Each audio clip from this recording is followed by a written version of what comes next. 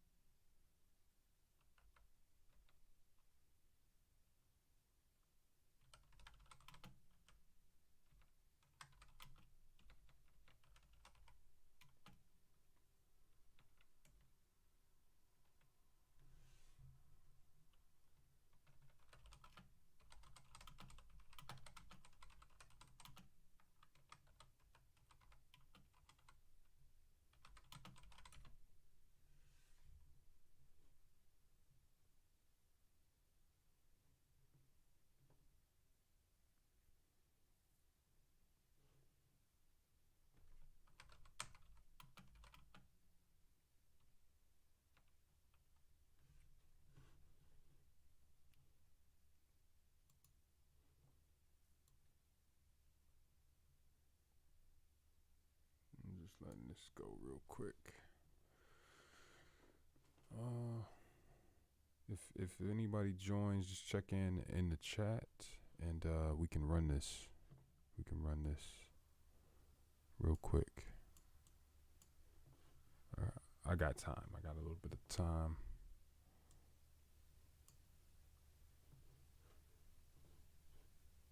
First live stream ever on this channel. Wow. But if the homies went to sleep, I understand. I'll try to draw them in. So we'll see. I'll let it run for a few minutes. I'll try to set up the Zoom. Should have added me on Zoom.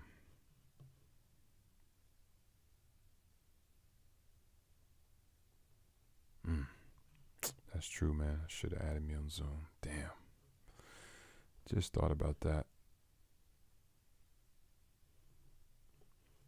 Oh, good. We got Misha. Good. Perfect.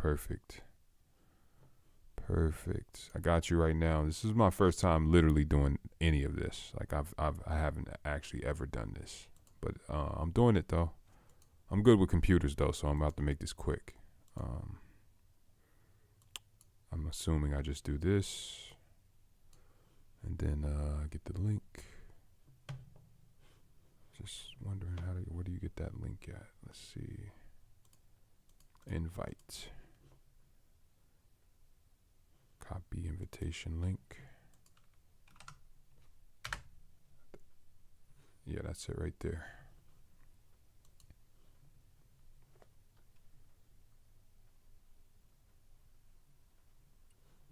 I think that's the link. I hope so.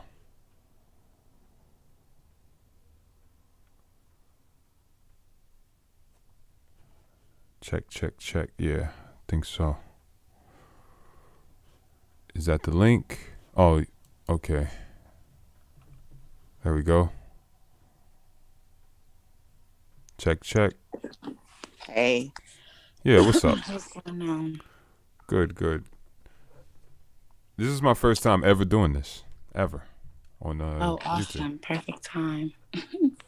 Yeah. Perfect time. We was building and it was just wasn't the right platform. Yeah, it was crazy. That was crazy.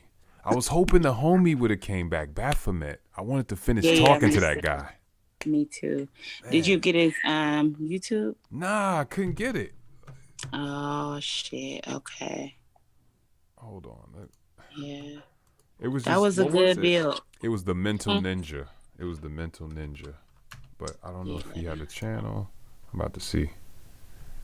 Oh right, because that's Zoom. Yeah. Oh, I think this is him. The Mental Ninja, is that him? Yes, it's got to be him. He's got the Baphomet on here. Yeah, that's him. His channel, if you type in the Mental Ninja on YouTube, that's him. Mm-hmm. Yeah, I was appreciating that build. So your channel is Misha, like your name right there, or? Yeah, it's really not. I don't do anything on my channel, but yeah, that's me. Okay.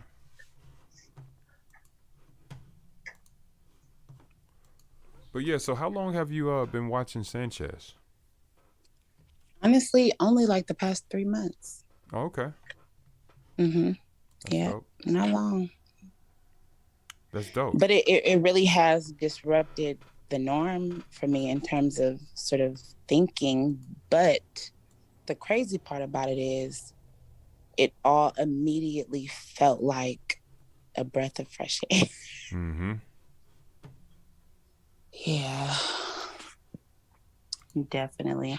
And not to say, because even when I have these conversations, it's almost like if I refer to that, channel bro, it's like, oh, so you put all your faith into this person. That's not the case. No. Obviously, but it's for me, at least the first time that I've heard things that really resonated with, my spirit, because everything else was like Christianity.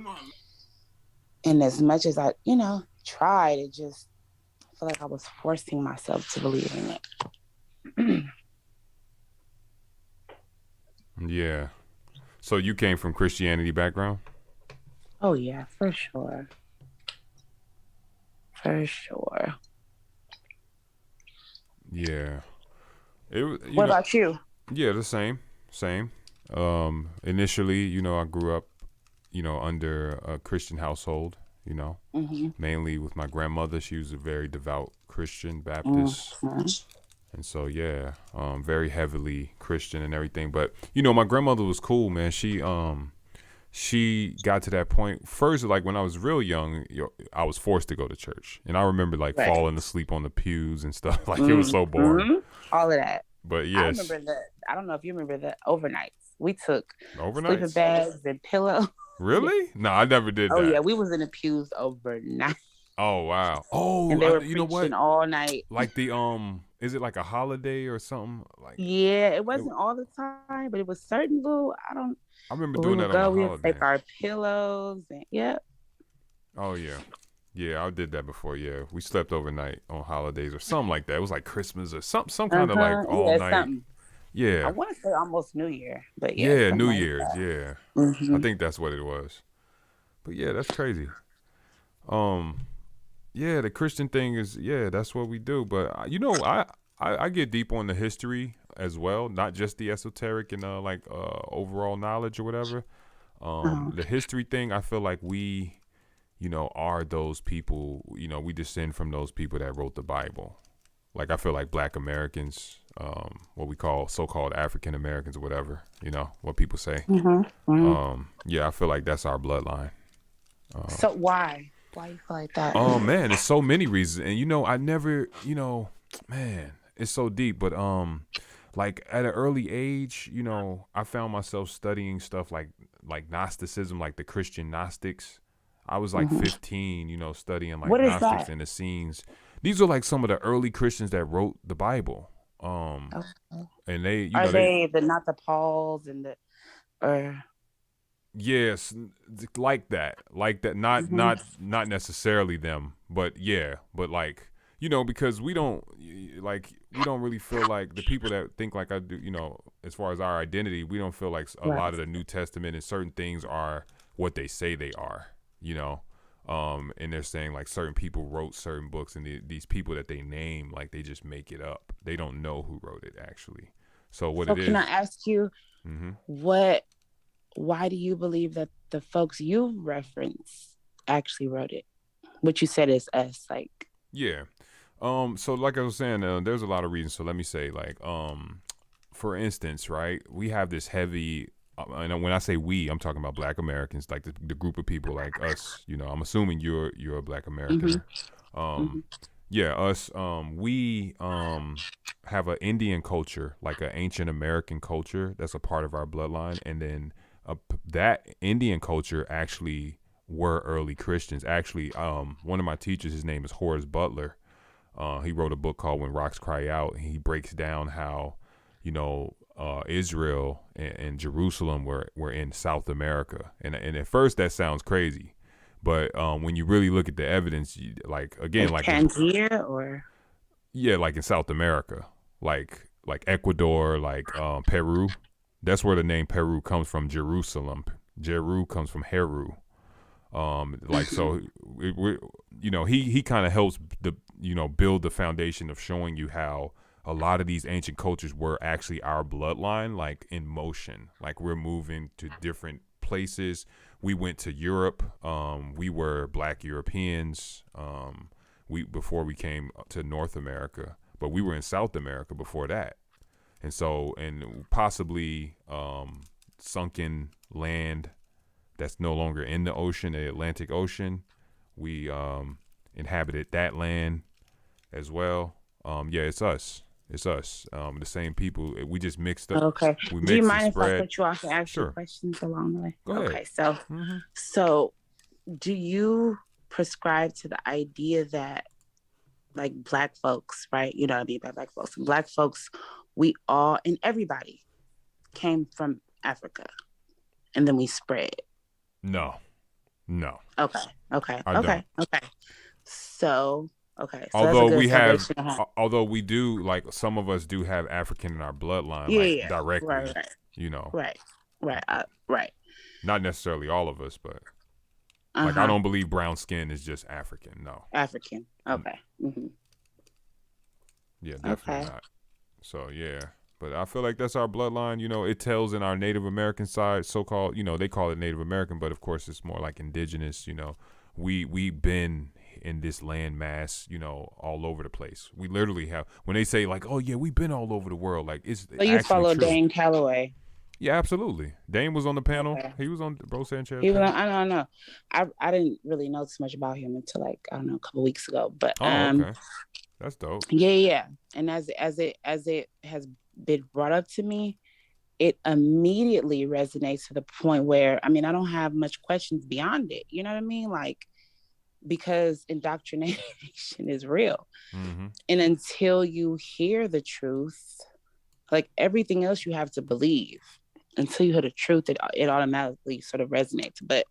And so that's something that immediately resonated with me. And it's funny how my grandmother has always talked about, we're Blackfoot, to the point where even to this day, excuse me, even to this day, like amongst the elders of my family, they whisper about sort of like, oil, and they're trying to get certain documents together to prove that we're basically from here and that we are entitled to, right, certain, I don't know, rights in terms of the land. And if the land had oil, then we should be, right? And so it's funny, like a couple years ago, I got a tattoo of Africa and I showed my grandmother and she laughed. And in my ego, in my mind, I thought, she don't even know where she's from. But it's such a trip as I learn more, like, who the hell am I to trip young people how they do? Um, like, she's from Oklahoma. She knows. And I remember one story where she referenced an African, where she, in her mind, was able to, like, that's an African, but I'm not. Like it Mm-hmm. was somebody, one of our great grandfathers or whatever. But yep, Oh yeah. yep, Yeah, yeah, yeah. absolutely. Dane talks a lot about that. How we have this commonality where a lot of our grandmothers it's the same thing. They tell us like they're not from Africa. Their grandmothers and stuff wasn't from Africa, and they've been here. Like they don't have any stories about Mm-hmm. Africa or from Africa, and stuff like that. And and they have these excuses like these mainstream talking narratives try to come at us and say oh, you just because you guys lost your memory because you were all slaves and no, but meanwhile they can't produce a single slave ship. They can't. Right. I've done deep research on this. I'm talking about myself, Okay. deep, Mm-hmm. deep, deep. Like Dane, Mm-hmm. like on like, Mm-hmm. and sometimes even deeper, and definitely no slave ships. And Dane agrees. He's done his own research, and we come to the same Right, conclusion. because I grew up in my mind. This was illustrated in my mind. I imagined thousands of slaves on a wooden ship sailing, and I'm talking about Mm-hmm. where they were peeing on top of each other. having bowel movements on top of each other.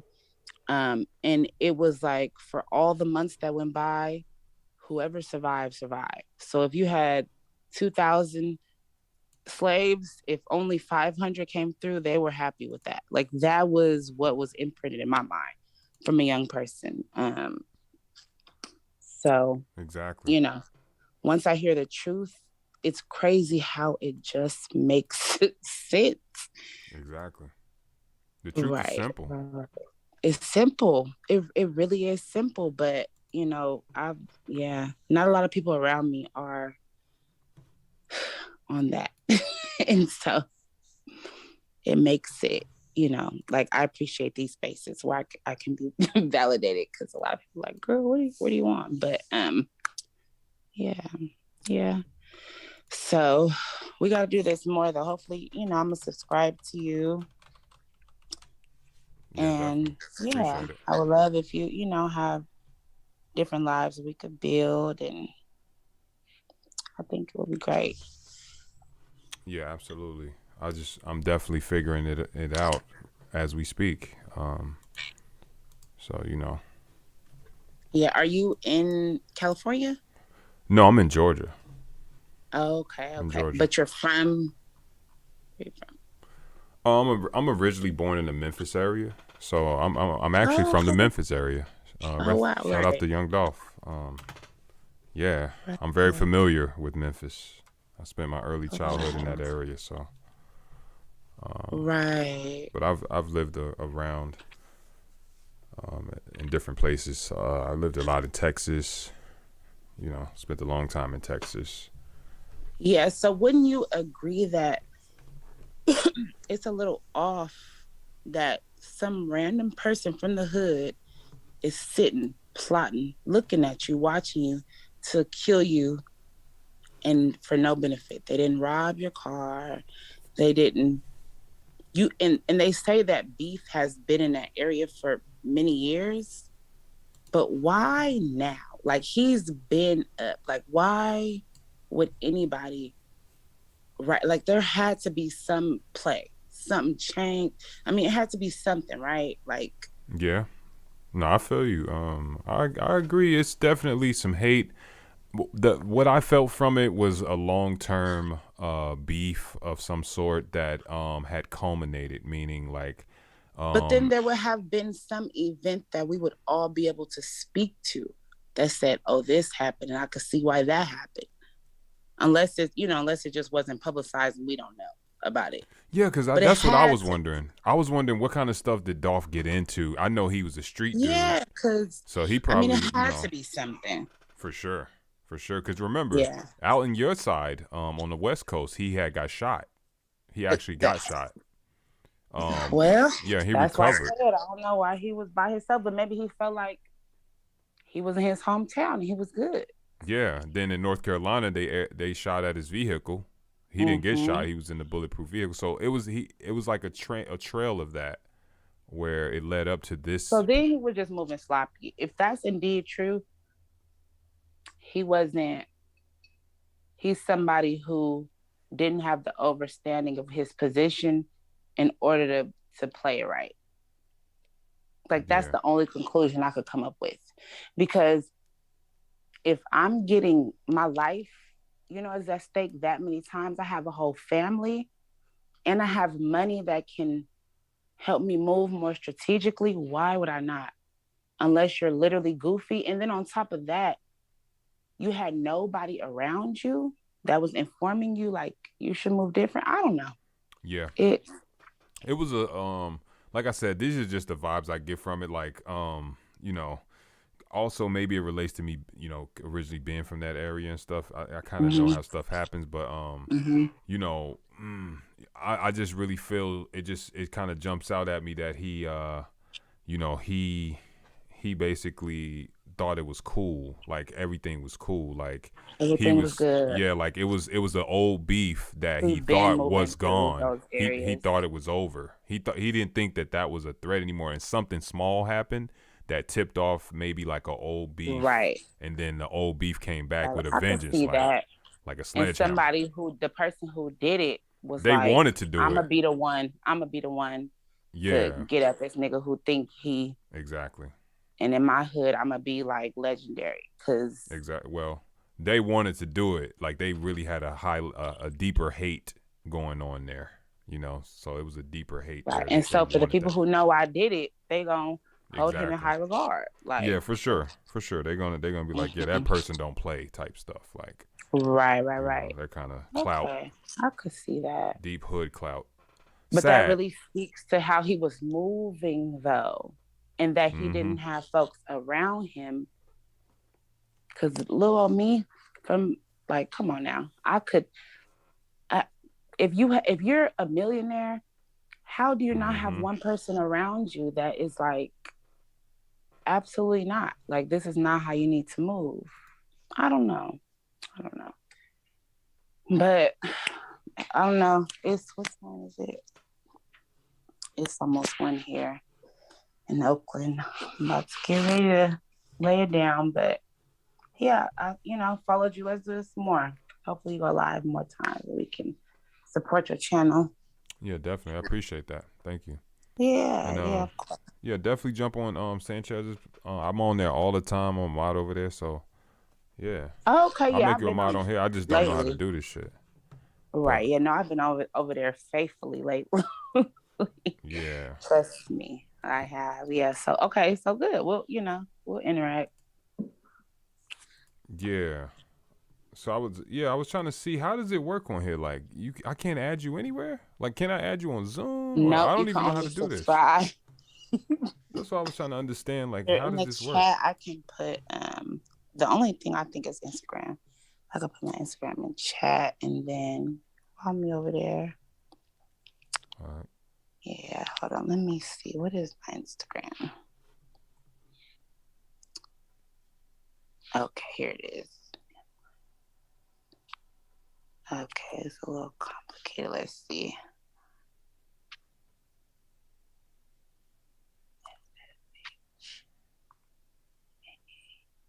Okay, there we go. Yep, add me on Instagram and we can network. Okay, that's your Instagram right there. Mm-hmm. Okay, you're gonna see me as mine is easy. It's just this. You're gonna see me. I'm gonna add you immediately, like when my phone is across the room. Okay, yeah. I got you. Okay, yeah, add me. Definitely.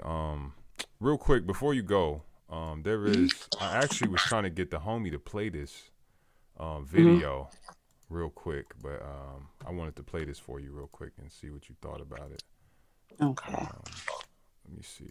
I got it right here. Hold on. I just went to dude channel, but I guess he's gone. He might be asleep by now. I was trying to Right. hit him up, but yeah, because I want to get into that Baphomet thing, man. I want to break that down. I'm pretty Okay, sure. okay. Yeah, I don't think he really understood where the whole thing on it, but I'm not sure though. Maybe he did. I don't know. Yeah, because I have a certain understanding, so enlighten me.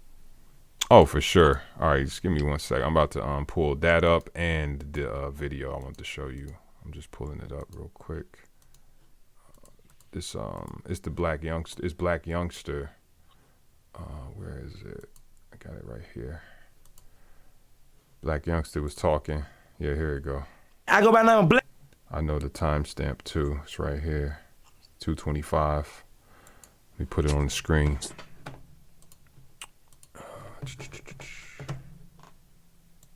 Put it on the screen. I think you can. How do I do that here? Put it on the screen. Okay, gotta go through here. Okay.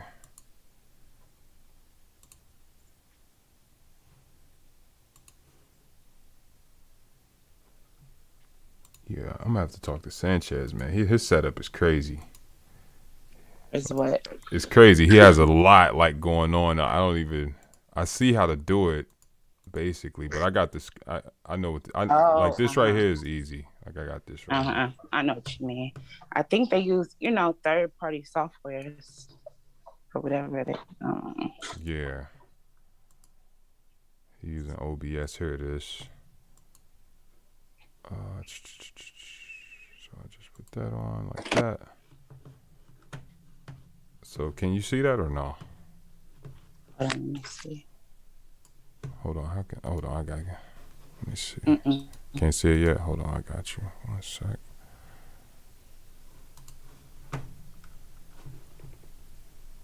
Screen share. There we go. Let's see. So I just do this screen share. All right. Okay, I see it. All right. So check this out. I think you should be able to hear this. Rumors that we always hear now. Because you give so much money, what they say. Illuminati. They can sign me up for this shit, you know. One time on show, 2 times 30. You I would turn it play up? cool with everybody I don't like. All their kids, all their babies, all their uncles and grandmas. I play cool with every enemy I ever had. We would squash it. Let's be cool. Let's work it out, man. And I would sacrifice your bitch ass. And your whole family. And me, rich and rich. Still doing interview with you. All the best interviews in the world. Sacrifice. Illuminati. You also challenged my home. He funny. He hella funny. Can you turn it up at all or no? Oh, okay. Oh, it's low. Hold on. I got it on the max right here. Let me see. It's coming through the Zoom. Or just play it again. Okay. Take it back real quick. Hey, yeah, I need a So it's low. It's low. on me. I need to be about this shit now. Yes. Now, one of the rumors that we always hear now. Because you give so much money, what they say. Illuminati. They can sign me up for this shit, you know. One time on show, 2 times 30. I would play cool with everybody I don't like. All their kids, all their babies, all their uncles and grandmas. I play cool. You can't hear it. Okay. Mm-mm. Dang.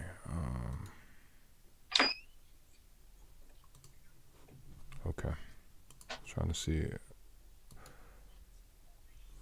When I'm sharing it, if I share this, computer audio, stereo.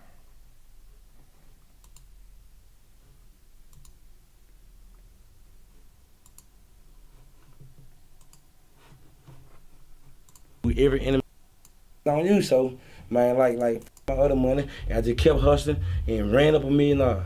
It's still low, right? Yeah. Yeah, it's low, but if you play it back, I think.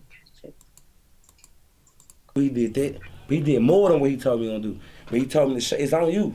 He said it's on you. So man, like far with me carrying money, it come from like me getting a fat ass chick and me keep hustling and put that with my other money. And I just kept hustling and ran up $1 million. I ran up $1 million, bro. Come on, bro. That don't happen every day. Now, you love your cars. So it's like I was gonna go to the bank. I just got a heavy 100,000, 200,000 on me. It's coming up. Like I'm $1 million nigga. So hell yeah, I need 100,000 on me. I need to be about this shit now. Now, one of the rumors that we always hear now. Because you give so much money, what they say. Illuminati. They can sign me up for this shit, you know. One time on show, 2 times 30. I would play cool with everybody I don't like. All their kids, all their babies, all their uncles and grandmas. I play cool with every enemy I ever had. We would squash it. Let's be cool. Let's work it out, man. And I would sacrifice your bitch ass. And your whole family. Ooh. And me, rich and rich. Still doing interview with you. All the best interviews in the world. Sacrifice. Illuminati. You also challenged my homie, my player. Oh, that's hard. That's hard because a part of me feel like, nigga, I'll take you serious. Right. Yeah. Yeah. Yeah, that's crazy, right? Yeah, that is crazy. Because like who really play like that? Because when you in a position where you get money and you're in an interview, who really play like that? Exactly. Yeah. He had to be, he's like serious, but he's joking with it. It's like that serious Right, joke. because because if you're just joking, nothing like that really comes to your mind. I mean, I don't know. I would think. And knowing Black Youngster, he could have said a million other funny ass things because he say all kind of crazy shit. So for him to say that is just kind of like they've already given you the green light to let it be known, but you got to be kind of under with it. Mm-hmm. They're okay with, I don't know. Yeah. Yeah, that's very suspect. Super suspect. I was like, To say the least. I agree. I was like, yo, this guy, he's out of control with that right there. Right. And honestly, Black Youngster is not the most talented person in the industry. Like, Right. for him to be, getting a shine and all that, he got to have some kind of backing. So, Yeah. Hmm. yeah. Because all he promote is buffoonery. Like, just a mess. Facts. Yeah. That little booty. That booty. Right. Yeah. The And song is so, funny and shit. It's the beat and all that. You know how right. it gets So you. you could even think like, because Young Dolph been in the industry for a cool minute. And if you're a Young Dolph fan, that means you're just really a fan of kind of rap. Like, you're not the mainstream person. Like, you actually kind of listen to, rap. Mm-hmm. And so I would think that maybe Young Dolph wasn't willing to go to the lengths, right? Like, he actually had a wife and kids. He didn't have no fake Barbie sitting somewhere that he's posting all the time. He actually had a real black chocolate wife and kids, you know? Right. So, yeah. That's true. Yeah. And because he didn't, like, I think you made an observation earlier. You mentioned it like in passing, and when you was like, we would have seen something. When you said that, I think that was an observation you made right there. Is when I think Dolph was just in a decent place, and you know how, unfortunately, the energy comes and it hits you, when you least expect it. And it's like that whoever sent that or whatever that was, they was waiting on that. He was in. It probably wasn't even like a recent beef or anything like that, which is the sad No, part. it can't be, because me personally, the average nigga in the hood, they're not that. It like I said, it would have had to be something where we like, oh, we just got into it. It was some major. The average person in the hood, unless you're really finna get, they didn't rob him, they didn't take his car, they Right. didn't. The average person in the hood is not walking up and assassinating nobody, like, Exactly.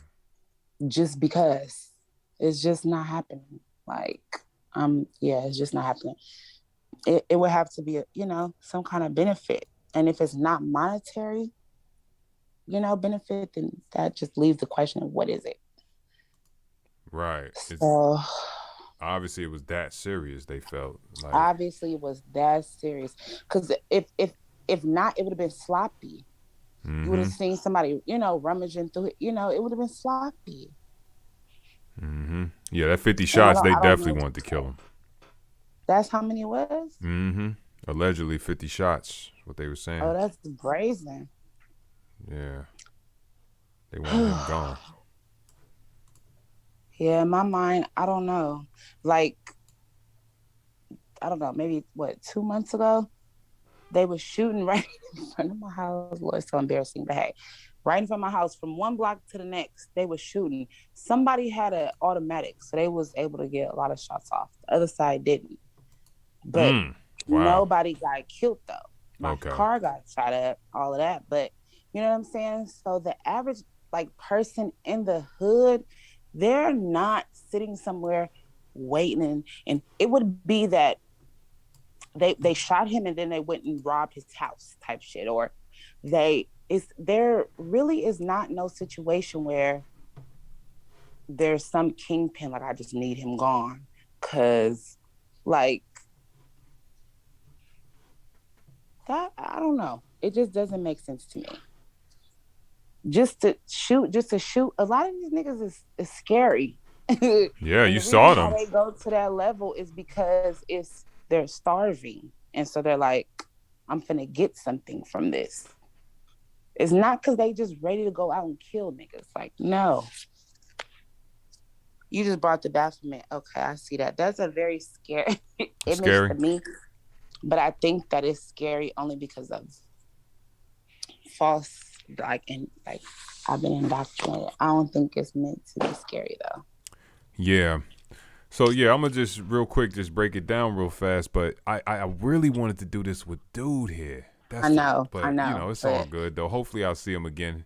Maybe he'll pop yeah. up on Sanchez's channel or something like that. But Hmm.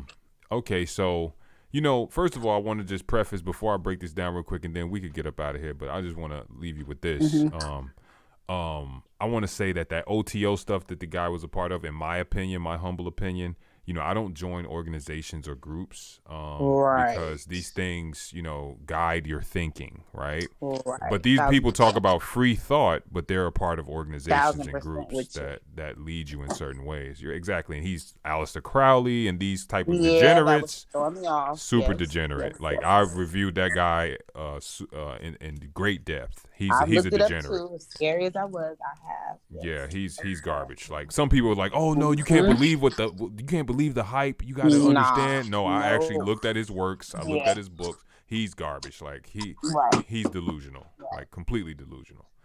What they do is they take, ancient knowledge that they don't understand and they try to regurgitate it, but they don't get it. Right. Which It's, is what I think about the Baphomet, but okay. Exactly. That's actually right. So now this symbol, the Baphomet, now the goat part is coming from the goat of Mendes. So what happens is this goat of Mendes, or this Pan type figure, was coming from the Knights Templar. What happened was, and this is kind of crazy. This is some deep research right here. This part, as far as like the goat, they used to ride the goat. And that's a Masonic ritual that the Masons still do to this day. But the Knights Templar used to ride the goat. They were like these. This goes way back to like the Black Europeans when we used to dominate in Europe, and we built the early Europe, and that's why it's called Europa. And after a black goddess, and they were these like savage kind of mongrel type people. And some of them were kind of recruited by the early, you could say, brotherhood of sorts, kind of these early secret societies of black people, black nobility in Europe. And they used to ride the goat. There used to be two of them on the goat at a time. And like I said, that's super deep research right there. It's like, but I'm just dropping that on you. You know No, what I'm I'm saying? You could listening. look Yeah. deeper into that. Yeah. But that's Right. I'm just giving you that quick little where the goat part come from. So then this is what it is though, right? What they did was this guy, he's breaking down, and no, I haven't heard anybody say this except myself. This guy is breaking down the divine feminine.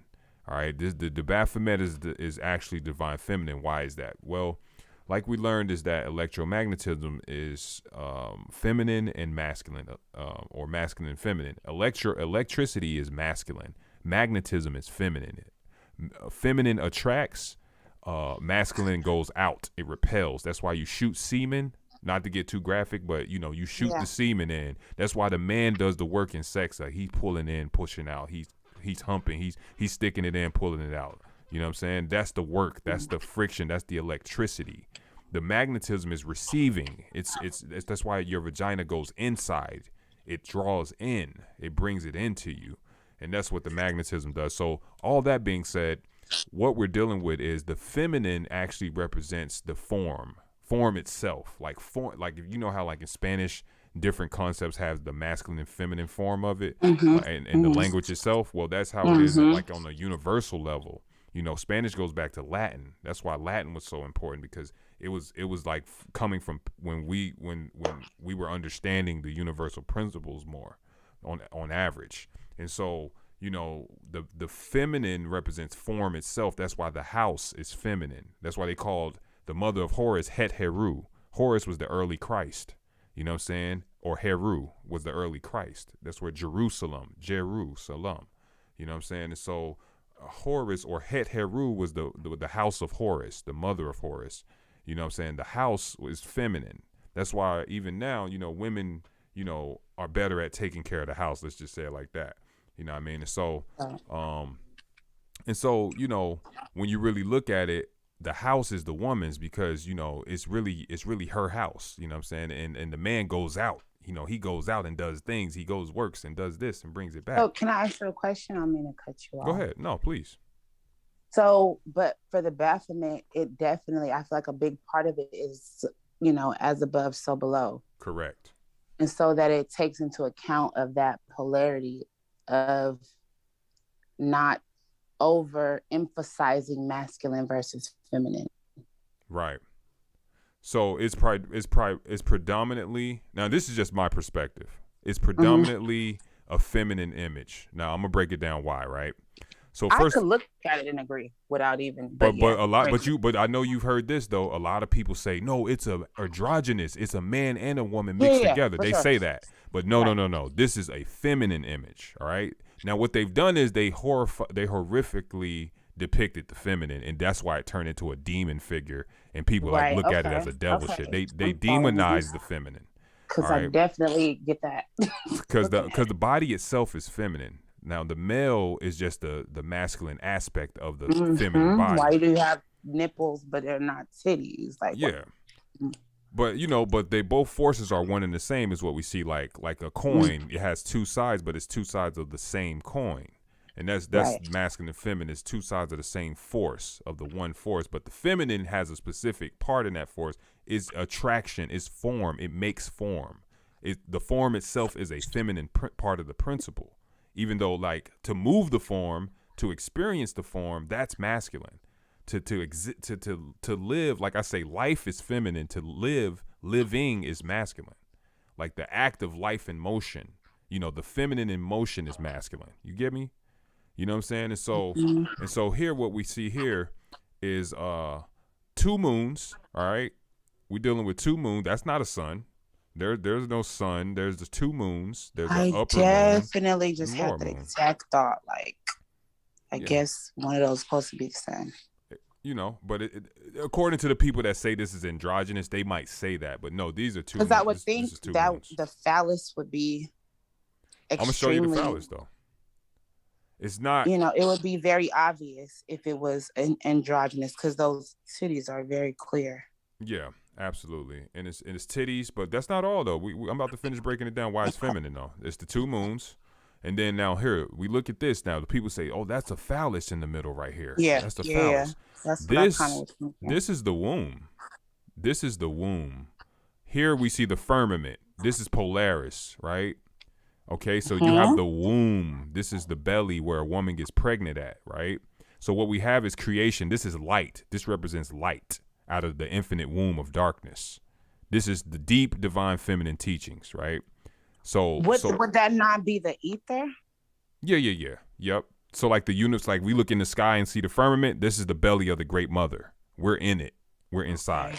You know what I'm saying? Light is a creation out of the infinite darkness. So really what people see as the negative darkness, when they say, oh, it's evil, it's dark, they're talking about the lesser darkness of shadow. That's an illusion.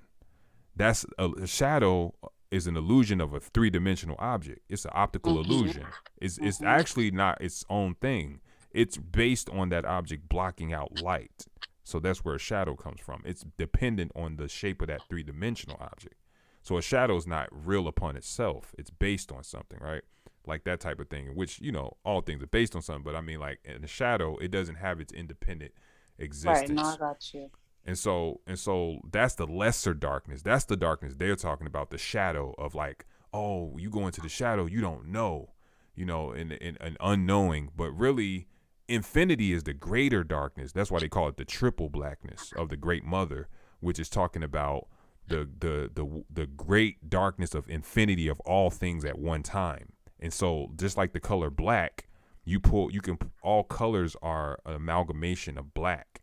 So you can pull the colors out of black. You split the actual. But I thought you would pull colors out of white, like light, like pure white. All colors come from pure white.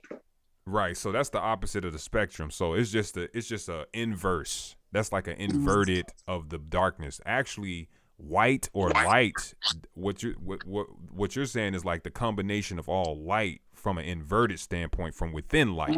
So whiteness is the example of light within light. So it's like you're seeing the light from within the light. Now darkness is you're outside of the light. You're beyond the light. And the light is being pulled out of the darkness. Okay. So that's what the womb is. That's why you're born out of your mother's womb. Remember, the truth is always going to show itself. It's dark in there. And guess what? Guess what else is in there? Water. Right? Water. Yeah. You come out of the water. It says this in Genesis. This is explained in Genesis. The void that was talking about that cosmic womb, the mother's womb, right? And so that's what we have here is we have light or creation of duality, because this is actually all that duality stuff we was talking. This is represented in just this part of the image. So just this one part is the duality.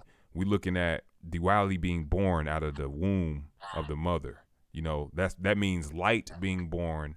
Light is Christ. Light is the creation. Right, because a woman can make a man or a woman. Yeah. Well, you know, it's housed. That's the house of Christ. Christ, remember, Christ is the light. So the mother's womb is the heteru, or the house of Christ. It's the house of the Christ. So this is where light is born out of the darkness of the mother's womb. That's literally explained in our own birth, like in our own physical birth. That's what happens. We're coming out of darkness, out of our mother's womb. Right. And so, you know, that's literally like, it's right in our own life. Right. It takes babies a long amount of time, you know, weeks before they can actually sort of take in light. Because because look, now they got the white light. So now they're light within light. Because they're used to darkness. Yeah. Exactly. So now they're viewing light from within itself at that point. That's why we got the eyes that interpret the light and all that. Right. Okay. So it's like this is the feminine. So we continue, right? We continue. So this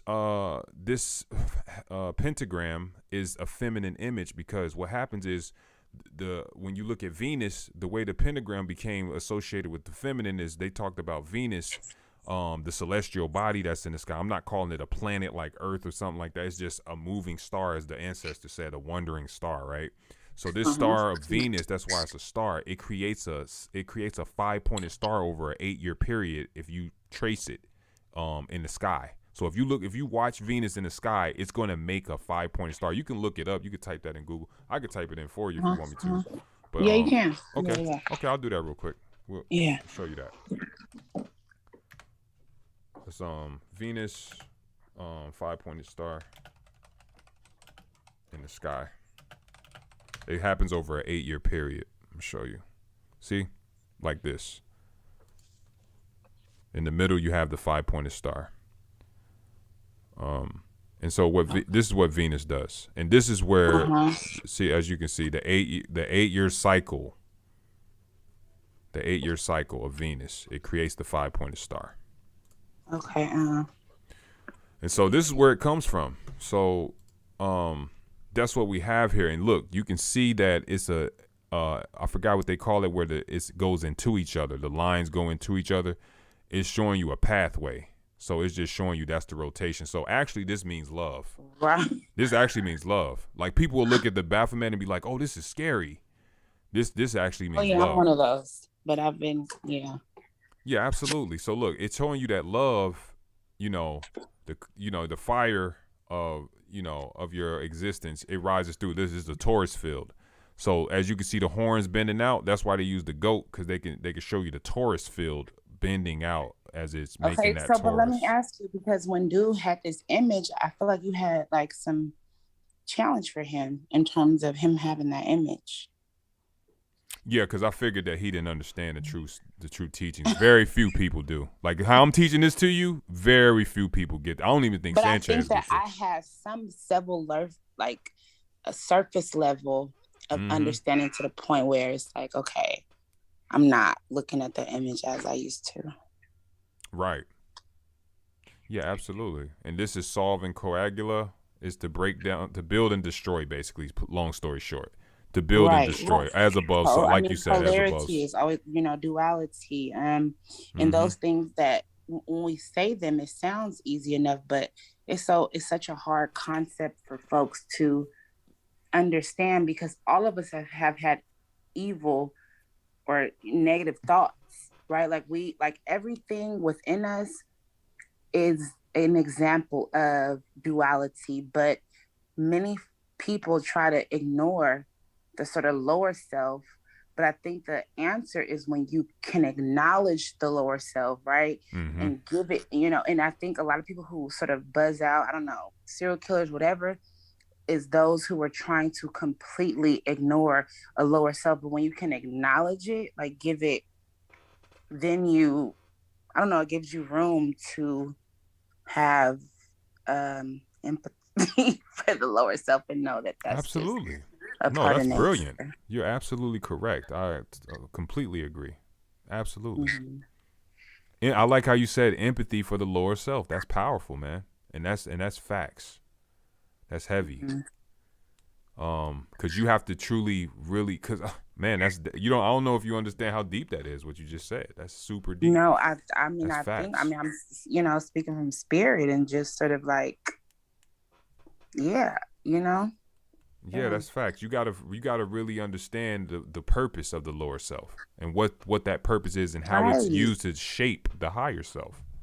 right. I mean, I've been having so many incidents and the situations in my life currently that allows me to, see that perspective, like, and how so many people don't realize that, for example, folks who think that they are being almighty or, better than, like, they don't know how much more aligned they are with the serpent or, whatever, like what people perceive as that, Mm-hmm. than they are with what one call like righteous, Yeah.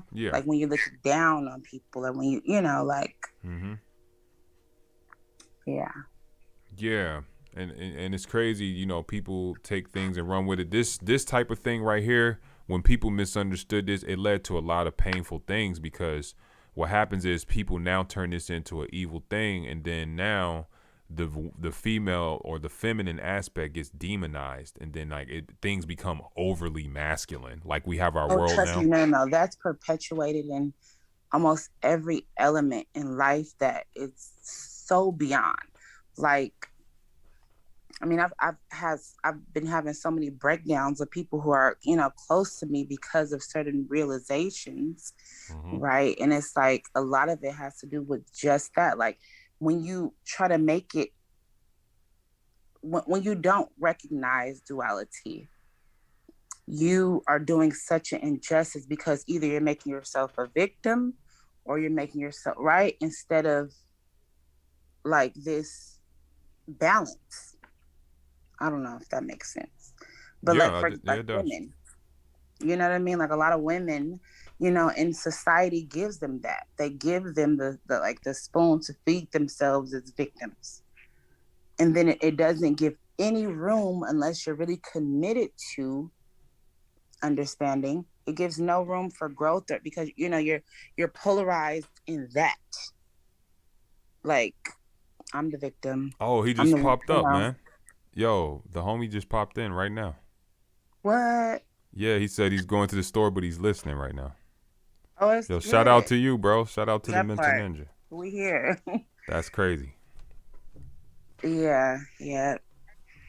Yep, no, it's deep. It's deep, and I'm so grateful that I've been connected recently to this community because yeah, I'd be like, it's not nobody around me that can really follow my train of thought.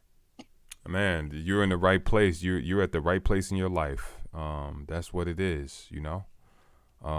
You're doing exactly what you're supposed to be doing. You already had this lined up for yourself. You already had this Yeah. lined up for yourself. It's like you just unwrapping your gift.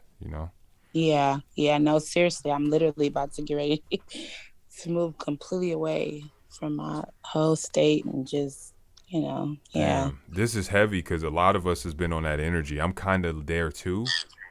Like Yeah. I'm kind of at that same place. Like I know what you mean. Like with this the Maxine and everything like that. You Oh, know, yeah. and everything that's going on. I don't know how you feel about that, but Hmm. we looked a lot into that, and it goes right along with everything you said. Like as far as like a lot of people don't realize what energy they're serving, so to speak. And the Oh, yeah. direction I that they're mean, going. I see arguments all the time where it's just like, how dare you? Like, how dare you not just do this, and I'm gonna say jab just because I don't know if you're gonna post this and we don't, but Yeah, I was like just gonna how delete it after. okay, like how dare like I see so much of that narrative, but that narrative to me immediately speaks to the masses. Like if you could imagine, you remember that old school movie where I can't even fucking remember, but they were like a part of the army and they were fighting like a huge brain. Do you remember that movie? Oh, Like A huge brain. Yes, I know. I vaguely remember that. I can't. What was that? Yes, and it was like a trip. I gotta find that fucking movie because it was good. And like, but there was all these little creatures that like had long ass legs, like look at big ass. They looked at like big ass daddy long legs, and they would shoot all those. But the main thing that they got at it was a huge brain. I know. Watch, you're gonna think about it when I'm done, but it's almost like that. Like they don't realize how connected they are to this sort of, I guess, indoctrination. Like, and I'm just so grateful that it's always been in my spirit to think deeper, and that's something that's gotten me in a lot of trouble throughout the years. But Thinking for yourself, right? right. So I'm gonna fall back, but hopefully he joins. But yeah, man, like Yeah, he said Starship Troopers. That's what he said. Starship Troopers is the motherfucking movie. I'm about to look that up and I'm about to watch it because I literally forgot about the movie for years until right now. But yeah. Yeah, that's crazy. Wow. Yeah, but man, it's a big I don't want to say divide, but it's kind of like more like a clarity. I'll say that, not a divide, because we have to see things as unified. Like when you're moving on the path of a so-called ascension, which you learn that it's truly not ascension, but we'll just say it's ascension right now to understand. You're going towards oneness, right? So the truth is oneness. As you're one with all things. Technically, you're a part of that whole, like the Most High. You're a part of the Most High, as right. As that manifestation that exists now. And so we move towards oneness to moving towards the Most High. We separate, we fragment. That's when we're into the illusionary part of the aspect of learning oneness from within itself and duality, the deeper lessons of duality, because this is like a deeper duality. Because like we see on the Baphomet, we have two examples of duality, really.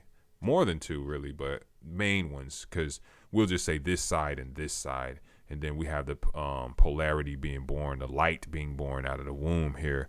But we have a higher duality of the moon. It's the moon, but it's duality moon. So it's like the crescent moon of light, the crescent moon of dark. What they would call Lilith and Eve, so to speak. But you have this circular aspect of the. I don't know if you're familiar with the torus. The electromagnetic torus.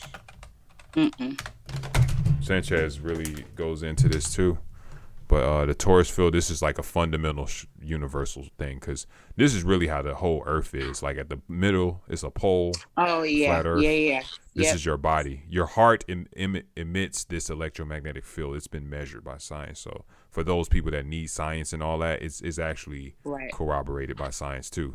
Right. Yeah, no. I think I do have some understanding. He gives the image of the sort of it's two, I guess, rails. I would explain it as. Then you have the big at the end of it, and it reminds you of how you would almost see a pyramid. Like you can look so much until it forms a point, and then yeah. See, we have here where time, the hourglass in the middle as the torus field moves in. This is where it's all happening at. This is the present. This is the now, the existence that we have right now, and it's moving and emanating in the motion, the circular motion. They're creating that existing vortex. And so that's what we have here with the horns. It's moving towards that motion of the torus field. But as we see, the life and is coming from the culmination of those two forces. But other than that too, I wanted to say that this is also a feminine aspect too. And mind you, all of this, and I'm not seeing any masculine. For years, like I studied this image, and it's just feminine. And the horns pointing down is the chalice, like the upside down triangle. This is a feminine figure. It's like the vagina. You know what I'm saying? It's like it's going downward. And so there's a lot to that by itself. But the higher way of interpreting, because of course everything can be split into this polarization where you can see it as a bad thing, just like somebody said, like he had quoted the homie, he quoted, who was that, he quoted Aleister Crowley or somebody that said like, oh, somebody's God is, you know, somebody's devil or whatever. You know, the higher way to see this is that you expand from the lower and you expand outward to rejoin the greater. So you're going up the upside down triangle, you're going upward, you know, You know towards the what greater. this is all? I'm sorry if I'm cutting you off. This is all really, if I'm honest, and this, I'm an empath. So for me to say this is deep, but this is making me question the Almighty God as I knew it. And it's making me question whether or not, like, does the Almighty God have flaws or insecurity? You know what I mean? Like, those questions have begun why would to you say seep that? in my mind. Because they produce flaws and insecurities, and they made us within their image. And they, you know, when the Almighty God had a thought of us, this thought had to come from somewhere. And so I don't know if you ever read the book The Alchemist, and just sort of like, brilliant. I don't know, like does the Almighty God, like he was able to conceive this idea of like having flaws or insecurities. I don't know. It's a thought, like a philosophical thought. I don't have any answers to it, but it's been, yeah. Well, that makes me think of like when people say, you know, nobody's perfect, right? And people say, you know, exactly. humans are not so perfect. It just, right. So it's a thought, and I don't mean no disrespect to the Almighty by thinking about it, but it just, you know, it's been kind of creeping in my mind. Like, what does that then look like? Like, what does that then mean? I don't know. Yeah, because it's like, it's just a perspective. It's not, you know, because you got to realize, like, there's, like you said, I believe that was you earlier. You were like, there's levels to this. And you were saying that, and you said that a few times, like, you know, there's levels to it. And you're right. Even on this spiritual level, there's levels to it. So it's not that the Most High is flawed or whatever, you know, or perceives itself flawed. What it is that, because remember, you're that, you are that. You're the, you know, we're all that, you know what I mean? We can all trace our existence back to that singular source, or mind. This is all that, yeah. Yeah. And so the flaws come in where we're at. You know, remember, this is a projection. It's a projection. Right. I'm hearing. Okay. So it's like we have the flaws in time, you know, where we experience this linear time, where we experience, you know, the perception of not knowing, right? Like we think we don't know. Yes. Okay. You giving me some understanding, right? Okay. Yeah, because learning is just remembering, you know. Right. Hello. That's how I feel. Right. Exactly. Right. Yeah. No, you just did that for me. Yep. I definitely. It's levels, like I said, and as we ascend, right, like we're on that path of the levels, basically. Absolutely. It's a perception.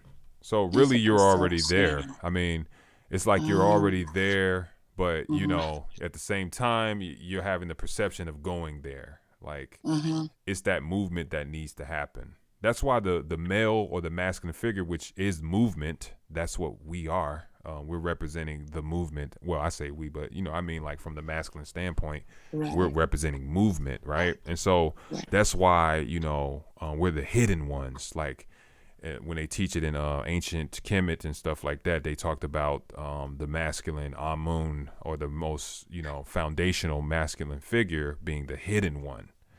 And so that's some of that knowledge too, that the hidden one is like electricity, right?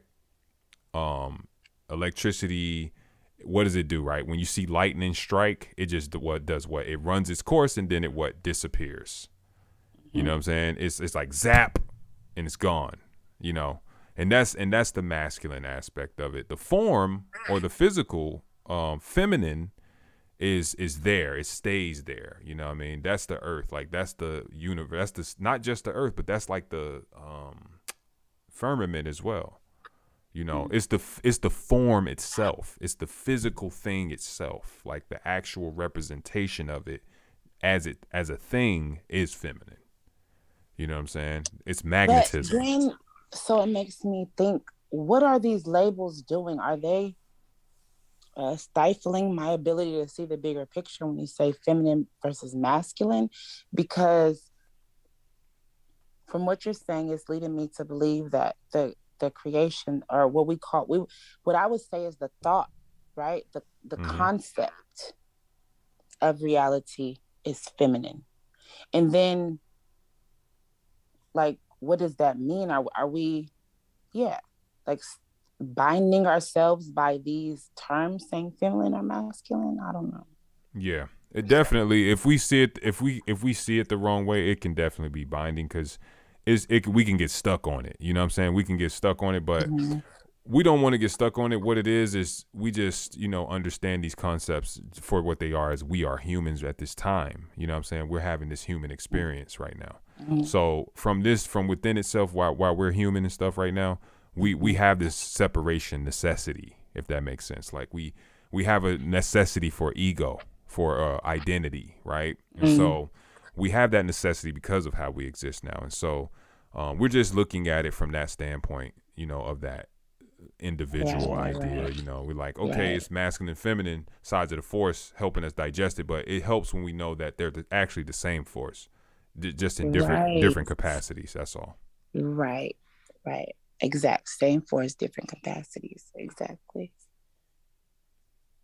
Mm-hmm. Damn. It's deep. It's deep. It's so crazy how many people are not tapped in.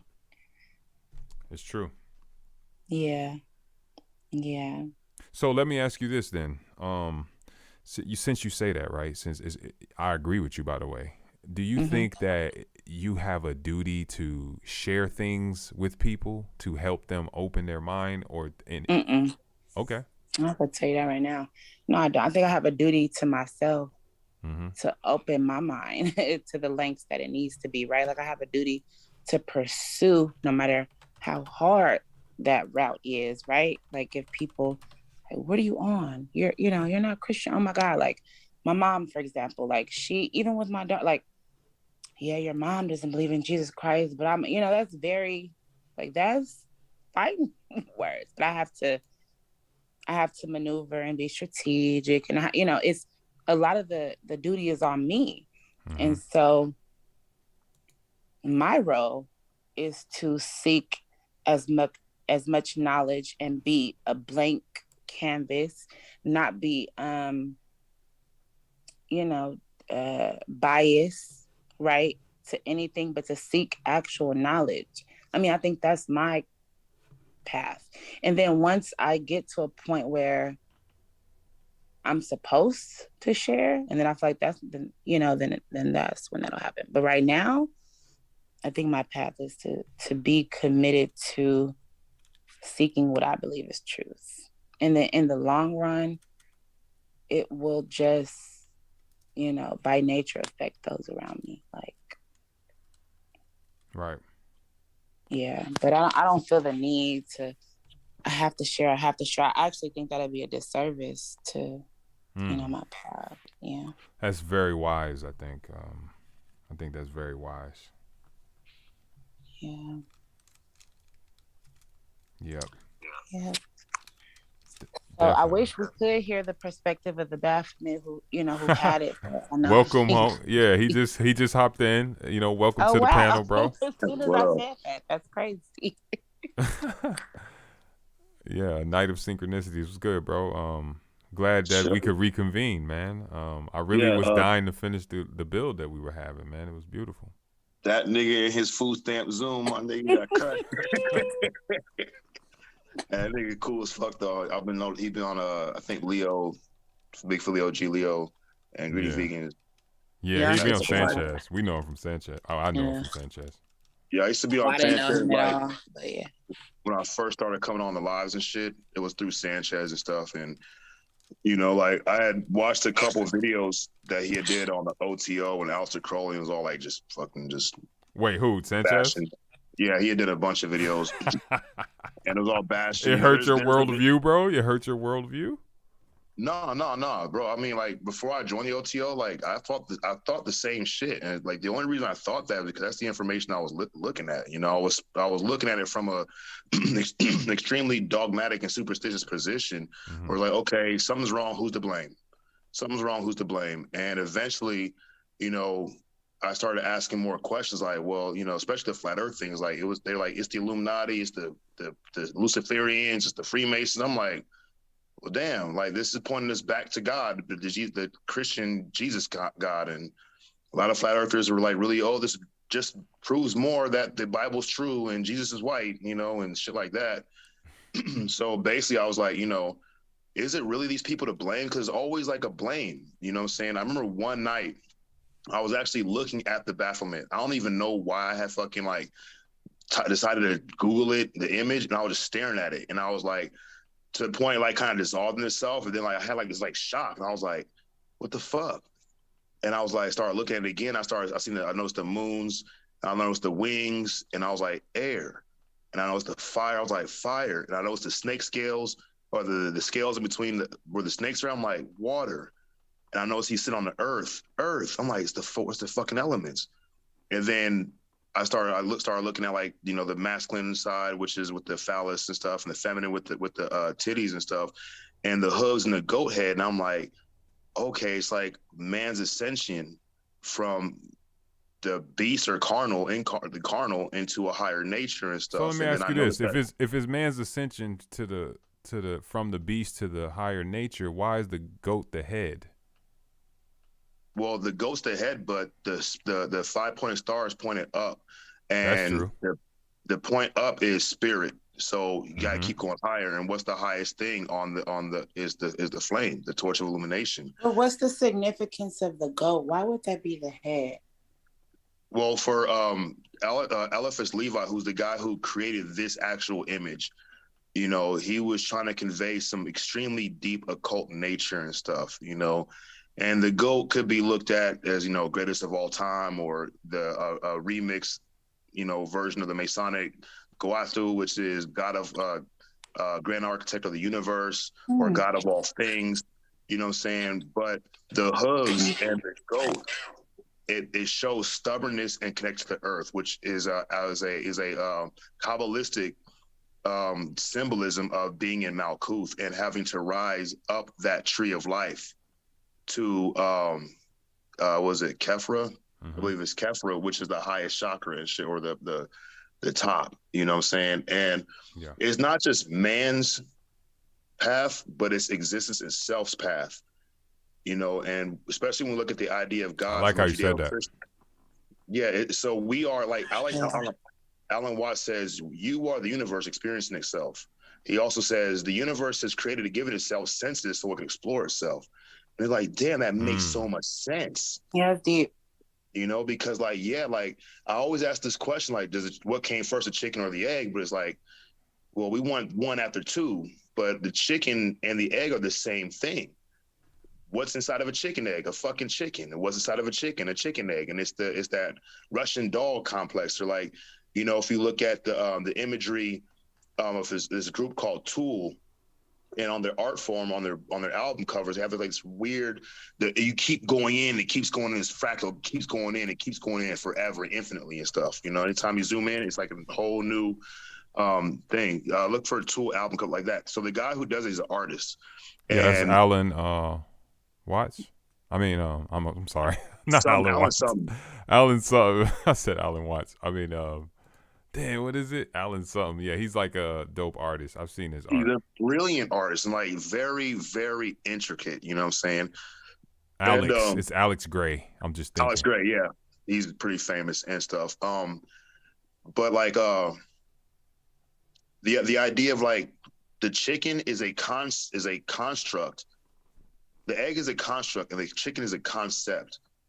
And the chicken gives birth to the egg. which gives birth to the chicken. So the chicken is basically creating itself with the knowledge of itself, which is an ancient Kemetic verbiage or adage, which says wisdom created itself with the knowledge of itself, which is like basically a paradox.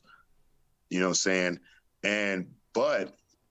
I'm kind of segueing. If you look in the way the Judeo-Christian Bible is written in Genesis, in the beginning, the earth was formless and void, and the Spirit of God hovered over the waters of the face of the deep, and God said, "Let there be light."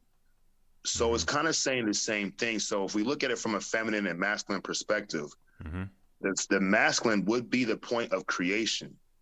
The feminine would be the possibility of creation.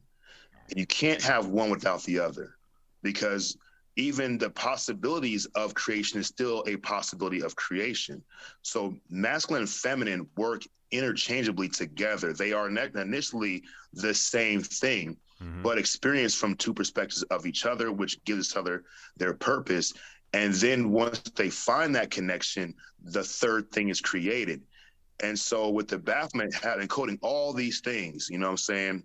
And the Caduceus snake is a tapestry showing basically a dramatization. Like, this Baphomet is literally every man, woman, and child on earth. It is existence itself, and it's also demonstrating a path of ascension or a process that the universe itself does, whatever we can quantify the universe as. Well, can I jump in and say, like, so when the Bible says, God created us in an image of himself, right? That includes, and I don't know if this is, lower level thinking, but like the transvestites, people, like you hear historical stories of like those folks have always existed. And I guess what I'm saying is like it's a rainbow. It's an expression of all of the ways in which the creator could exist, I guess. And like, I don't know.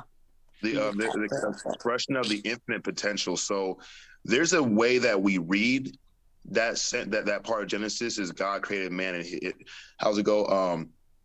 God created man in his own image. And then it goes a little bit, maybe a line or two down, it says, after man's own image did God create man. After his own image did God create man. And we're thinking his is God. They're separate from man. But if we read it the same way again, God created man after his own image, after man's own image and likeness.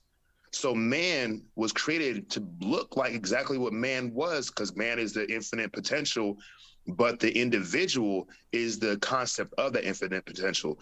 So if man was made in the image of God, go look in the fucking mirror and see what God looks like. That's the clue. Also, it says, I am that I am. When Moses says, who shall I say sent me?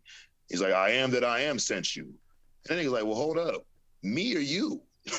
That's a paradox right there. Because when he goes to them, he's like, who sent you? Who gave you this power? He's like, I am. That's an ownership statement. You know what I'm saying?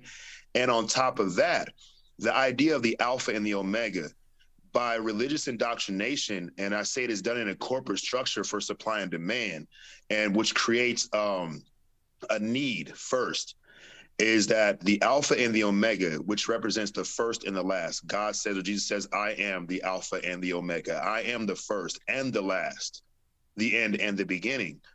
And I say, well, I don't sound like Jesus, but I say to you that, are you not the first and last you that will ever be? Are you not the only you that will ever be you throughout the eternity of existence and all its possibilities? There will only be one you. And so when we look at this Alpha and Omega, oh my gosh, it's talking about me. But then the narrative is pitched like this: God is almighty, and we never get to see this almighty God, because who steps in? The fucking government, the church, you know what I'm saying? And they take the position, which is basically a usurping of the throne as an acting on the decree of this almighty. And everybody else is basically the vessels or subjects. We also have Jesus being the actual son of God, which makes everybody else a fucking orphan.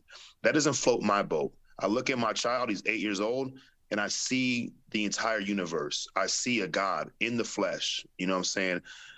But I created him.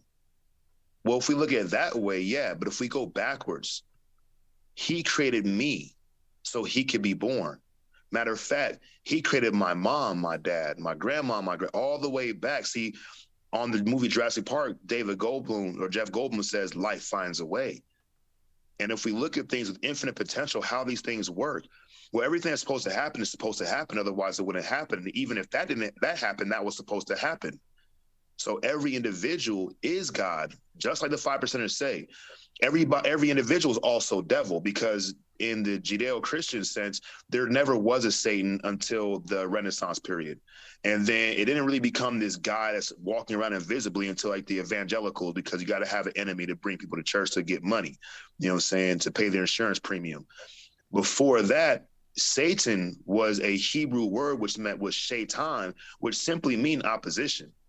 If cars are driving down one way and cars going the other way, the cars are in shaitan to the car driving one way. It means opposition. And where it became this deified devil was from as the narrative says, the Hebrews were being occupied by they lived in Egypt they were kicked out of Egypt or whatever. They were under the Zoroastrian system of rule. And Zoroastrianism actually has a dualistic God that's good and a God that is equally God that is evil. And that ends up becoming this hybrid shaitan opposer that gives a personality of a person, which is the evangelical devil guy from the Renaissance, which has a deified personality as well, which is the equal opposite God of good, which is evil. And the only reason evil even exists is because in the hearts and minds of man, you know. So I'm more of a person who believes in existentialism, nihilism, and self-deification. And though especially self-deification creates competitive competition with the church, it allows people to become masters of themselves. My bad. Go ahead. No, that's funny. Was that all? No, I was listening. I'll wrap it up. It allows people to become masters of themselves, so therefore you cannot be bought or sold. And that is the nature of God, to bow to no one, to be self-sovereign, self-creating. However, the rebuttal for that is like, well, God walked on water. Well, I've never walked on water, but I swear to God. Say you're a part of organization? Yeah, I'm in the OTO. It is a secret society that was created by German Masons in the late 1800s, early 1900s. And it was created by Masons that basically they thought Masonry was incomplete.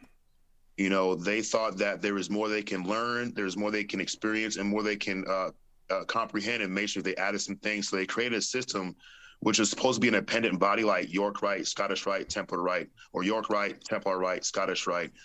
And it was called... I don't mean to cut you off before you go any further, but do you acknowledge them as the reason for your sort of knowledge or findings? I just like to learn shit. So what's the purpose then of being a part of? So basically, OTO is basically created for people of like minds to network together. Simple as that. At first, it was Masons, and they wanted to do things that normal Masonry wouldn't allow. So it was called Academia Masonica, which was a pendant body of academic Masonry, further study, right? However, these Masons, they were all Master Masons. And once you're a Master Mason, you are the same as every other Mason. There is no higher than that. There's further study, and the further study in high degrees just means more fucking paperwork, labor, and position that you have to keep things going. You're more of a person. Like most bureaucracies, but yeah, like once you're a manager, now you have to do managerial duties, but part. You know, not like you're better than the cashier or the stock person, because it all works together. But once you're hired, you're hired. You're on the payroll. Now what they wanted to do was they wanted to bring women into the order. That's a big no-no, because Masonry is a historically fraternal male order, and so that caused rifts. And after a while, they didn't stop doing because the Masonry, you have the Eastern Star, you have the Job's Daughters, for the Eastern Stars for the blacks, Job's Daughters for the whites and stuff. And the thing is, they can't. The men and women, the husbands and wives, can't build together in what we call have intercourse, which is communication about the degrees, about the ritual and stuff, about the oaths.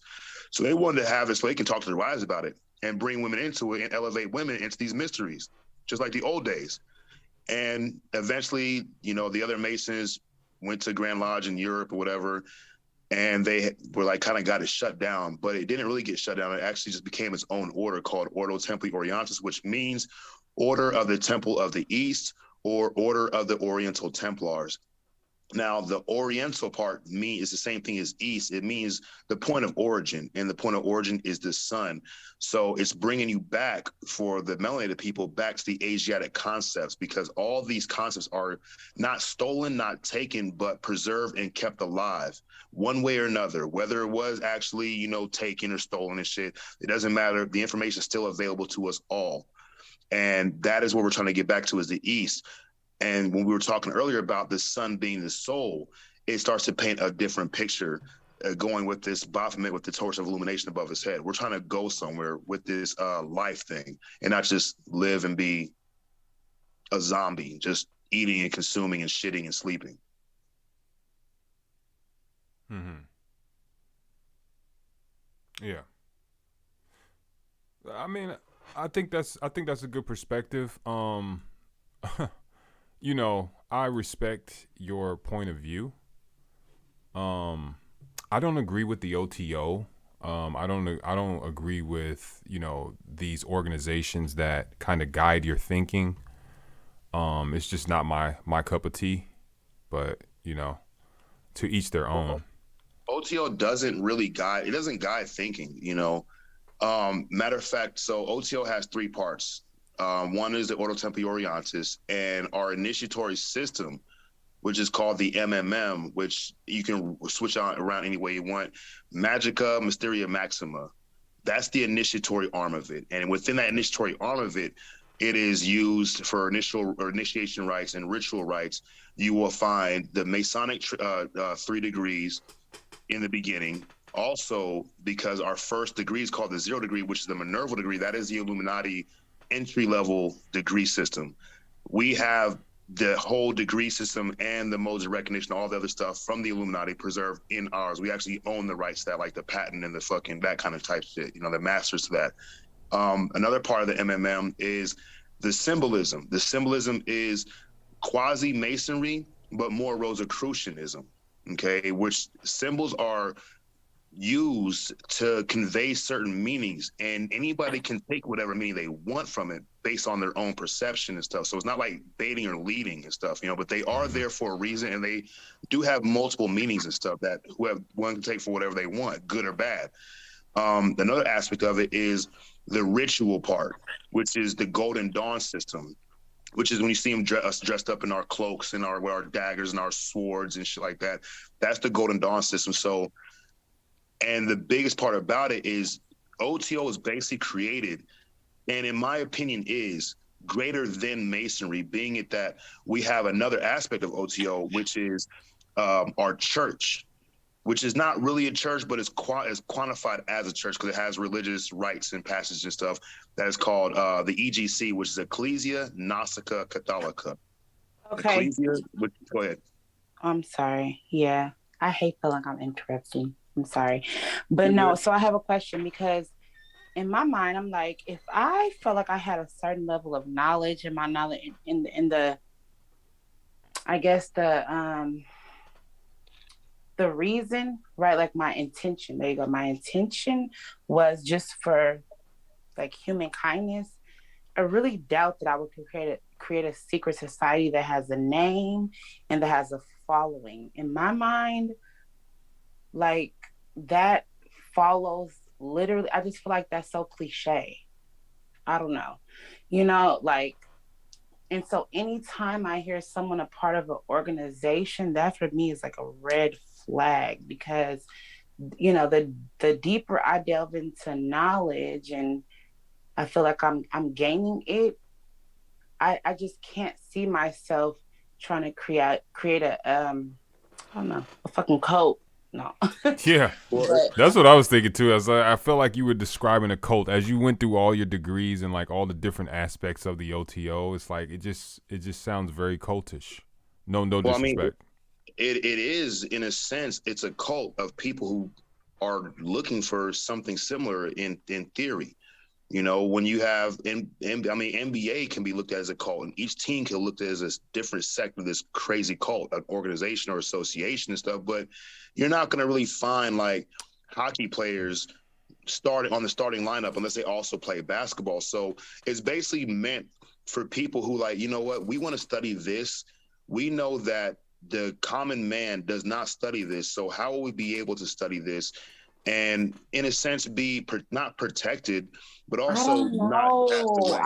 I just, and it might be PTSD, but like that just don't sit right with me because I think the most productive spaces, and at least from what I've witnessed, is individuals independent of themselves and they come together to challenge each other respectfully in a way to sort of move forward. Anytime that you subscribe to a school of thought, that kind of like, I don't know. And that's one of the, and that's like, so in the EGC, the Ecclesia Catholic, ecclesia means law, which is like a form of order, right? The law is basically a Catholic styled system that is more ancient than Catholicism as it is, okay? Because they all are symbolic representations of something very old that goes all the way back to the origin of man, the origin of self, the origin of the human construct and existence itself.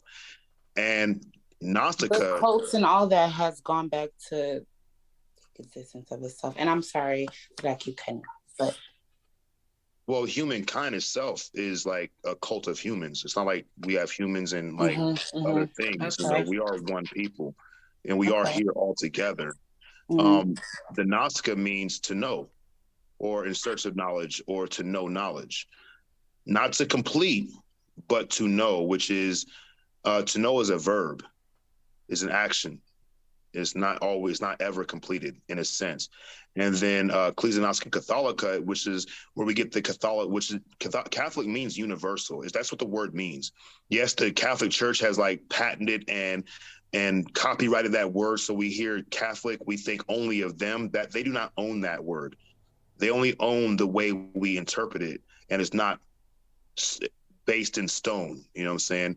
And within EGC, we have our religious, which is not so much a religious book, but is more a book of esoteric occult body of knowledge. It's called the Book of the Law. And the most important words or sentence in the Book of the Law, the base of the Book of Law is, do what thou wilt shall be the whole of the law. Love is the law, love under will. A lot of people here do what thou wilt, and the first thoughts is evil shit, horrible shit. Right. Not even just satanic, but like their first thought is like bad things. They're not thinking that's about, where well, I first heard of like those type of words was like satanic, do what thou wilt. Yeah. Yeah, so let me break it down. So yeah, I definitely have a great idea of where you're at with it. I know about the OTO. I've been known about it. You know, I know Aleister Crowley and all that. He's the one who wrote the Book of the Law. You know, I've read that. Do what thou wilt. Now let me explain. There is a reason for morality, right? And so when it says love under will, right? To me, that's a false equation because it's not love under will, it's will under love. You understand? And so what I'm saying is, you know, what that whole phrase emphasizes is the empowerment of the ego, which is the Luciferian pursuit. And that's why OTO is in alignment with Luciferianism. Well, Luciferianism is like really, that's a Christian concept. I mean, Lucifer is a guy that's in the Bible. So what's the OTO? Is OTO a commission? Is yes, a Kemetic concept? Is OTO a Kemetic concept? Yeah, I think we have an overstanding of that. I think, yeah. The Kabbalah is OTO, Christian concept. I mean, if you want to get into all of that, I mean, you could say the Kabbalah is the Christian concept. The Kemetic teachings that, you know, Christianity comes from those too. So OTO. So what we learn in OTO, it is a free and open society. It is free to study whatever you will, if that's what you will. So is there something that you've learned in OTO that you cannot share with me right now?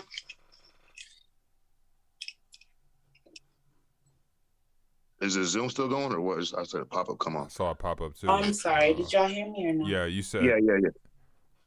No, so I was So asking if the only there's something within. the only thing I cannot talk about, and I will not talk about, is the oaths I took. And there's a reason for that, because I want to be a person who could be trusted to keep a secret. I don't give a fuck if people think it's good or bad. Okay, so let's just go deeper there, and without you sharing, you feel like you have some level of knowledge that is pertinent, is deep, that you can't share to the average person. I mean, even if I did, they wouldn't understand it. No, but I think I could. I would challenge you to think that I could. I promise you that you wouldn't. And the reason I say that, why you say that, is because you weren't me when I was taking the oath. That's the biggest secret of all secrets. Well, why do you have to take an oath though? Why do you have to take an oath? It's a little suspect. I mean, I can agree why it would be suspect. I thought the same shit. But until I fucking was in the dramatization and did the ritual and said the shit myself, I was like, this is me. This is my. Did it give you magic powers? Yeah, like what? Like, what do you consider? What do you consider magic? That's the. I was joking, but that's so we practice magic. No. I really, because you putting your I now think of, well, I don't even know your name, but I don't think of you as OTO. Like your whole existence is connected to this. So I would imagine that there's something, I mean, it have to be supernatural. I mean, what's not supernatural? That's like, that's a question. Like, when a question like that, I'm going to bring up a question to ask, like, okay, well, what do you quantify as supernatural? Because what you may quantify as supernatural, I quantify as supernatural is beyond human abilities. Beyond, you just said that you don't think that I could understand, but I think that might be a little offensive for you to tell me I couldn't understand, because I think I might be able to follow. Even if I were to break my oath and tell you everything word from word exactly what happens. No, just tell me tell me something I wouldn't know. You wouldn't know what I saw unless I was a part of OTO. What did you say? Even if you were, and you took the oath right after me, you wouldn't know what I saw because you're not me. What did you see? That's the secret. So that sounds like technology to me, that they have something that one person can see only because who they are, but the next person may not see the same thing because they're a different human. That sounds like technology. I mean, the human mind is a powerful weapon, is a powerful computer. So we're all looking at the same picture. You're looking at your phone. We're all on the same panel on Zoom, but you're thinking what you're thinking. I'm not thinking what you're thinking. That's technology. I mean, that don't go over my head like that. So I'm gonna break it down for you. The reason why I said that is that nothing can ever adequately be conveyed from one human to another, because even if it is. So how did they convey it to you?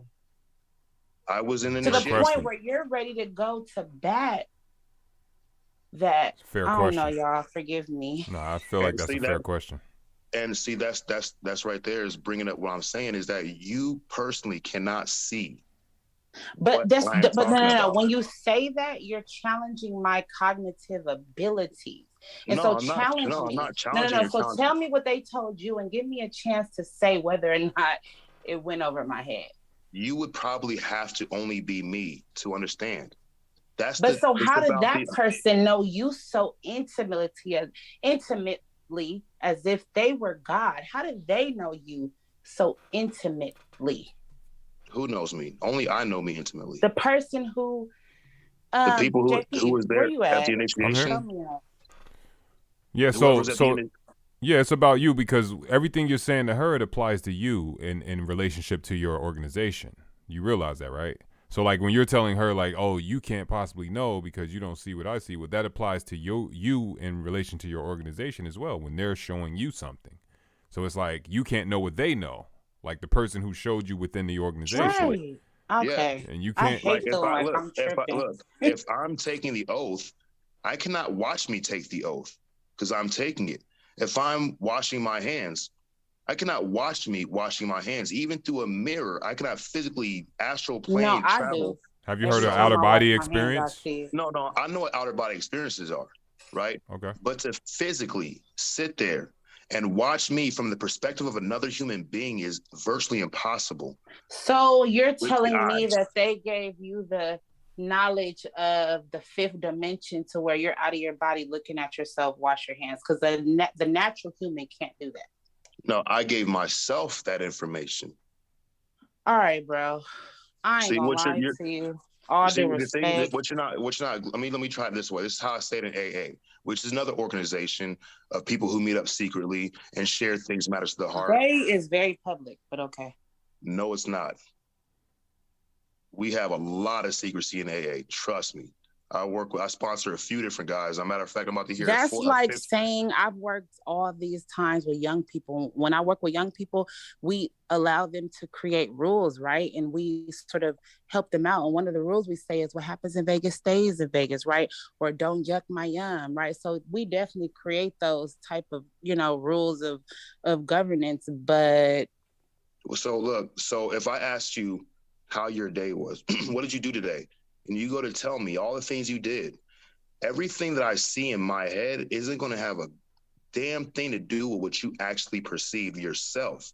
I'm only going off your words and painting my own mental concepts, my own mental images based on what I can conceive at that time. So this is the idea behind myth, not mythology. How is any other human able to help you get to a higher rank then? Am I tripping, y'all? Well, you're looking at it only from somebody helping you, like somebody's bestowing these rights. But doesn't somebody have to initiate you when you're a part of an organization? Let me initiate you real quick on Mental Ninja. Check this out, right? On this Baphomet, right? Do you know the difference between a mystery and a secret? Yes. Go ahead. A secret is something that you can't tell. A mystery is something that can't be told. Okay. So what we have here, right, is the mystery and the secret. But what's the difference? What's the difference in the existence and expression of these concepts? The eye of the beholder. Who beholds these mysteries? Really? Really? That's it. Yeah. Who beholds the mystery? What does that mean? So in order for something to be a mystery, it has to be in some form or way occulted to the perception of man. That's the one who calls it a mystery. And the mystery is a secret mystery. But who's the secret from? Oh, yeah, everything's secret. Everything's a mystery. Everything's a mystery is something that you just do not know. It doesn't mean it doesn't have a truth. It just means that it's something you don't know. Mm-hmm. Not necessarily. Yeah, it is. And a secret, though, that's right? literally what it is. A mystery is something. But he said it though. I like how he said it though. But a mystery begs question though. A mystery definitely begs question. No, but you're right. You're right. So check this out, right? I like how you said it. You said a secret is something you can't tell, and a mystery is something that can't be told. That's what you said, right? Yeah. Okay, I like how you said that. I like how you phrased it because actually you're in agreement. Because the fact that you can't tell it. Let's examine this, right? Let's think about this, right? What is a shadow, right? So you're saying you can't tell this thing, and then in one way it can't be told because you just don't know it. Like she said, like Misha said, you don't know it, so it can't be told. And then on the other end, it's something that I guess you know, but you can't tell, right? Think of it like. Hold on. So what I'm trying to show you is this. Right? So what I'm saying is the ego, right, is the lower nature, right? That's the shadow. That's the lower shadow. That's the lower form. Remember, Misha, when I was telling you that the form itself is feminine? Well, the lower form, is the shadow, the shadow nature, right? You want to talk about the hooves, you know what I'm saying? With the mound, the shadow nature, right? So it's your lower self. It's you keeping a secret is lower. You exploring the mysteries, you thinking about, like you said, having questions about the mysteries is higher, right? These are the higher concepts. Because what does it say on this arm? It says what? Solve, meaning dissolve, or to break down or to remove illusion. Here is coagula, meaning what? To gather together, to be encased in matter, to be encased in the illusion of matter. No, In the lower coagulate self. actually means coagulate means to coagulate, to combine. That's what I'm telling you, man. You're not listening, bro. Well, you So, said encased in that's matter. what I so mean. it's like, That's literally the same thing. To combine, to bring together into matter form. To bring to, do I need to say it like to manifest as matter? Like well, I mean, to you can create matter. That's what it is. That's what look at it, coagula is. but you can look at it from a physical standpoint. But this is an alchemical picture image right here, and the riddle of alchemy is there is a stone that is not a stone, that has a shape that is not a shape. What is it? That's the riddle of alchemy, like the riddle of the Sphinx. You know what I'm saying? And that's matter. That's matter. That's light. Light is matter. No, actually, it's the mind. Which is the mind. It's the a same thing, right? It's all the same, but I know he's being technical, but the mind is all. We know that, right? We know that, right? So we could say anything's the mind. We could say, well, anything's the mind. You know what I'm saying? So what I'm saying is light, right? That portion of the mind, since everything's the mind anyway, right? So we're talking about physical form or light or the projection of creation itself. Creation coming from the infinite darkness. Light spectrum coming from the infinite spectrums of light, which is darkness. That darkness, but not this darkness. So that's what I'm trying to show you is this darkness that you're in with the OTO is based on what? Ego. Based on what? Encasement in matter, coagula. Bringing together, encased in matter, the illusion world, pursuits of the world, pursuits of the dimensional realm of polarity, duality lesson. This where we exist right now. I have a question though. This is dissolving the illusion. This is moving. See how close it is to the flame? You see how close it is to the flame? No, I just wanted to show him a picture. So you see, this is to solve and to break down the illusion. You get me? Right. Now you're breaking the illusion. Now what? You have your higher spectrum, like Misha, like I was telling you earlier, with light, the white light. Now you're having the white light perspective, right, of light within itself. Here, this is the idea of creation.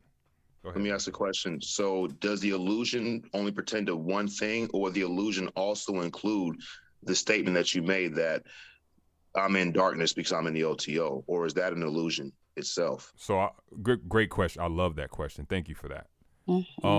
Please, and thank you for allowing me the opportunity to answer such a question. I'm very thankful for that.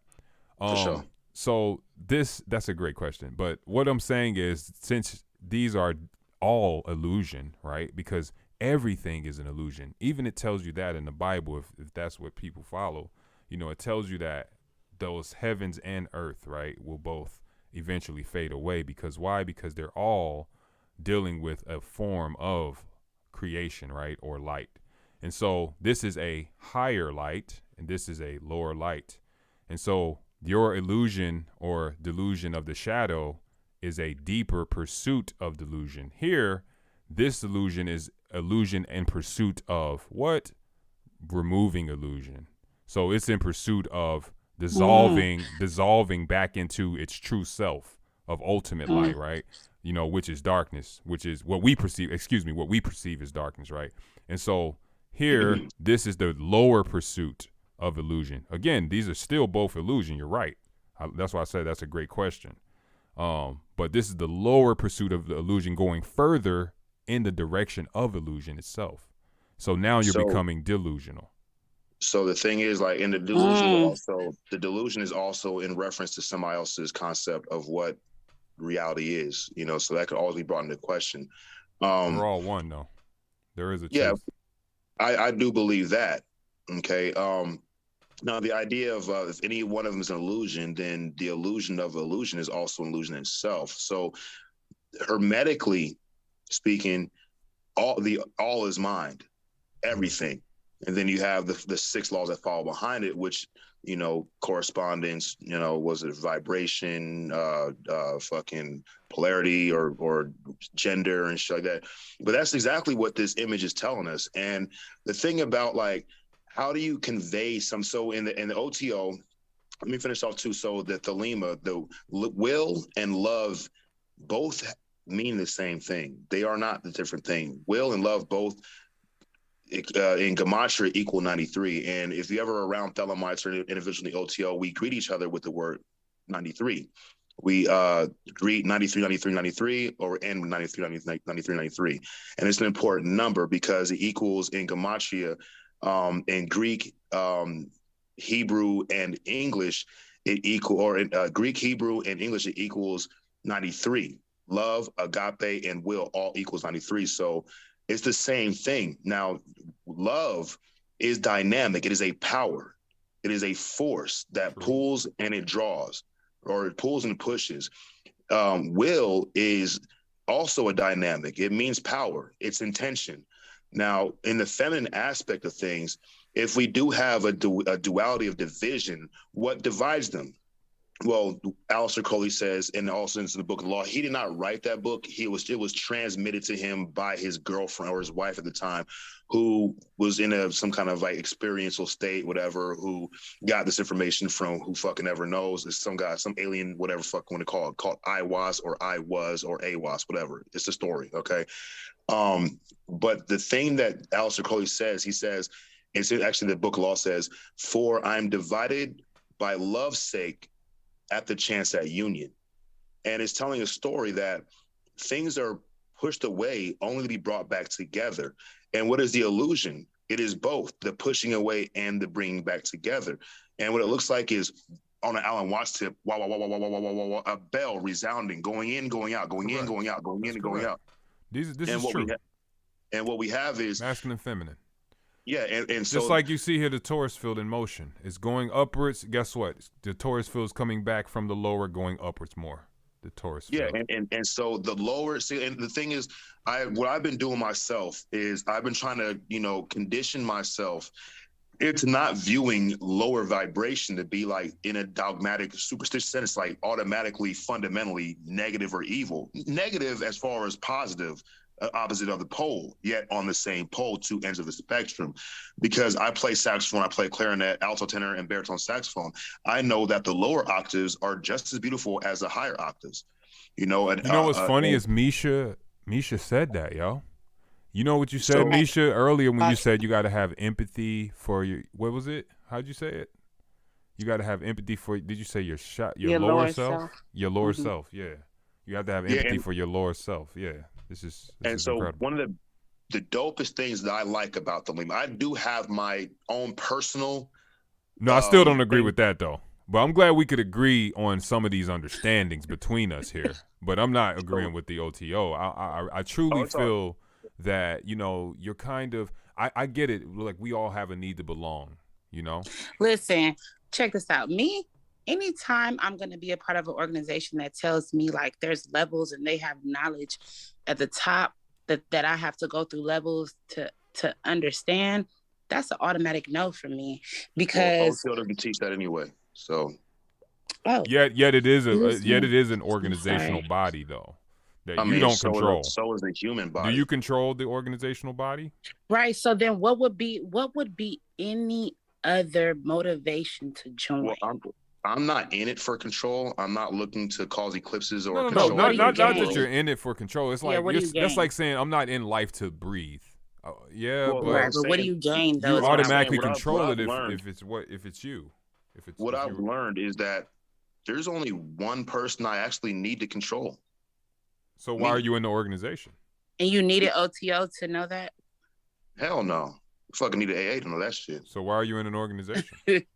That's my if you know that and you know that it's only you, then why are you in an organization? Maybe because AA really helped you and supported you along the way. That kind of set you up to be okay with being a part of a sort of organization type situation. Yeah, it's like being a part of a motorcycle club that other people don't like. Why would I do that? I should only do things that other people like. That's the beautiful thing about knowing what an individual is. No, I mean, really, like I joined the OTO because for one, I wanted to. For two, I wanted to learn what they knew. And for three, when I saw what do they know? Please tell me. It could help me right now. I got a baby. I mean, like really, if you really, really wanted to know, you go find out. You would. Like that Popeye's chicken I'm sandwich past took it, me bro. 5 months. I But I honestly had that feel, bitch I though. truly know in my soul that I am past the knowledge of the OTO. I truly know that. I don't That's know. my perspective. Only That's my you can perspective. know. Exactly. Only Yeah, I can only say you can that. know for I get yourself. it. I know you could doubt I that. don't I mean get it. to I laugh, don't. y'all. I'm No sorry. disrespect. I'm But not doubt. I don't mean I'm it in not doubting disrespect. that. But for me, I fucking have fun in this the shit. connection to No AA, bullshit, homie. Look, I'm I gonna ain't say, gonna lie, let that's a me give you a little little right backstory about there. me. I'm a 4-time convicted felon. I'm not even Right. And supposed so to I be in the think that OTO. what has happened, and I hope you don't find this offensive, but what has happened is you've found sort of crutches. These are the things that support you along your journey, but they're not needed. Basically, I guess is our point. They're not needed for us to reach I mean, the like, look, levels I'm of gonna say knowledge this, that's like, necessary. I'm gonna say this, like, if that's what you feel, then I would assume that that was what you feel for yourself. But Yeah, what yeah, you feel yeah, isn't the law for everybody else. yeah, You know, yeah. that hence For the sure, word facts. do what thou wilt, which basically means first you want to know what is my will? What is And that my could be will? super necessary for your You journey. could So, be a like, why serial not? killer. Then you should do what thou wilt. And you can Well, be a doctor and want to do your job for free. Then you could do what thou wilt. I don't think Big Pharma like Yeah. it. You know what I'm saying? Or you can look, or you can say do what thou wilt. If that's what your will is. And see what that's the thing. Like for me, when I first started hearing about Aleister Crowley, it was fucking nothing but negative. And plus, I was Christian, and I was like, "Yeah, Sam, he said it. He's the beast. He's the devil. This and that. This I and that." already I studied still him. don't see He's much lost. positive from Aleister Crowley Crowley, was but pretty lost, man. I've read numerous Man, works of I'm his. I'm sorry. just being nigga, honest. I'm not trying to disrespect, bro. I don't mean it Me like that. either. No, me either. No. This is all love. I Like think for real, we've all love, established the bro. I level do of it. Like us I being able respect to, you, bro. I want you to know that, mental ninja. Yeah, I yeah, definitely yeah. respect you That's all because good. actually Look, we've been building on some very dope concepts. Like we agree on a lot, so I want you to keep that in mind. You know, yeah, it's but all good. Like Aleister Crowley, he would not be able to be in the order today. I know that for a fucking damn fact. But what he was a person that pursued his own fucking life. yeah, And for me, and I he was a mean, piece of like, shit. But He so ate okay, so excrement. listen, He ate excrement. um, You know, what's he drank urine. You know, yeah, no, so listen, he I did think rituals that he created himself. You know, all kinds of like ego-based, delusional pursuits. And he what said I'm that, hey, hearing, through mental Discord, I ninja. can create organization. He's like, oh, through chaos, Right. I That can was well, the he create didn't order. benefit create the of organization himself, either. right? That was the benefit of that was for the benefit of himself. And so there is another red Exactly. flag. But what I will say is Well, that's, I mental mean, ninja. No, hold on, give me 1 second. And this is coming from love, like literally. are you But sure? when you mention like AA and that being something that really helped you, like this, you have a certain appreciation for like sort of communities, organizations that support beliefs that help you, right? And so nobody can take away from that, because if it helps you in your life, it's super important, right? Like if it helps you get to the next level, none of us can speak against that, like period. But I think what we're saying here is like we're challenging that is the end all be all. Like we're going beyond that. Oh, I never said it was. Not for Yeah. you. See, and I think that's what we have a saying also: dogma and superstition breeds tyranny and oppression. I think is a beautiful concept. I am total agreements with it.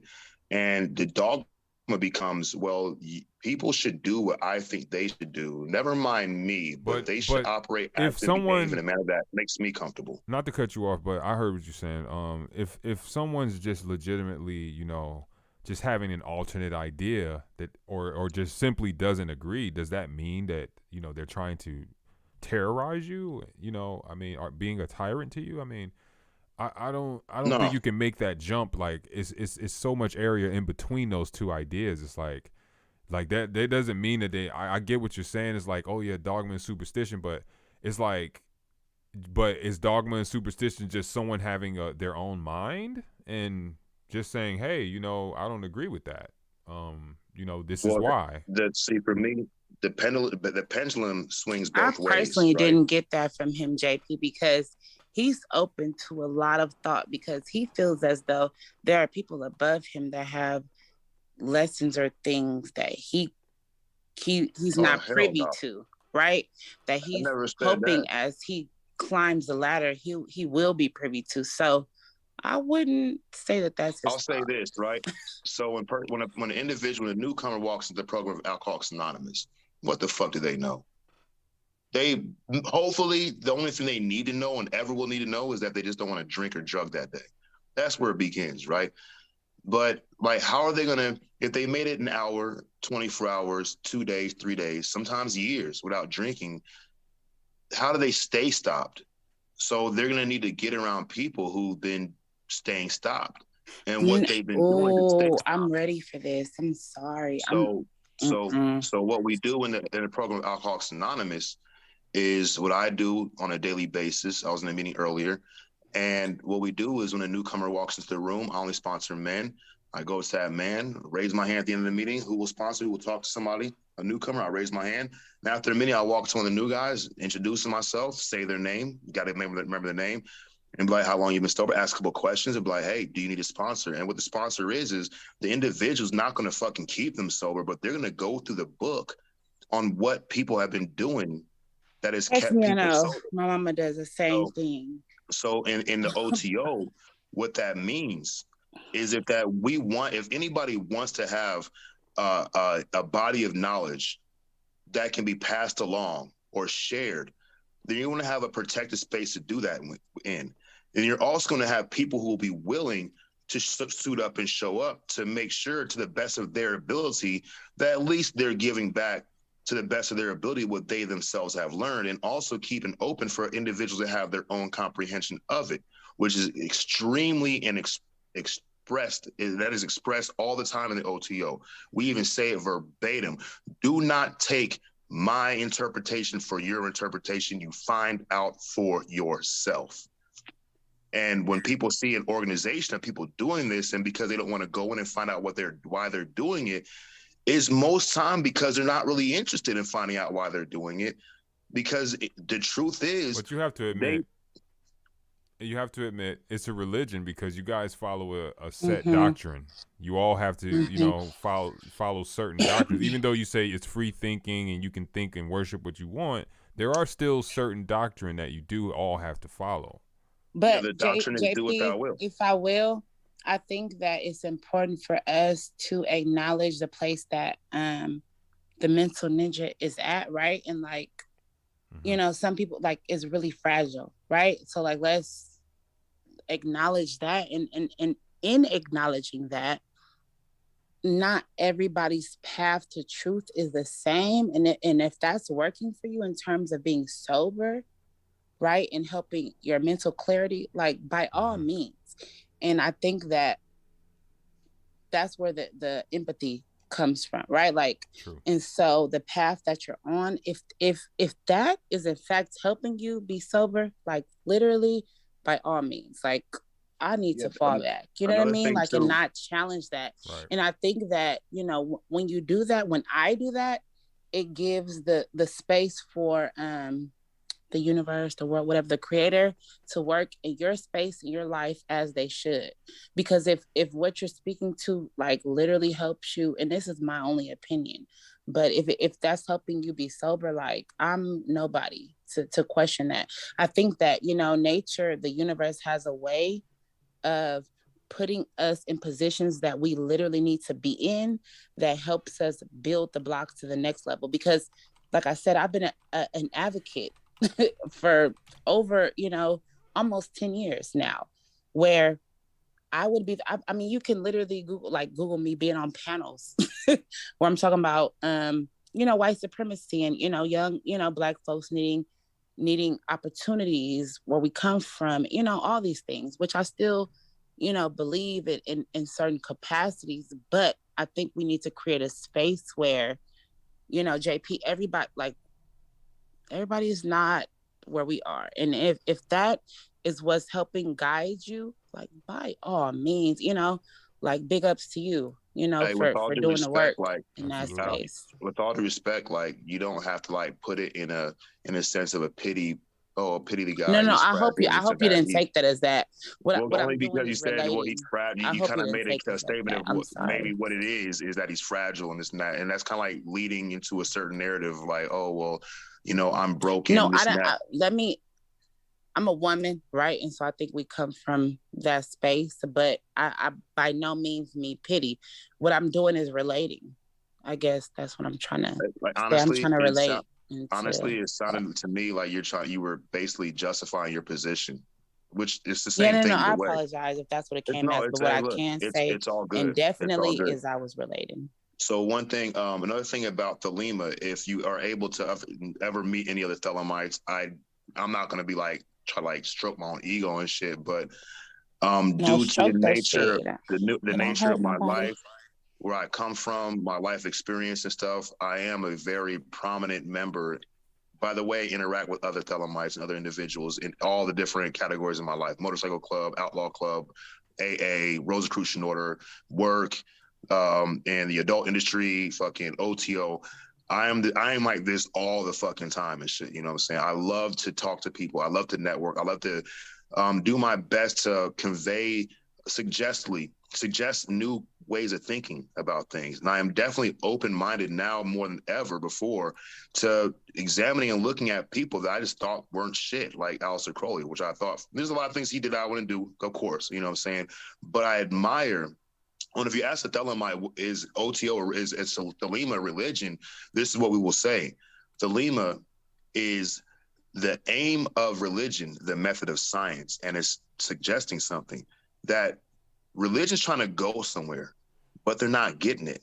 But what we're doing is we're trying to go somewhere where we're using science with it. And I'm not talking about scientism with white men with white lab coats and fucking doohickeys and pocket protectors. I'm talking about science as a method of investigation using the empirical, the scientific method, also with the Socratic method, also with all the different various ideas that people have had throughout history. And if you ever come to OTO or check out OTO or ever are able to look at an OTO library in one of the local bodies in whatever area, there's one in San Francisco, you will find books of every religion, every philosophy. So what's available isn't something special in the OTO. It's available already everywhere because we still live in the same reality in a sense. The information is always privy to those who seek it.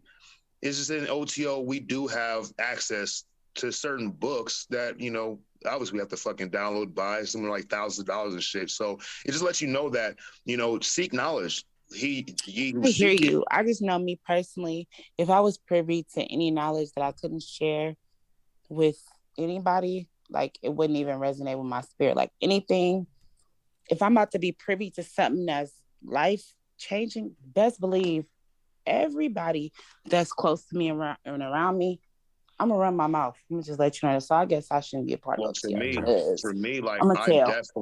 I definitely have a lot of respect for the new person that's coming into the order, and I would hope that they wouldn't have their opportunities be spoiled from a spoiler what happens at the movie, what happens at the end of the movie. It'd be best that they go into it not really knowing, so they can really they can really have that inquisitive, like, okay, what's going to happen? I don't know, and that way they can work with themselves in the best fashion. If they already know what's going to happen, it's kind of like something's missing. It's with this experience. However, they will have an experience because hearing it, reading it, and actually going through it are different things. I can watch a basketball game, but until I'm in the basketball game for myself, playing and knowing what they feel and the sweat and the ankles and all that shit and different situations, I gain a different understanding from experience and stuff. And the same thing is AA. I tell people when I do tell my story, I have 4.5 years sobriety. My sobriety date is February 23rd, 2017. And I tell them, I'm like, look, everything I just told you about sobriety, about how my life is so good, it's all a lie. Don't believe nothing I say. Find out for yourself, because in the end of the day, that's all you can fucking do. Everything else in life is hearsay. Truthfully, it's myth. Myth means to communicate. What we're doing right now is to communicate, and we have this idea of the word ineffable, which basically means something that's incommunicable. And for me, I like to fuck around, the mental ninja, so I like to fuck around and play. Aleister Crowley says one thing I thought was dope. I thought was amazing because I kind of like saw some insight, and he says, balance every thought with its opposition, because the marriage of the two is the destruction of illusion. And I was like, wow. So if I don't like fucking Arby's, maybe I should balance that thought with the burger place I do like, which is fucking Carl's Jr., and put them together and just like, I like fucking hamburgers, just not their hamburgers, you know what I'm saying? Or coming to new experiences where at one time I thought that staying sober for a whole day, no bud, no beer, was like, it's like living in hell. I would rather sleep the day around so I knew I can get drunk again or get high again, because that was my life. And I would never imagine a day where if I thought that I would be drunk or high at the end of the day, I would not want to experience that day. I'd rather sleep until I knew I would be sober. So perception changes dualistically, you know what I'm saying? And the dweller between two pillars is in an everlasting struggle to find oneself. It doesn't happen by going out. You're right. With the OTO, it doesn't happen by being in the OTO.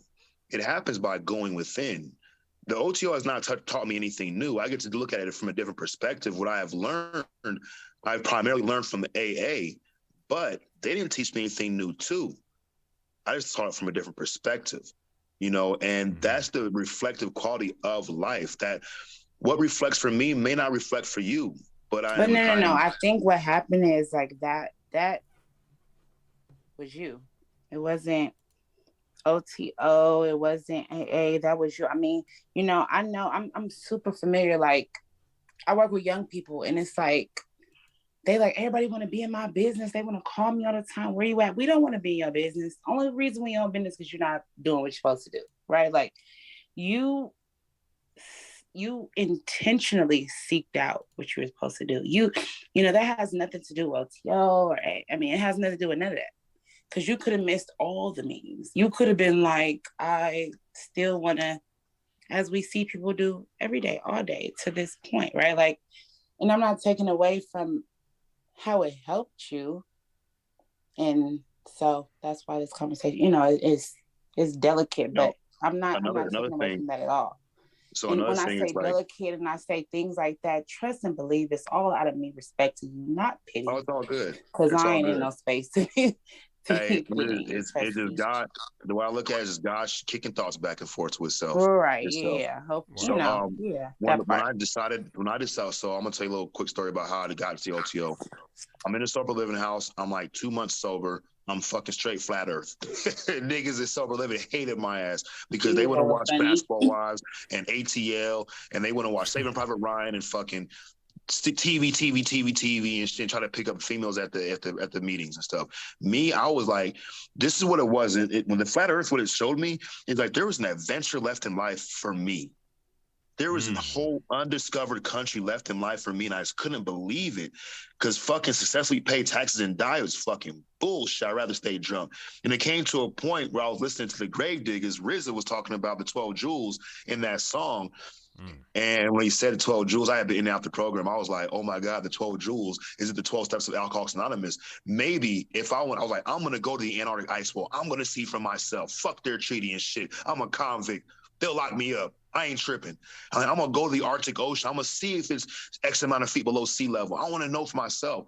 And then the thought came, he was like, nah, bro, you can't even make it past Walgreens without going into Walgreens, stealing some shit, and returning it before you even leave the store. So you get like the $30 or $40 Walgreens gift card. So you can take it to the gift card place, cashed out, go buy some bud, go buy some drink, go buy some special effects, and come home and be stuck inside your room for like fucking 15 hours and shit, high as fuck. You know, so I was like, well, if I'm going to find out why I'm here, what this place is, I think I got to get sober. And that was February 22nd, 2017. The next day I went to a meeting and shit, and that's my story began from there. But eventually when I came to join the OTO, I was in sober living and I was not making good money at the job I was in doing timeshare at Westgate. And I remember thinking like, you know what? I want to learn how to summon demons to help me make money. So I watched some YouTube videos. Wait, did you say summon demons? Hell yeah, I'm thinking outside the box, nigga. I'm trying to fucking get this paper, right? That's definitely what you said. We're ready to sell it. He ready to sell it all.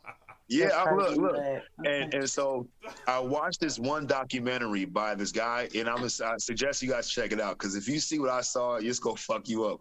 It was about Solomon magic, and I already learned a little bit about Solomon magic earlier on in my life and shit, and the Testament of Solomon, the Keys of Solomon and shit, and all that stuff, the Goetia and Necronomic, fucking the summoning all the 32 different classes of demons and shit, and the building of the great temple of Solomon. And I watched this video by this guy named Poke Runyon, Pokerunyon.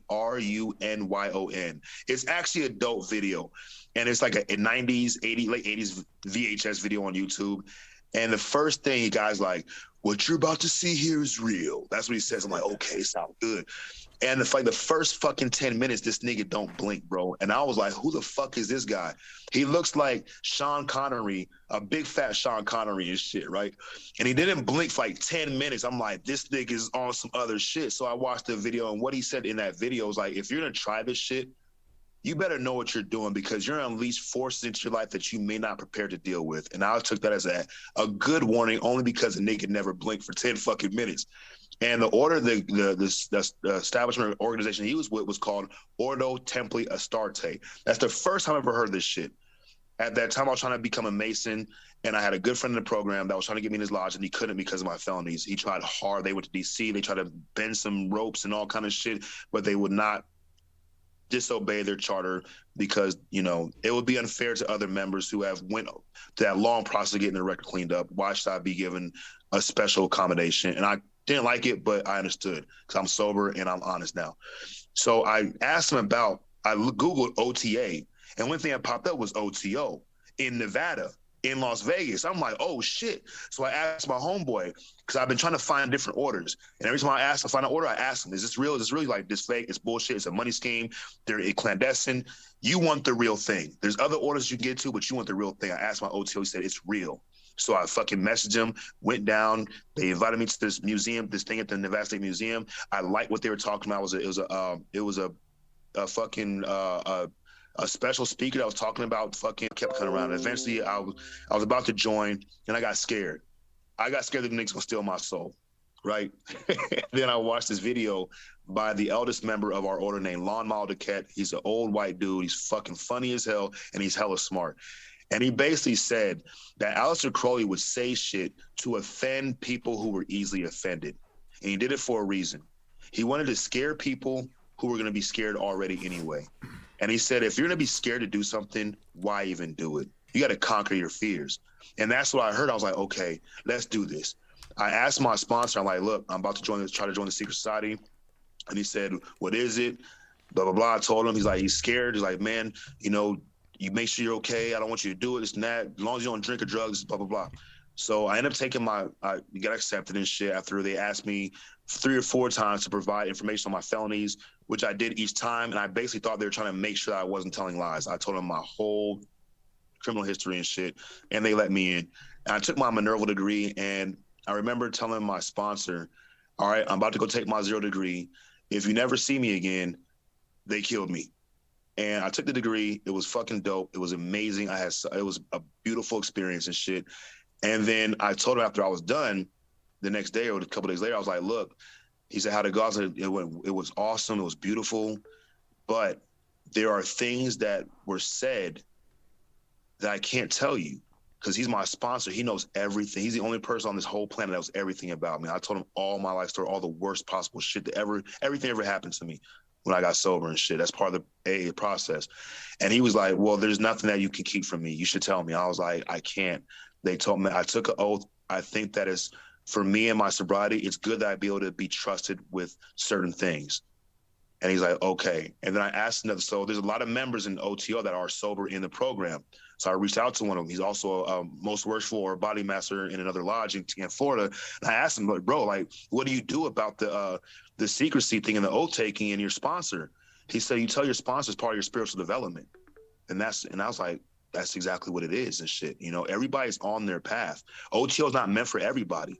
Flat Earth is not meant for everybody. AA is not meant for everybody, but everybody will get where they're going because everybody has their own life path. And that's the beautiful thing where I'll speak of OTO in a very positive manner and shit, but not everybody in the OTO likes the OTO. A lot of people that got kicked out don't like it. A lot of people do. A lot of people don't do shit in it. You know what I'm saying? It's what the individual really wants out of life that really defines how that person's life's going to be.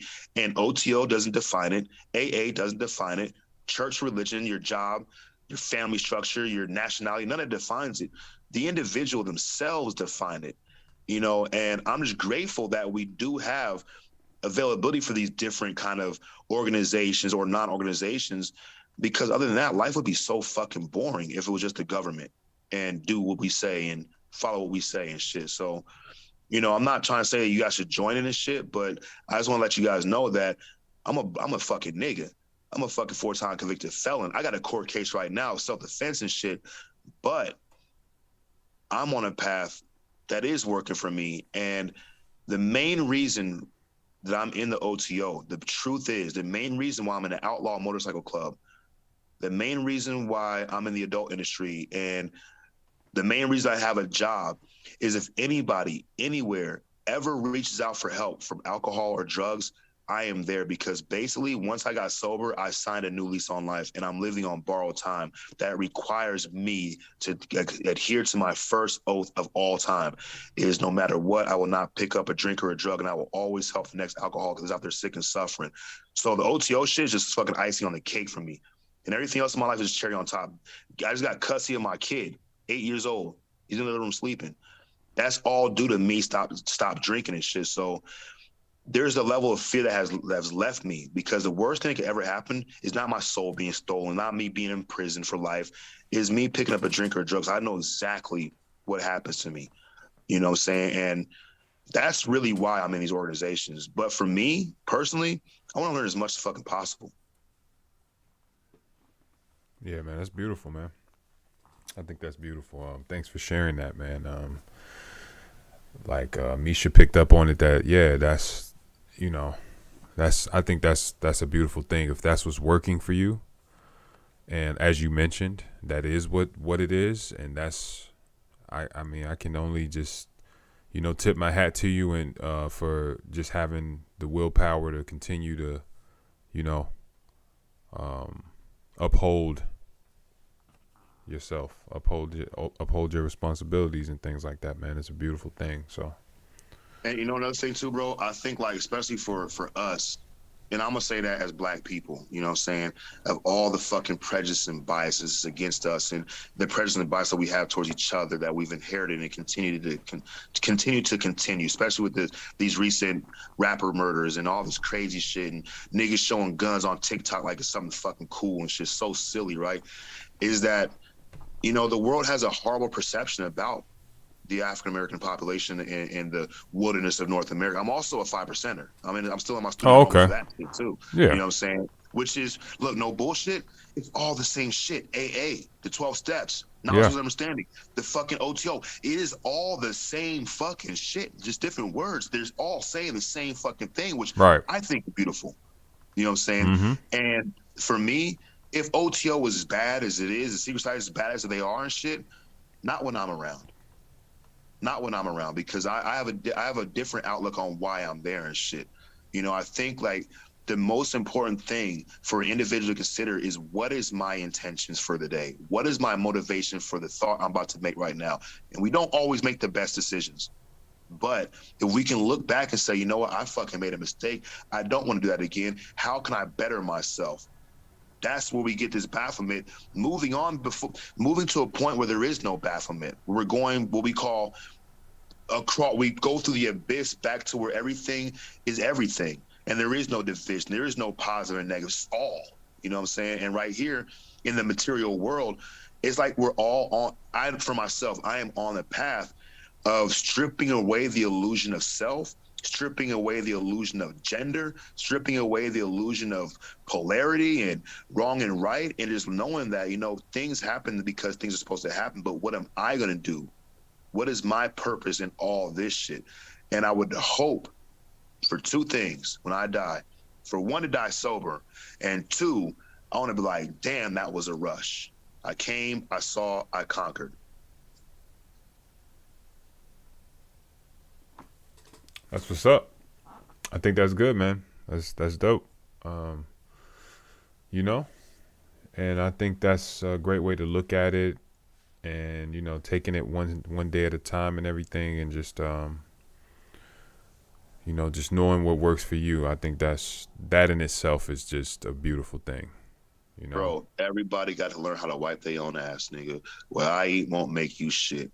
I'm 100% sure that I'm in the OTO. I'm a magician. I'm a second-degree magician. I'm about to be a master magician. I'm going to be the perfect pontiff of the Illumination, of the Illuminati and shit. One day, that'd be dope to have that. Yeah, I'm in the Illuminati. That's my title. It has Illuminati in it and shit, right? But I'm already knowing that one day, and you already done it, you're going to talk about some things. I'm like, you know what? I needed to hear that. Or, you know what? I didn't think about it that way. Or, you know what? I never thought of that. And it's the important thing is like there is, and that's like when Misha was talking about, bro. I am like staunchly opposed to like people, in a sense, thinking that they have better knowledge over somebody else. You only have knowledge for yourself. You know what I'm saying? But what it is like, if I can start looking at everybody like, everybody has something that I should know. Everybody's a book, and I should at least read a page at least. All the homeless people are fucking scattered books that nobody wants to read. Nobody cares about. A great library. So does that conflict with your perception of capitalism? Bro, I can't stand any system. I can't stand them all. I think the biggest enemy for other people is not only ourselves, but our ability, like we were talking about earlier, to tune in. Like they will never, and I'm talking about the establishment, the people. So we have a philosophy, an idea of, in the OTO, even Alistair Crowley said there is a bad guy. He said the bad guy is called OTO, OT, not OVO. The bad guy, he said, is the Catholic Church. He calls them the Black Brothers. He says that they are, at the end of the day, responsible for all the chaotic stuff that goes on in our world. You know what I'm saying? And for Alistair Crowley, he was a hellified motherfucker. I mean, Mussolini kicked that nigga out of the country. And Mussolini was a fucked up motherfucker and shit. But for him to say that, I was like, well, damn. Maybe there's something to it and shit. You know what I'm saying? But as far as any system that automatically it sets a requirement for other people to do things against their will or without thought of if they want to or not, I think they're all bad systems. So you think vaccine mandates are bad? I do. Oh, yeah. Even though I got the vaccine, I definitely do. Which vaccine do you get? Wait. Did you say AstraZeneca? No. You It got- was fuck. What the fuck was it? Which ones are there? I don't even know which one. Pfizer, Moderna, that's Johnson the & Johnson. The Pfizer one. Okay. Hey, oh man, you know what? I'm gonna tell you another thing too. I almost got in trouble in the order for my views on COVID because I don't believe this shit. But okay, all right. Oh, I get this one all the time. How do you not believe the COVID and still take the vaccine? There has to be some reason that we're just not getting. That is a good point though. What would be the reason for that? Like, what is the reason for that? So when the COVID hit, I was supposed to take my second degree.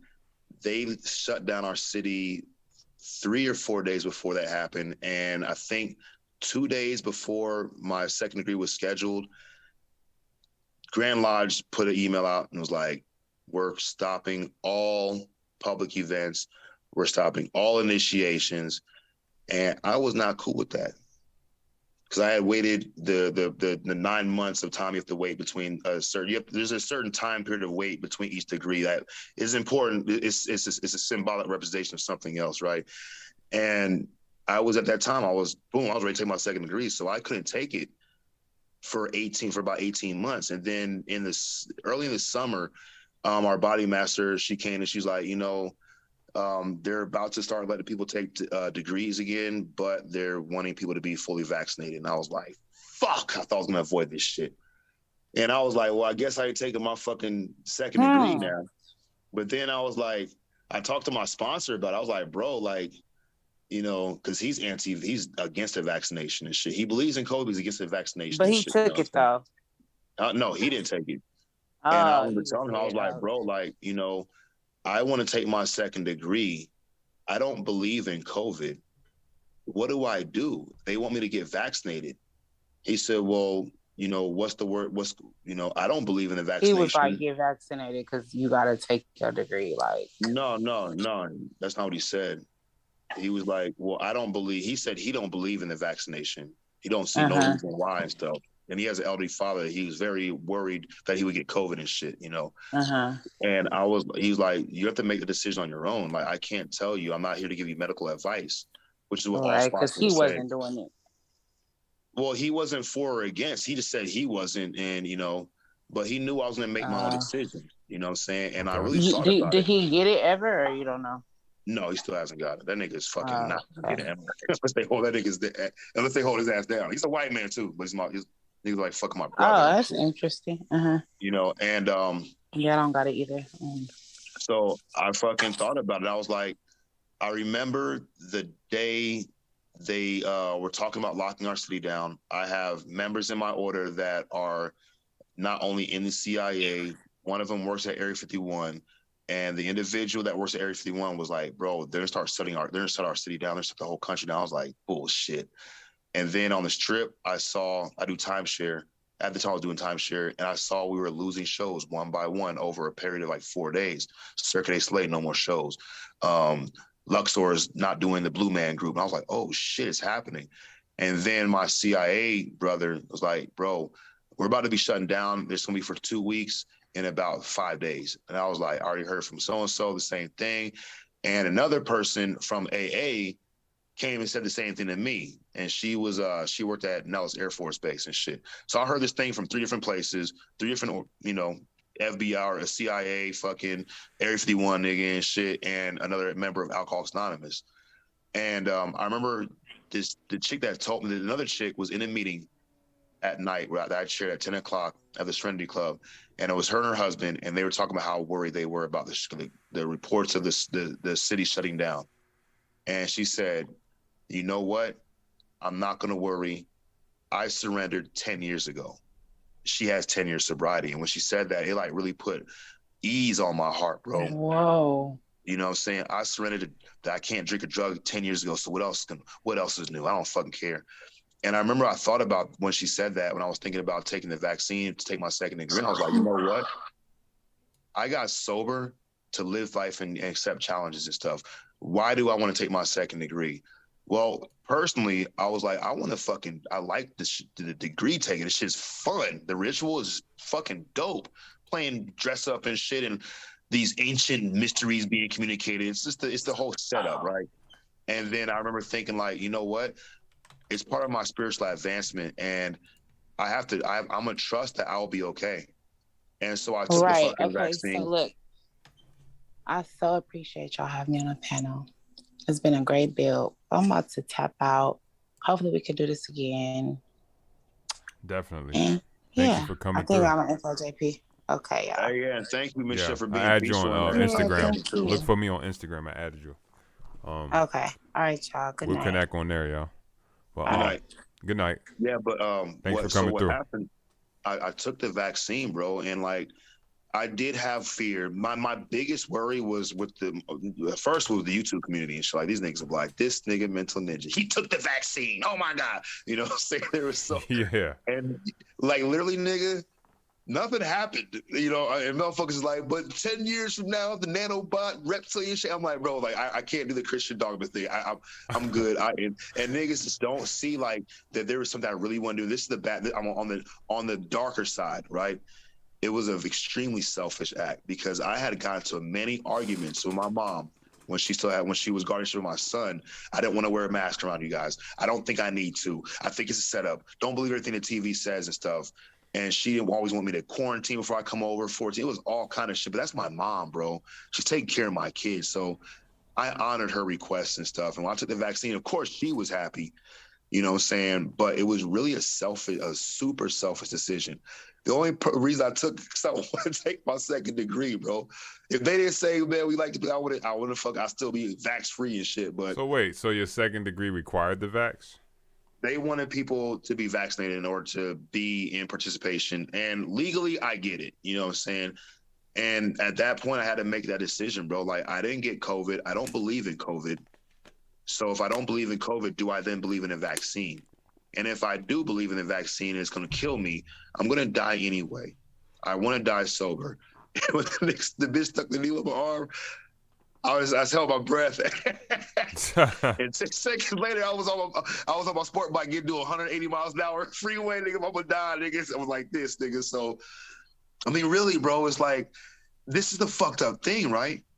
Is this whole vax, anti-vax, pro-terrorist, anti-terrorist, Republican, Democrat, pro-fucking looting, anti-looting, Christian, Muslim, I see it as the same shit. They're giving us two positions. I don't believe in any of them. Yeah. No, I feel you. I mean, I think that's a good way to look at it from a more of an ultimate, like, existential type of view. Hedonistic calculus, yeah. Yeah, like, hey, it's gonna be what it's gonna be ultimately, right? I mean, it is what it is. That's, man. Look, bro. I mean, what the fuck else can I do? Like, and like, I'm not trying to say all fucking like, soft and fuck, miracle worker and shit, but like, I'm sober, right? And one of the main reasons I'm sober is I gotta be available to help anybody sick and suffering. I've actually been able to sponsor and help individuals in the OTO that were struggling. People have messaged me, called me, reached out to me. Grand Lodges sent people to me to help them and shit. So I'm there to help, obviously, right? And the fraternal brotherhood of mankind in that sense, right? But I remember thinking, like, second degree is gonna get me where I want to go. And if it can help me, if I take this vaccine, will allow me to help one person to stay sober, that will get sober and help 15 people or one other person, or at least stop causing chaos in their families' lives, it's worth it. So, not self-sacrificial, but it was more like, it was kind of selfish and kind of non-selfish in a sense, if that even makes sense. Yeah, it does. It was a balance. That's exactly what it was. That's that's cool. I just, we all have our different reasons for doing things, and so me personally, I just the people that administer the vaccine, I don't really like them. So man, bro, I can't stand big pharma. I did a lot of research. I crash course educated myself on the nature of virus and germ, exochrome, what do they call exochrome, evolution, so causation and association, and found it's all based on theoretical bullshit that big pharma stole from this one guy who basically said that these diseases are, for one, inside of us, and they're also the second caused by the sun, which was like, wow, what the fuck? You know what I'm saying? Coronavirus, corona meaning coronation, also meaning the sun. Another thing, in the tarot deck, the sun card is the number 19, and COVID means co together, and vid means to see, so 2020. So I see all the occult. And this is the thing, right? Is like, is it Masons? Is it this and that? Is the other thing? I really believe that there is a fucking not good, or a fucking, I believe that the establishment motherfuckers, elites, they are using the same occult knowledge that we're learning in these secret societies and these mystery schools, or just people that learn it, and they're grouping together looking how they can use that against people. Because you can use a hammer two ways: to build something, to destroy something. You know what I'm saying? So, for us in a 5%er, build or destroy, saying knowledge was understanding and shit, to get that culture and shit, is like, I think there's definitely a call to the individual to do as much research on the self, so the individual can know how they're using their lessons in that sense. You know what I'm saying? So, and then one more thing, bro. So 5%er, the original God, black man is the original man, black man is God, right? And in Thelema, we say there is no God but man. You know, so for me, there's a lot of linkage, and keep in mind, Thelema is not just a new religion; it is a combination of all the religions, the best parts of them, the esoteric occult knowledge of them and shit. You know what I'm saying? So I proposed a couple of weeks ago to the OTO in a because I do a book study once a month on Magic Without Tears by Aleister Crowley and shit, and I host it and I do the research and read the chapter, and then we talk about it after an open discussion. And I came up with the idea, you know, I don't know if I'm the first person, but I was like, look, Thelema isn't for everybody. That was a religion for Aleister Crowley he created for himself. And I kind of think that the way Aleister Crowley was is that he was kind of enticing or suggesting that an individual can create their own religion just for themselves that doesn't mandate voluntarily, that doesn't mandate conformity by volunteer. I wonder You know if what I'm you. saying? I'm gonna pull up the Thelema star. Thelema. Yeah. EMA. Yeah. I'm familiar. Yeah, this is what I wanted to pull up, the symbol, right? I just wanted to see if you had an interpretation of this exact symbol. What do you think the symbol means? Well, I mean, it's the Baphomet for one. It's the Taurus field for another. It's the human cosmogony, the individual cosmogony, celestial cosmogony. It's the square and compass. I mean, it's like it's a geometric shape, but this is what I propose, right? It's the Tesseract from the fucking Marvel movies and shit. A cube inside of a cube. You know what I'm saying? So we're looking at it from a really obscure position. And in dimensionality, so one dimension is basically a dot. 2 dimensions is basically 2 dots with a line connecting. 3 dimensions is basically 3 dots with lines connecting, which gives you the triangle. And the way dimensionality works is the one dimension, there's just one point. A 2 dimension has 2 points. 3 dimension has 3 points. You have the 4th dimension, right, which has 4 points, which would be the square itself. But then you have the 5th dimension, which is like the tesseract. You know what I'm saying? And basically, it is a cube within a cube. The cube was within a cube that's outside of a cube. It reflects back and forth and shit.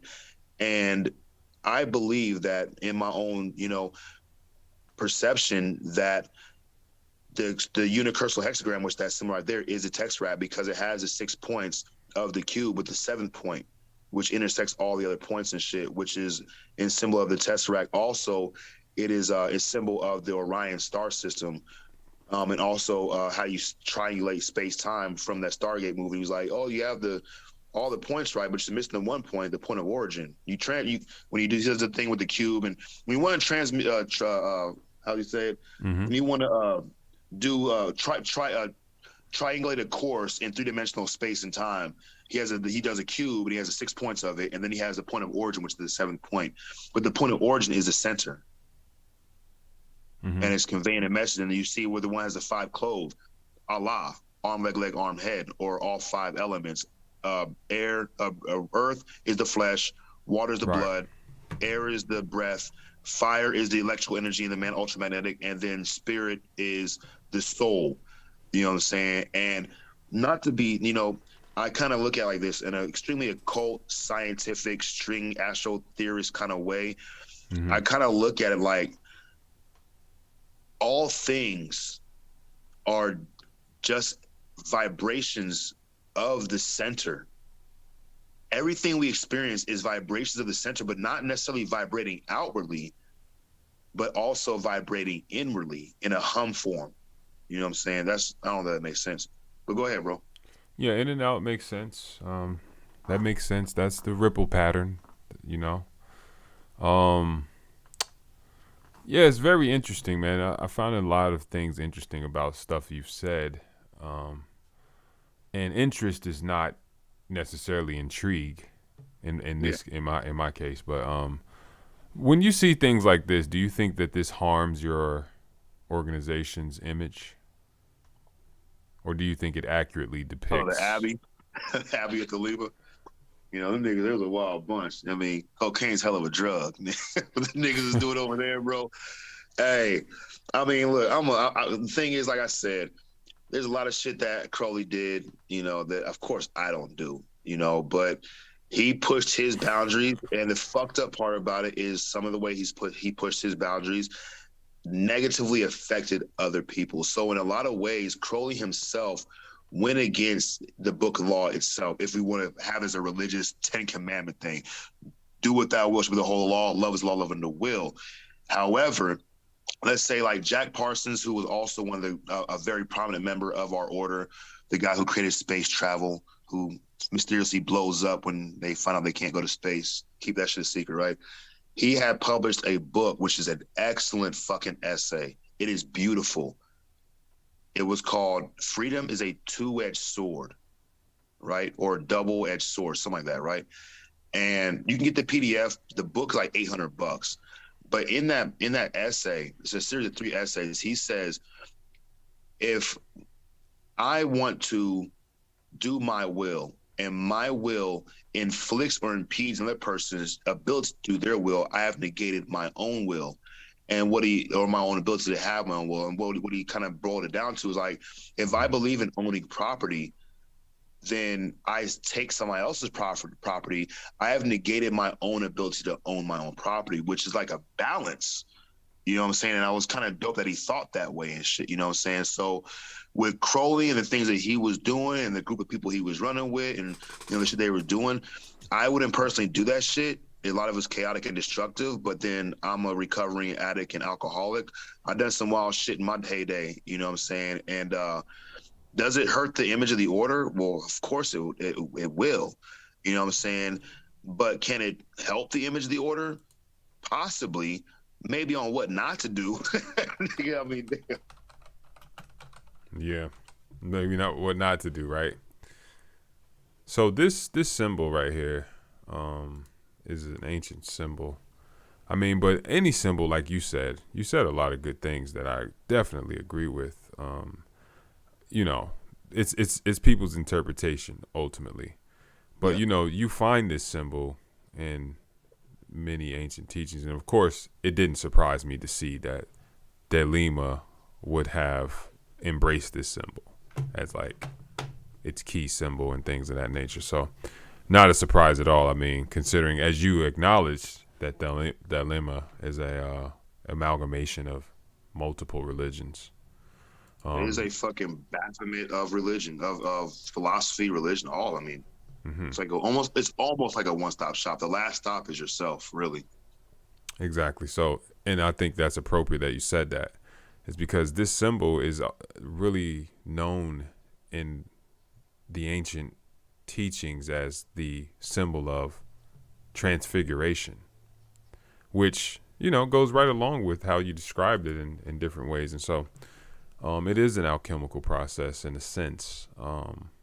And that's what magic is like transfiguration. This is that symbol. This is where you actually merge the selves, the multiple selves. And that, so like, there's another way of looking. There's another thing that you look at it as, and I don't know if you could pull it up, but I'm pretty sure you can find it if you want to. There's like that symbol is man and woman interlocked, interjoined in a yoga pose, and when they interjoin like that on a pranayama in a more Vedic sense, because a lot of Vedic philosophy within Thelema, you basically have this mode where two things: for I'm divided by love's sake, for a chance at union. That is the union, right? Uni cursal hexagram, also yoni. You know what I'm saying? And that is how things are created. So this aspect of generative creation is not just for man and woman, but it's the way possibly all of existence works, being pulled apart to come together to create a third thing. And that's where we get these myths, the Father, the Son, the Holy Ghost, mother, father, child, sun, moon, earth, inside, outside, middle, you know what I'm saying? And it's like the same thing being repeated over and over and over and over again. And the thing is, you can never quantify it with words because it is an expression that only can be expressed conditionally through the soul or the consciousness or through its own act itself. And magic in OTO and Thelema is spelled with a K. And one thing we say is magic with a K is the art and science and art of causing change and conformity with will. And so we can look at that to like how people are created, the will of two individuals on a consensual level, okay, Right. with the humans, right? The two people come together, drawn by this force. That force is feminine. The points are masculine. When a woman and man get together, what draws them together, regardless of their gender, is feminine, but their positions is masculine. You get it? And when we look at it, you understand what I'm saying? No, I don't agree with that. So I agree with the first part that you said. What draws them together is feminine. So basically, we can look like this, right? So the egg itself is not masculine or is not feminine. It is masculine because it's a point, just like the sperm is masculine, right? But there's something that's pulling them together. That's that. When you say a point, so the reason why I don't agree with that, when you say it's a point, that is form. That's a form. Well, Meaning I mean, that's a manifestation. In dimensionality, we go back to one dimension. In any dimension, that is still true. It's a form in any dimension, right? If it's a point, whether it's 2-dimensional, whether it's a 3-dimensional point, or whatever, right? Or it could be a 4-dimensional point where it exists in multiple locations at one time, and still a form. And form itself is feminine, right? It's governed by magnetism, like you said. What brings them together is feminine. I agree. Magnetism. It's what we can. I mean, really, it's not even that. That's how we look at it because we're polarized as masculine and feminine. Really, it's beyond duality because it pulls itself in a sense. If we want to look at it like that, yeah, they're both the same force. I mean, ultimately, they're both the same force, but we want to look at it as in parts, saying piecemeal it, and be like, okay, well, this would act as or be similar to. It's just like that's that part of this one force, Yeah. So, back to the consensual and non-consensual. So, the actual sex act is between two parties. Primarily it between masculine and feminine. That it's a strict definition of sex. I don't know if the OTO agrees with it. We don't agree with it as far as only masculine and feminine. What do we say? So we have this idea that 0 equals 2, which is like another way to express sex. You know what I'm saying? And we're not speaking sex as in male and female. We're bringing sex as the idea as intersection, two things coming together to create a third thing, and the third thing is actually them when they come together and shit, which is. If we free ourselves from another thing we say, free yourself from the lust of result, success is your proof. If we free ourselves from the lust of result of polarity through gender, then something is kind of opened up and we can see that this is a happening, that's free from our mental condition construct of what is demographed as male, what's demographed as female and shit, you know what I'm saying? See, 0 equals 1 first and then equals 2. I agree. So, and there's a funny thing about that too, right? So, I did a little demonstration from my order in a thing a couple months ago. So 0 itself represents something. It represents completion, the cipher 360 on the 5% side. Also 0 represents nothing, the number 0, which is empty set, which is nothing. It's not 1, it's not 2, it's nothing, right? But 0 isn't actually 0. Before you write 0, that's 0, where there's not nothing. But once you write the 0 itself in, perceivable wise, it becomes the first emanation or the monad, right? Which is 0, which is actually 1. So what you do is you get the 0 that actually represents the nothingness, which now becomes something, which is actually one thing. You draw a which line is represented by 1. What's represented in 1. So you draw a line down that 0 and you have 0 with a 1 in it and a line in the middle, which creates the 2 sides of the 0, which becomes 2. So right. 0 equals 2, 2 equals 0. And everything is everything. 1. There's a 1 there. The 1 allows for the 2. And also the 0 is itself a 1. Because nothing, because 0 is nothing. As you mentioned. So going back to Genesis, the earth was formless and void, and God said, "Let there be light," and then boom. So let me break it down. So out of infinity comes light, right? Light comes out of the infinite darkness. That's what the womb is. So the woman's womb is the infinite darkness that light it emerges from, right? So because remember, complete blackness is all colors, but what is complete whiteness? Well, complete whiteness is the interpretation of all colors from within light. So from within, what is an emanation of infinity is like a double. It's like a double reflection. So that double reflection is what's complete whiteness. The original is coming out of complete darkness, what we perceive as complete blackness. Like we have the celestial firmament. It's the cosmic womb. And so it's what is that is explained in Genesis as well, like that light is born. So I wanted to break it down from a more ancient standpoint too, since we're on this subject. The Ein Sofer, which relates. So it's nothing, then everything, so to speak, and then infinite light. So nothing, infinity, and then infinite light. And these are the three stages of creation or existence. Or another way you can look at it too. So the 5%er have equally the same concept. It's called triple darkness, right? Yeah, of course. The triple blackness. It's the same thing. Darkness, right?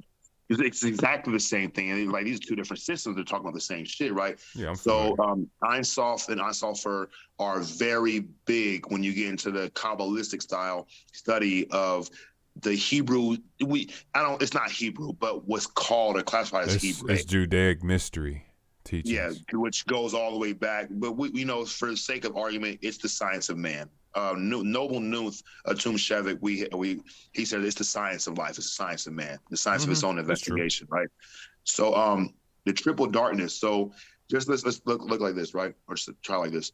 So the infinite darkness, once it becomes aware, if that's a possibility, of its own darkness, that becomes the light, right? And it happens in first awareness of that there's a darkness that is. Then it's a second awareness that is in the darkness. And there's a third awareness that this is, in a sense, this is happening. So each stage of triple darkness has its own illumination of itself, of knowledge of itself. You know what I'm saying? And we can look at that as the actual divine trinity. Yeah. In a sense, right? Right. And when that happens, the infinite possibilities of the infinite triple darkness of awareness of itself, because once it becomes aware of itself, now it's in exploration. We're like, what the fuck is this? Right. So yeah, exactly. So self-aware. So try like this, right? So check it out. So the Christ is light, right? So Het Heru is the house of Horus, or Heru. Heru is the original Christ, from our time, in our timeline. All right. And so Christ is what is represented as the child in the Trinity aspect of the Ein Sofer. Christ would be the infinite light, the Ein Sofer. And then, the Ein is nothingness and the Ein Sof is infinity. And so when we break these down on a grand cosmic level, we can actually see the forces of masculine and feminine at play. And light is the child in that grand cosmic. And so that's what the Black Madonna and child all over Europe and other parts of the world, that's what they represent, is this sacred teaching of the Ein Sofer, or, creation, basically, or what we live in our own life when we're born from our mother's womb by direction of our father. So the masculine is the direction, is the movement. And that was another part of the Baphomet. Let me go back to Baphomet here. Another part of the Baphomet here is the wings, which represent the masculine, which, I didn't even break this down to you, but I broke it down to Misha. We didn't really get to talk. I heard your explanation of it. So I don't know if you have a few moments. I wanted to just give you my explanation of the Baphomet. Go ahead. Okay. So as I was telling Misha, this is primarily a feminine symbol, the entire symbol. Most people say this is androgynous. They say that it's a hermaphrodite or something, like this is a phallus or whatever they say, right? This is most people's interpretation. My interpretation is that this is a primarily feminine symbol. But what is feminine? That's the question, right? And Yeah. so we realize that actually all feminine is, in our sense of being beings, like living beings, feminine is just our form. It's our house. So the feminine is the house. That's why I mentioned Het Heru is the house of Horus. That's a greater concept of like the mother of God kind of thing, like the Madonna, like a super ancient version of the Madonna and child is the Het Heru is Het Heru and Heru, the house of Horus and Horus. And so basically Mary and Christ, right? This same idea. And so the body is feminine, right? Period.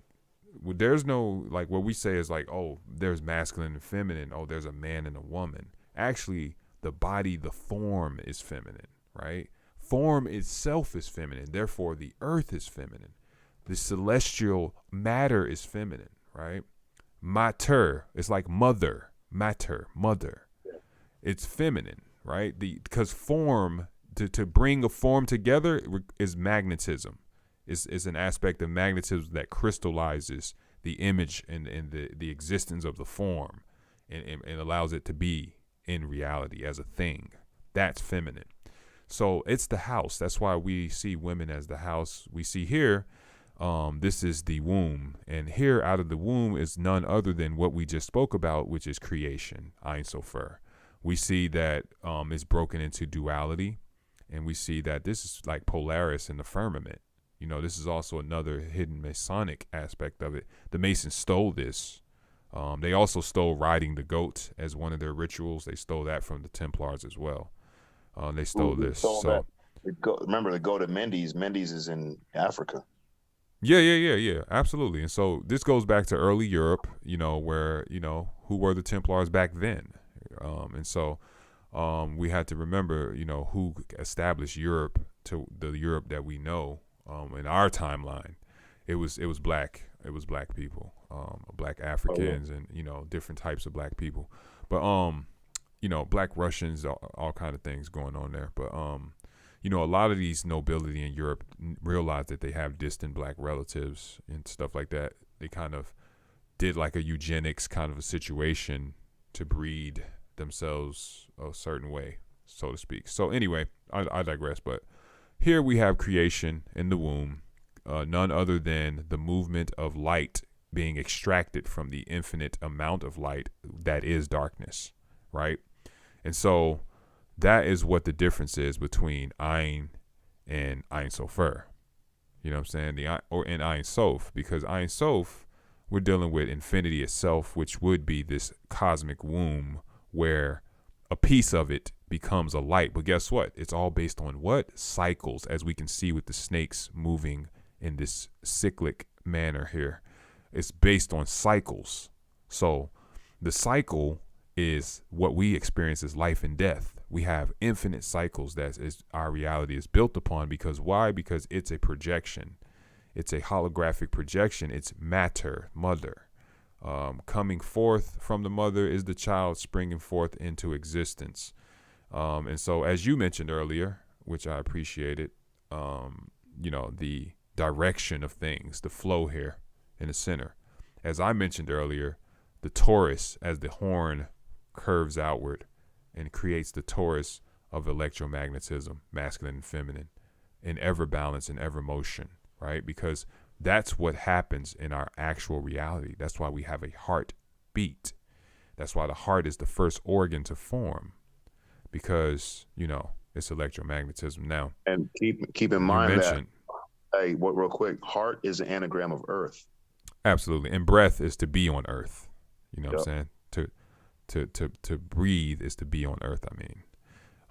And so here you have, you know, as you mentioned earlier, the positive direction of the self, which is represented by the upward facing pentagram.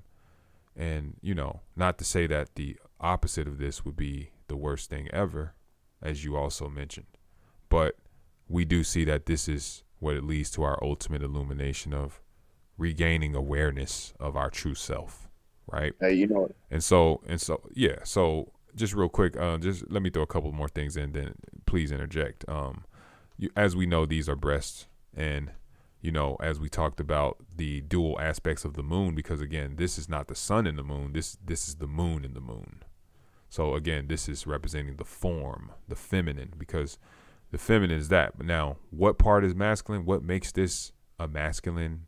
What adds the masculine to this? What is the masculine in general? Well, the masculine in general is the feminine in motion. That's what the masculine is. So it's not a separate force. It's the same force. These forces are the same. So yeah, Misha mentioned earlier, and I think you kind of alluded to the limitation of these terms that we use, masculine and feminine, and how they split these concepts into a dualistic polarization. And so now we have two forces as perceived by the terms that we can use, whereas opposed to it actually is one force. And what happens here with the wings is the M is the masculine of movement, right? Movement is masculine. And that's what electricity is, right? And so as we covered, these are just the directions that one can go. We can pursue the higher aspects of our mental, or we can pursue the lower mental. And again, this is only a trip on the ride, because guess what? As you mentioned, the Taurus continues. The Taurus continues. Whether you go this way or this way, the Taurus continues. So, like, first I want to say, like, this is exactly the shit that we talk about on OTO.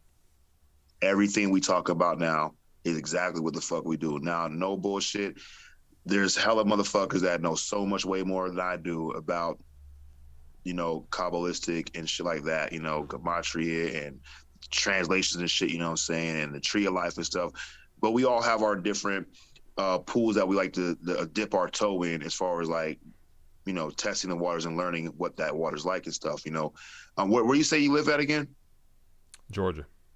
In Atlanta or? Yeah. Mm-hmm. So, one thing, so about the Baphomet you're talking about, yeah, definitely the feminine aspect of it. So, of course, like we talking about, like, man, there's some things that, that you're gonna say, like, oh, and I didn't think about that way, or you know what, I didn't look at that way, or I didn't even think about it like that, or think about that at all. Is like, I totally agree with you about being feminine and shit, you know what I'm saying? And one of the reasons why I say that is because you do have a representation of feminine body parts. You do not have a representation of masculine body parts. We can't say the head is masculine or feminine. It's just the head. We don't know if it's a female goat or a male goat. Can't say the feet are either, because female feet and men feet are just fucking feet. Now, the phallus symbol is, of course, we're going to say, oh, well, that's right there where the dick should be. However, it don't even look like a dick. Exactly. That's what I was going to say. Is it an actual phallus? Because these are actually breasts.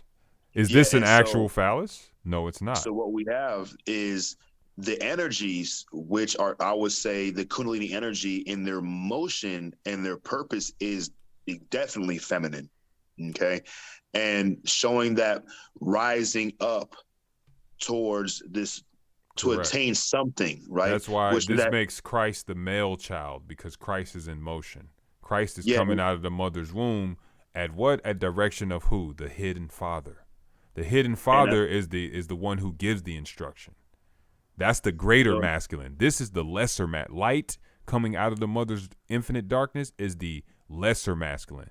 What we call Ein, or nothingness, or the void, is the greater masculine, because it has all the movement at one time, whereas infinity is all the space at one time. You know what I'm saying? The existence. Another thing too, right, is if you ever, like, so we do have a local body in Atlanta. It's called Dove and Serpent Oasis. And, when everything's all open back up and everything's back to normal and shit, it will be dope for you. I mean, I don't know what's gonna be dope for you or not, but I would encourage you to go check out one of the public Gnostic masses and shit, which is our central ritual for the OTO, right? And one thing you may notice, exactly what you're talking about now, is the way the placement of all the individuals in the mass are, as far as the people in the mass. You have the priest, you have the priestess, you have the deacon, and you have the children. The children represents the pillars, Yakin, Boaz, in the Masonic sense, or the positive. Really, they're positive and negative polarities. They don't have no speaking parts. The priest represents, a man that's going to become a priest. The deacon is basically the narrator of the whole process and shit. And the priestess represents a woman who's going to become the priestess as far as the higher divine self of what the woman could be, the possibilities, right? Now, in the beginning, when they all come out the tomb, and this is an Osirian, that's the right way to say it, style dramatization and stuff, you know what I'm saying? Everybody's wearing Egyptian robes, Egyptian garments and shit, you know what I'm saying? And the priest comes out, he kneels before the priestess and says, I am a man among men. How may I be worthy to establish, or how may I be worthy to establish the virtues to the brethren, bring the virtues to the brethren, whatever, transmit the virtues to the brethren. And she stands him up and she starts doing, so long story short, at the end of when everybody's in their places, he takes her. He says, I will sit thee upon the summit of the earth. Right? And he puts her on what's called the high altar. There's the 3 steps, 3 Masonic little black and white checkerboard steps. We have the altar and we have the high altar. And he actually walks up there and holds her hand as she climbs up on top of the high altar. And she is the highest point of the whole entire ritual as far as the people are concerned, right? And there's a mystery in that is because the summit of the earth is exactly where Baphomet is sitting himself. They say him in the mass, but what you're talking about. And look, I'm gonna tell you right now, when I was in my after I took my Minerval, I was talking to some higher degrees about just talking about shit we're talking about now, especially like Genesis and shit. You know what I'm saying? And the motherfucker, they kept looking back at each other. I was like, what the fuck they looking at each other for? Right. And after we were done, we were at a hookah lounge after book study at this hookah lounge and shit. And the individual came to me, he's like, you know what? I'm not gonna tell you what it was now, but you already figured out the first degree. I was like, what? What, nigga? Really? He's like, yeah, but I'm not gonna tell you what you said. When after you take your first degree, you'll come back and tell me what it was. And that nigga was not fucking lying, bro. He was not fucking lying. So right now, look, we're probably talking about something that I feel in my heart right now, just by you bringing that up, is something that will be revealed in another degree and shit, you know what I'm saying? But it's like, we already know this shit. We're talking about it, you know what I'm saying? Mm-hmm. And it's easy to figure out certain shit, but you don't really know it until you see like, oh, okay, that was it, right? But by her being on the summit of the earth, and this is the thing about it, there's a part where the curtain is closed, the veil is closed, right? And hence the mystery. And then after there's one part, she's back there talking, and the priestess represents, she transforms from the priestess, she transforms into Nuit, who is also Nut. Mm-hmm. You know what I'm saying? Right. And that makes this sense. is an Egyptian. That's why I want you to go see if you get a chance, bro, because it's Egyptian, right? It's our shit. I'm not saying it's stolen, but we get to see it. You know what I'm saying? And that's one thing. They can be as high degree as they want, bro. I have an internal feeling, not because I'm black, but yeah, because I'm black, that I am interconnected with the ritual because I see my history being shown to me for a purpose only for me to understand by the ancestors, how they want to, by the Taurus field, recycling, whatever you want to call it, right? And when the reveal, she says this one part, there is only one law, do what thou wilt. And the veil is ripped back open and she's up there naked. Most times, a lot of times, is a fine ass chick. Sometimes it ain't. Big old fat old chick or whatever and stuff, you know what I'm saying? But at that point, it's nothing about sexuality or nothing. It's representation of not only the Baphomet. There's one thing that one of my sisters does when she's priestess. Before the very, very end of the mass, when it's all said and done and they're closing the curtain, she does the Baphomet pose. And I always saw that shit. I'm like, she's the only one that does that shit. And it just looks so fucking ominous and shit. She just does this Baphomet pose and shit. You know what I'm saying? By you saying that it's feminine, it just all made sense to me. All made sense to me. So it's like, I don't want people to think, especially to think that, they're keeping knowledge and shit. We have the knowledges, but like it's uncovering, this uncover, discover, and discard, saying how this shit all works and stuff. And one thing too is by the feminine relationship of the Baphomet, which is a word that's actually a word that's a sentence that's pronounced backwards, which is, you know, Timo Fab. Oh, another thing, look, my motorcycle club name, my name is Heru. My OTO magical name, I am Frater Ensabanu. Ensabanu was the Apocalypse from the X-Men's real name. And it also is an Arabic, it's a hybrid Arabic Egyptian word that means the bringer of light, or the bringer of the light star, or the bringer of morning, or the bringer of dawn, which is also synonymous with the idea behind Lucifer, he who brings on the morning, which is also synonymous with Venus, also synonymous with Jesus, also synonymous with David being the root of Jesus and all that shit, and the sun itself. So the one thing is too is with the Baphomet shit, right? Is damn what I was about to say. I want to say something about the hair. Okay, I went to Heru. Damn, I fucking lost it. It'll probably come back to. Oh yeah, so the one thing I want people to understand is like you don't have to understand nothing. Is that, bro? Like, you don't have to be in a secret society to know this shit. You know what I'm saying? But for me, it really is about the adventure of what can I find today and shit. You know what I'm saying? And like, you know, it's majority white people. You know, I have nothing against white people. It's majority LGBTQ. Yeah, because a lot of them are Luciferian by nature. I mean, I wouldn't even say that. So that's so the whole thing with Luciferianism is not bad, man. I mean, these are some of the smartest people I've met out of the human race. You know what I'm saying? I mean, you know, these people mainly get it, but then they reach this glass ceiling. And the glass ceiling is because they don't truly know what the real key is. You know, the so-called philosopher's stone.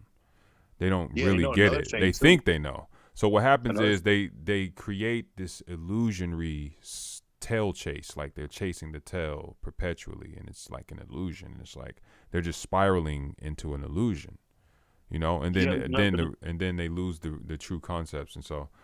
There is another thing too. I do know a few members of the OTO that like really like, you know, they might be high degrees or whatever, but like I just don't see nothing really going good for them and shit. You know, they're like their personalities, their mentalities are like just like not the best kind of shit.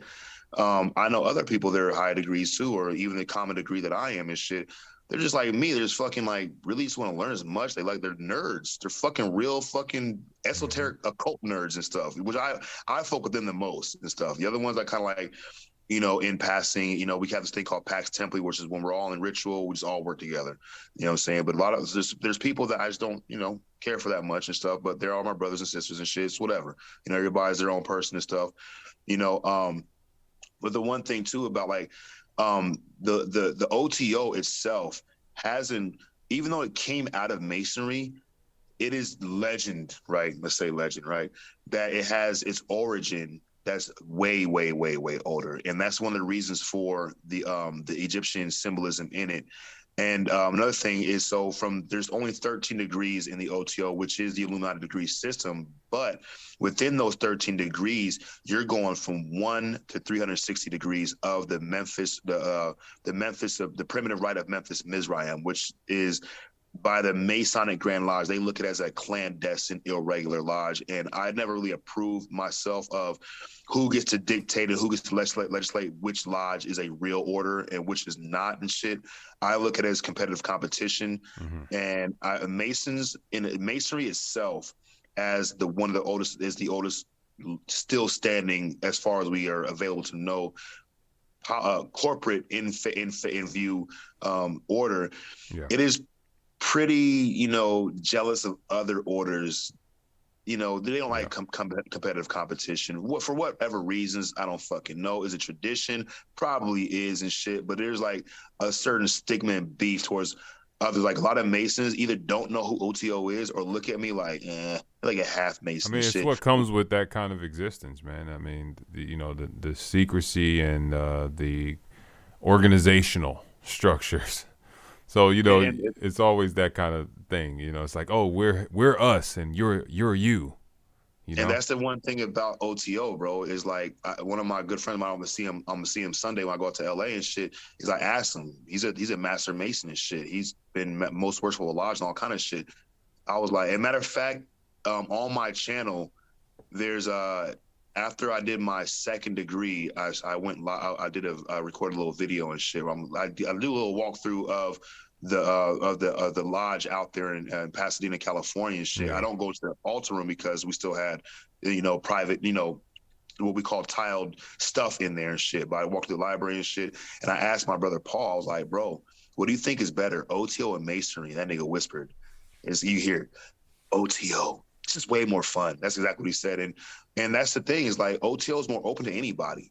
You know what I'm saying? Does that mean like anybody comes in it? No, but it's definitely not more fun if you have to get a degree. I mean, I'm sorry, a vaccine to get a degree.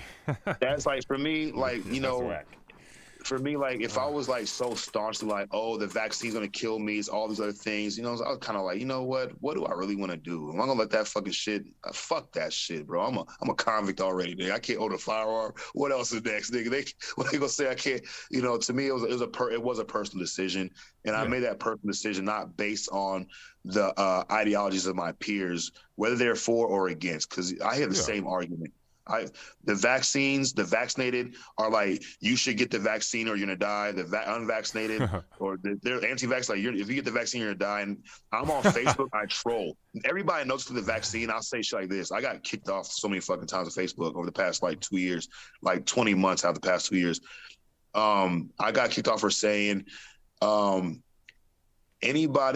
people should not be allowed to be born unless they can provide proof that they've been vaccinated.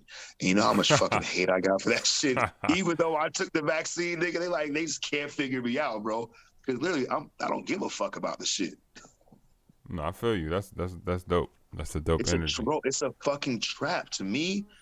I don't want to be caught up in like, oh my God. I don't want to be like, it's another separation. Yeah, it's another it's another tactic. It's like, oh yeah, let's create this idea of separation more. It's like, oh, us versus them mentality, as usual. These guys play that game. Like you mentioned, there's certain powers that be, they know these things that we know. And, they play their game, but they have to know the glass ceiling prevents them. See, what happens is people are like, well, I know that, some people can reach this level of understanding, like Misha. She's good, man. She understood that you have to have empathy for your shadow self, right? Your lower self. So you have to have empathy for your lower self. So what does that mean? Well, that means that the lower self exists as, a necessary, aspect of the higher self existence. And so like the shadow is created through the optical illusion of the form blocking the light and creating a shadow. And that's your lower self, is the shadow. It's like, it's not even, see, most people think like, oh yeah, see, this is that Luciferian idea where they try to flip the shadow and make the shadow equivalent to the 3D form or superior to the 3D form, which is just an inversion. And so what happens is that's the Luciferian pursuit of ego, where now you're traveling. So if you imagine a triangle upside down, you'd be traveling top down on that upside down triangle. The upside down triangle is a feminine aspect. You know what I'm saying? That's representing the feminine. It's the V, the chalice. It's representing the feminine. And so if you're ascending, that's the highest thing, right? Because if you're going from the bottom of that small point of the upside down triangle and you're going up, it's expanding as you're going up. That's your mind. You're becoming more a part of the whole, the one again. Your consciousness is expanding into super consciousness and then to oneness, right? Universal consciousness. That's what happens when you're moving up the feminine in the proper direction. But if you're going, what I call the proper direction for me. But when you're going the other way, you get what I mean, because you could go the other way. And if you're going the other way, and then it's a dissension into ego. That's why the female, they can say, oh, she can be the devil or she can be the goddess, right? And we're like, we're aspects of that same thing, but we're like in the middle kind of aspect. So did you? In the motherfucking dark, nigga, with them motherfuckers. I can't figure females out to say my motherfucking. They can be more. They can be they have like the ability to go to the furthest extreme, because I believe they represent matter, like mother, right? So we're the ones who go out and we're like the movement of them. We're the movement. We're the wind. We're the movement of them, right?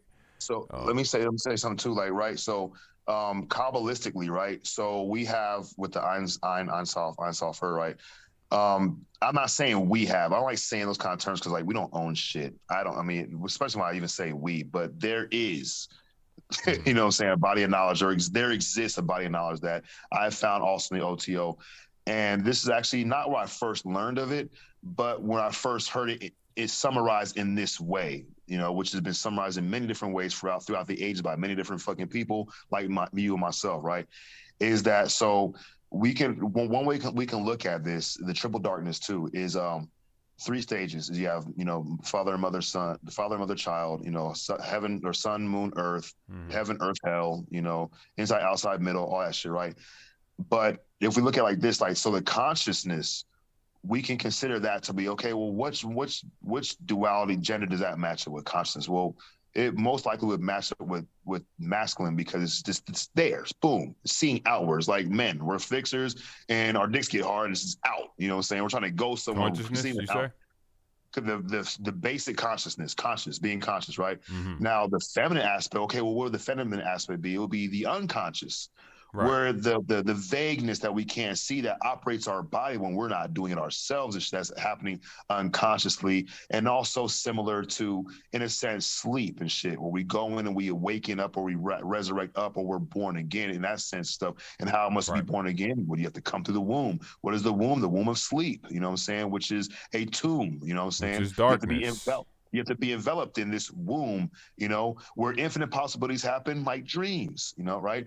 And then, okay, so there's still a third aspect, and that would be, we're going down from conscious up to unconscious. The third one would be collective conscious, right? But there is what we call in OTO, it's called the abyss. Now, there is this ritual. I think it's called the abyss ritual. Crowley did it. He didn't do it right, or he didn't complete it right. It's not like, it's some kind of hectic hardcore ritual and shit. Whether it exists or whether it can yield results, who fucking really knows? You know what I'm saying? But it has been tried in like a setup ritual initiation or some kind of dramatization or procedure or whatever, right? But if we look at it through the individual self, from going from conscious to everything we see is everything, to be able to merge the unconscious, where we can see outward but also see inward, and that unconscious is going to have to deal. You have to deal with the dark self, right? You have to becoming conscious inward into the unconscious, which is a reverse perception. Yeah. And actually being conscious here is unconscious, like you said. Yeah, we're like right now, I'm conscious that there's a lot of things I don't know. You know what I'm saying? Which is the unconscious state, which can be, you can perceive the inward, outward and shit. And you're unconscious to the true state of being, which is like what we might call a higher state of being. You're unconscious to that in this lower consciousness. Yeah, and this is what kind of makes the limit pretty cool, especially for the modern man. That's like, oh, fucking Christianity. All they're just, you get to pick a team, you get to pick a corporate fucking sponsor for your religious background and shit. You can look at them all. What do you mean? You can go to every fucking NBA game in this fucking nation and shit and get season pass, you know, or you can love all the teams. So the Buddhists have this idea of the Buddha, the supreme enlightened person, or what we can call the ascension to the higher genius. In Thelema or in OTO, we call it the holy guardian angel. It is a Catholic term, but it's more in line with the Buddha philosophy of becoming awakened. You know what I'm saying? Like truly awakened, you know? And so once you go conscious to unconscious, you still have to cross what's known as the abyss. Right. And that is a procedure. See, the abyss is the triple state of darkness that still exists. But the thing is, it doesn't exist. That's how much of an abyss it is. You know what I'm saying? It's something that doesn't even exist on itself. And if you think that you're going to go through you yourself, your personality, your conscious state, your ego, your Malkuth are going to transmute and go through this abyss, nothing can exist in the abyss, not even nothingness. This is triple darkness. You know what I'm saying? And so you have to go through the abyss, but you have to. But it's not darkness. It's not darkness. It's not anything. Yeah, that's why it's called the abyss. Like really, abyss. You can't. It's not. It's Ein. It's Ein. Yeah, there's no word. That's the best. You know what? That's one of the best ways. I think that's one of the. I think the magical or mathematical ways. The only way you can compute this shit is with Ein, right? And so the thing is, we have the saying, well, when you go through the abyss, you better have an exit strategy, because there is a degree where you actually have to theoretically, who knows if everybody does it, you know, I believe that I will be able to accomplish it just because of the nature of my own path. I have that feeling inside me and stuff, you know, to each their own. But to go through the abyss, you better have an exit strategy or you get stuck. Well, the reason why, because you're taking you with you through the abyss. You have to leave you behind. And who is you? Well, all the things that make you who you think you are, that don't exist, because the ego really don't exist, especially once you cross the abyss. You've gone from the conscious masculine to feminine through the abyss into the place where nothing exists, but everything exists, but not in dualistic form. It's all together in a euphoric kind of ecstasy. There is no separation. It's all intermingling, commingling, and that's what we can deem the collective conscious, being all knowing or all seeing. Allah sees everything, all seeing and shit, is 5%ers saying stuff. So with this Baphomet image and stuff, you know what I'm saying? This Baphomet image might not even be the end all be all with the process. This is just an image to kind of guide people on what it might look like if we can draw it out and shit. But the end all be all probably most likely will be something that could not be computed even in a picture. And that's why we have that word ein. Once you cross towards that, you're in the place where everything comes down and is disseminated through the abyss, or it loses connection in a sense. It goes through a stage of forgetfulness from the collective conscious, the universal conscious, or the universal mind, or the all mind, and it comes into a stage of feminine, there's unconscious, where it's given form. And once it takes form, that solid piece, once it is actually formed and hardened, becomes conscious, perceivable, touchable matter and stuff like that, which is feminine in idea, but masculine in single-pointed operation. And the goal may be to ascend down the ladder just to ascend back up for the individual. Now, this is the fucking cool thing about it. Theoretically, string theory, subdimension, alternate universes, all this dimensionality shit, right? Theoretically, one individual can come down, become encased in matter, go through the process, and once they get up to the collective conscious, the universal conscious, in a sense, they have changed. Everything in existence has gone up with that individual. Yet, everything in existence still exists in the material world to complete that. I hope this makes sense. To complete the process and shit, it's always happening at all times and shit. You know what I'm saying? Where we're still connected to the conscious, unconscious, and collective conscious, but we still have to go individually, independently through these processes. But once we get to that collective conscious, we're in the collective conscious. It's all done there. And you have to come back down and go back up, because really, if that wasn't a process like that, it would almost seem, it would basically be like it cancels each other out. And if it cancels each other out, that's like the abyss.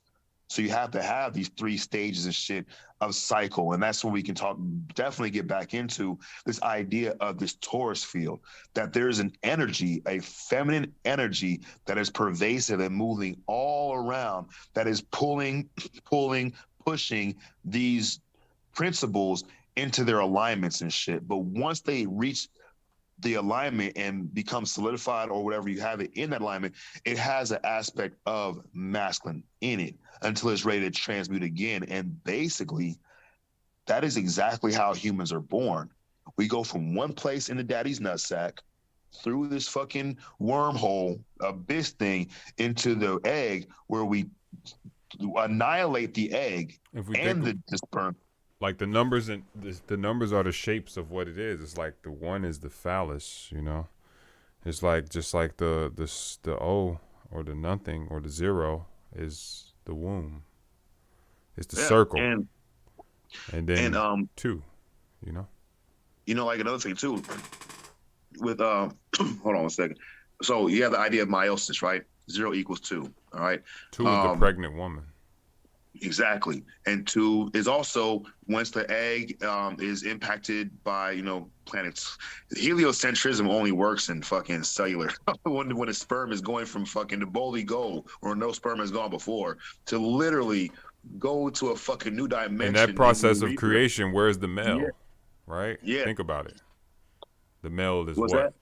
In that process of creation, right, where the woman's pregnant, when that baby's cooking, that baby's coming into existence, where's the male in relation So to them?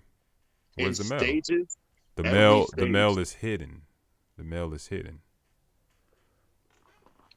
So this is one thing too. Aleister Clay, and I never knew it until I read it. That Aleister Clay had thought something or said something I had always thought, or one day I did think, is that we can look at the evolutionary timeline, right? As far as Darwin's evolutionary timeline, and it kind of matches up with what science says is the gestation, generation, generative property of the human conception as it's being conceived within the egg, and that is. In the beginning, it was premortal ooze, and lightning struck the premortal ooze and animated the amino acids, and then the first spark of life, and it was a single-celled organism.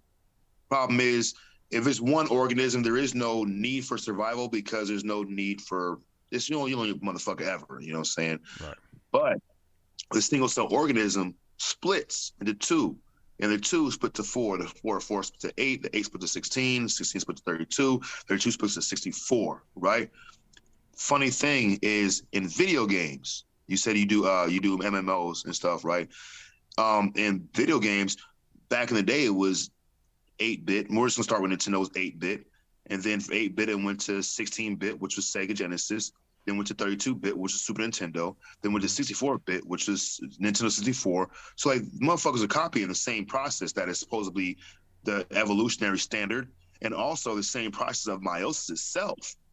High knowledge, high science made in video games. So it's almost like life is creating itself off its own syrup, and we continue that process from single-celled organism, right? Cellular, you have a combination of cells, which is more plant-like, you know what I'm saying? And then from the plant-like stage, it goes to the amphibious, which is the aquamarine, with the embryo has gills and, little tail and shit, you know what I'm saying? And then from that, it goes to reptilian stage where the kind of gills kind of fold back or disappear. And then these big fucking snake eyes and shit, and still have a tail. And the next stage after that is the mammalian form, which is the mammal, where the tail slowly starts to shrink and go away. And then when that process is complete, the perfected baby, the perfected man is born, right? The thing is that same process is exactly what, just imagine that every single human being that's ever born isn't just in that womb for 9 months. We have no concept of time when we're in that womb for 9 months. Imagine that when a person is conceived as the egg, that is the dawn of time, literally. We are all born at the dawn of time in the triple darkness. That is the triple darkness spark. Mm-hmm. And it's being replicated and remembered as is happening today, but it's already happened. And then we kind of fast forward, like wormhole travel, light speed, however you, to now, where we're actually bringing ourselves out in our current form and shit. You know what I'm saying? And if that's the case, then we have the mammal being born to the man. The cycle is not complete, because once you're here, you still have to go through the spiritual process. Now that was the physical. The alchemical physical, but there has to be an alchemical physical spiritual process of change. And that's where we can talk about definitely the Baphomet being encased in the mother and proceeding from that on the spiritual path to enlightenment. And the reason for having wings, angelic form in a sense, is to return back to the source. I know Bro Sanchez talks about going back to the source a lot with this Taurus field, but it might be important that when we interpret these things, that we start removing time out of the equation, because then we can see that when a person is born, when they're conceived, that is the beginning. And no bullshit, that actually matches up with what the Bible says. I'm not saying the Bible is good and true, but the Bible is a beautiful book of science that has encoded the science of man. And another thing is that energy can't be created or destroyed, just changes shape. So we will find this kind of science represented in all forms around us. But this science is the science of ourselves, that we are the ones on the process. And in an ultimate universe, or in the collective conscious state, the all mind, the all mind is so pervasive, it's so infinite, it's actually left clues, a bread trail for itself as it proceeds on this path. And we can also look at that again as that feminine pull, that standing outside the gate calling, the prostitute to come in, to come in, to come in. And in the OTO system, we have Babel chaos, we have Babylon, the great whore, and we have Baphomet. When chaos meets Babylon, they come together and they create the Baphomet and shit. And this is what it is. We don't have a prince. The whole purpose is that all OTO members, I think the word is, I can't remember exactly what it says, but it says that there's another grade, and the brothers of this grade are women. And it's a strange saying and shit, but I think what you're talking about the Baphomet being feminine and the majority of the feminine energy being represented, is telling a story about the whole aspect of creation itself is feminine. And the points of creation it appears to be masculine, but it is still feminine. Still feminine. I hope that makes sense. Correct. Yep. Still feminine. The movement itself is masculine. The actual existence of you're collecting experience as you're existing. The existence is feminine. The experience is masculine. It's called, and so that leads me to the last mystery of the Baphomet, which is, why is it a goat? Why is the head a goat? Because we know it's not because the animal nature is being transmuted through the Kundalini upwards, because then this wouldn't be a goat. It's a goat for a different reason. We mentioned the Knights Templar,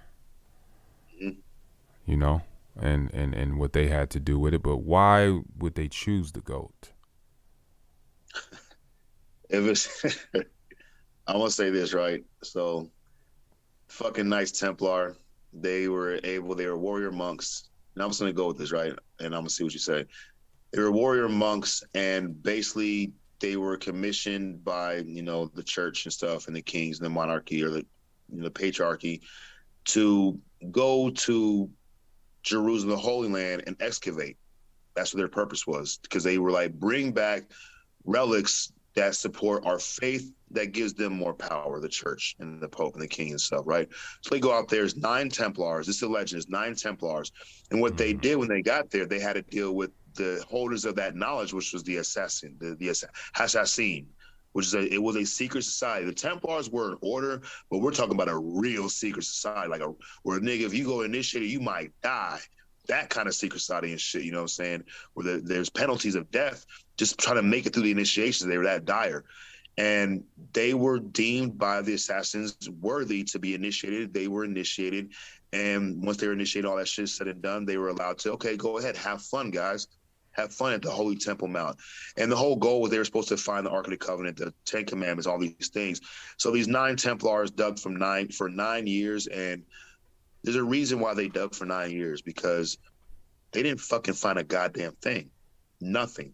There was no first mount for the temple. It was the second mount was the first mount. So it puts a big fucking hole in the narrative of Judeo-Christianity at that time. So after they've been fed up, they found out and the thing is, for them, they didn't know that was part of an initiation. They really didn't know. And once they found out that there was no first temple, that meant that the foundation of Judeo-Christianity didn't really exist. They went right back to France, and they basically blackmailed the fucking church, blackmailed the king. That's how they set up the banking system. And they constructed their initiation system of worshiping the goat's head, or the ass, motherfucker with ass for a face, and trampling and spitting on the cross, because what they were there, they knew that it was founded on bullshit. Now, I don't know how this ties in, but I'm going to say it. A goat is known for eating things that normal things can't eat. Pigs can't eat metal. Goats eat whatever. They just eat it up. You know what I'm saying? That's So true. That's a good maybe point. the illusion, what you're talking about, the goat head, is the man's ability to just gorge himself on shit that is not needed and shit. But Okay. go ahead. That was just my little thing. I like it. I like it. That was good. I like that. I like that last part you noticed. You mentioned about the goat eating everything. I like that you Fucking mentioned tin that. cans. We know that Exactly. fable from kids. You know what I'm saying? Exactly. Now, I don't really agree with your assessment of the history of the Knights Templar, which is fine because I know that a lot of history, you have to really dig for it to really get the accurate or semi-accurate story. I mean, it's very difficult to get accurate stories when things are constantly in motion for long periods of time. We're so far away from those moments, but that's why I said the most interesting book to read is your DNA. You know, you read that and you get the story. you get the you get real close to the story of how it happened if you know how to read it, within yourself. But the goat, it took a while for me to understand the goat, but the goat is simple, man. Just like you have Father Time, you have Mother Nature. Mother Nature. The feminine. This is Mother Nature, and like you said, nature eats all. Hey, going back to the Babylon, the great whore. Why is she the great whore? Because Babylon is Earth. She take every fucking seed, bro. There you go. Every last seed. Exactly. Apple, doesn't matter. Acorn, So walnut, it's gonna that take leads it. you to the what? The sacred whore. That's a thing. I'm sure. I don't know if you heard that phrase before, but Oh yeah, that we definitely glorify Babylon and that Crowley, and that's the thing is he was a fucking shithead, but he was so fucking smart, bro. This nigga was fucking. He had he was a trust fund baby, would have had an endowment and shit, so he didn't have to work. So what this nigga did, he's like, I'm gonna climb mountains. He fucking climbs K2, the second tallest mountain in the world. He's the first person to ever do it in modern history. You know what I'm saying? And this motherfucker, everywhere he went, he was initiated. He was deemed worthy by the Asiatic Sufis, and they initiated him. He was deemed worthy by the Asiatic Hindus, and they initiated him. And he's gathering all this knowledge and shit. You know what I'm saying? Because he lives life on the edge, but he's also extremely inquisitive, and he's extremely poetic and really good at keeping and retaining information and hypothesizing. He even goes to Mexico. See, people think he was a Mason, like a regular Mason. He's what we call a Mason, was known as a Mason at sight. And basically, if an individual, they don't do this anymore. They still do it, but it's only for like political reasons, where they'll make like, 14 members of the 14 presidents were Masons. Most of those presidents weren't Masons by the regular process of, right. petitioning and stuff. They were made Masons at sight, basically a special inauguration of the third degree, boom, without actually going through the 3 degrees, without actually going through all the things that other Masons went through. And it's always been in the past, recent memories for, and I'm not a Mason, by the way, is for political positions or because this individual that they're doing it for is influential. What's his name? Benjamin Banneker? No, what's not Benjamin Banneker? He was a Mason at sight. There's another black guy who was a Mason at sight. Fucking, I forget his name, but Aleister Crowley was made a Mason at sight. Automatically 33rd degree, boom, the highest level, not master Mason, but 33rd degree Mason, because he already had all the stuff. And that kind of goes to show that the knowledge isn't bound and wrapped up and legislated by the secret society. That's one thing I want to stress so fucking much, that, where you're not wrong, like, oh, well, you can only go there to get it. Fuck no. We're doing it right fucking now. You know what I'm saying? I'm pretty sure that our conversation right now, I'm gonna go to a degree eventually in the next year or whatever, year two. And I'm like, yep, we talked about that. We were on it. And the other thing too, you talk about the Mother Nature. Pan is also represented as the goat with the fucking hooves and shit. It's supposed to be Pan in a sense, you know what I'm saying? But That's Pan right. is a nature god. Correct. It's also a nature fertility god, That's and right. people think Pan is a man, but they don't got no dick. They don't got no pussy either. And there's another thing too, is by the goat feet resting on the earth, it shows direct connection. You know what I'm saying? And I mean, there's so much shit, bro. And that's one thing, like Eliphas Levi, Everybody thinks he's so evil because of this man. That motherfucker was, he's a smart, good dude, bro. Like his quotes, I read his quotes, they're positive. You know what I'm saying? There are a lot of positive shit, but I think that where we get this demonization of intelligent individuals is because you want to try to curb as many people that's going to be on this path and shit. And especially, even if they get on the path, you want to make sure their friends don't like them. Oh no, that's the evil thing. That's a Satan. That's a this and that, this and that. You know what I'm saying? So it's like the whole flat Earth thing. I believe that the flat Earth thing was a fucking government setup. I swear to God.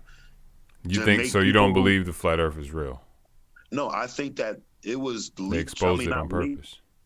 They did it on purpose because anybody who goes against one of the main fundamental things that everybody agrees on, not fucking religion, everybody believes the Earth is a ball, then that person is more likely to be receptible to new information that conflicts with corporate establishment information, dissemination and shit. And you want to make sure those people are going to be shielded off the bat. People hate fucking flat earthers. Man, you say you're a flat earther, motherfuckers really don't like that shit. They roll their eyes. They breathe hard. Like, they have physical fucking problems when you say that shit. Like, the niggas have a fucking asthma. But, even in these government agencies, I mean, there's polarization, So some things get leaked by people that are privy to that information, and they're supposed to leak it from within those organizations. So a lot of people have they make the mistake of the misconception of seeing like these so-called Illuminati people, and I use it in, the type of term I'm using it, like as a conspiracy, like, the so-called rulers of the world, as people loosely use that term. And they think that this is like a monolithic body, and that's the mistake they make. It's just people are very influential, and, there are groups that are very influential, and they know how to manipulate things. When I do my best to experience it or perceive it in a collective conscious and on a path like the hero journey, it just makes sense. Like you were talking about, like, I know you want to say it was the empathy for empathy for the lower self. This is all the same conversation, like the whore. That's the lower self, by the way. I don't glorify the whore in the sense I get it, the sacred whore, in a sense of an esoteric teaching. I get what the purpose of that is, to actually have empathy for the Lord. Again, all of this is the same lesson. We're like on the same chord right now. It's like the vibration. It's like, yes, empathy for the lower self. Hey, that is the most magical. Look, I'm gonna say this right now. OTL is dope, and nothing is better than AA. The shit that they only mention alcohol in the first step. Everything else is about self-discovery, Jungian philosophy, Nietzsche philosophy, going within to look at the shadow self. You see Neverending Story, right? Neverending Story? Yeah, of course. He had to go and find out give her a name, but first he had Atreyu had to go and fight and go through the oracle, the Southern Oracle and shit. And he had to see himself and shit. You know what I'm saying? You have mirror matches on Mortal Kombat. You have Neo when he rises. Agent Smith rises. Agent Smith is fucking Neo. He's the anti-Neo that gives Neo his position, and Neo is the anti-Agent Smith that gives Agent Smith his position. They both want to get the fuck out the Matrix.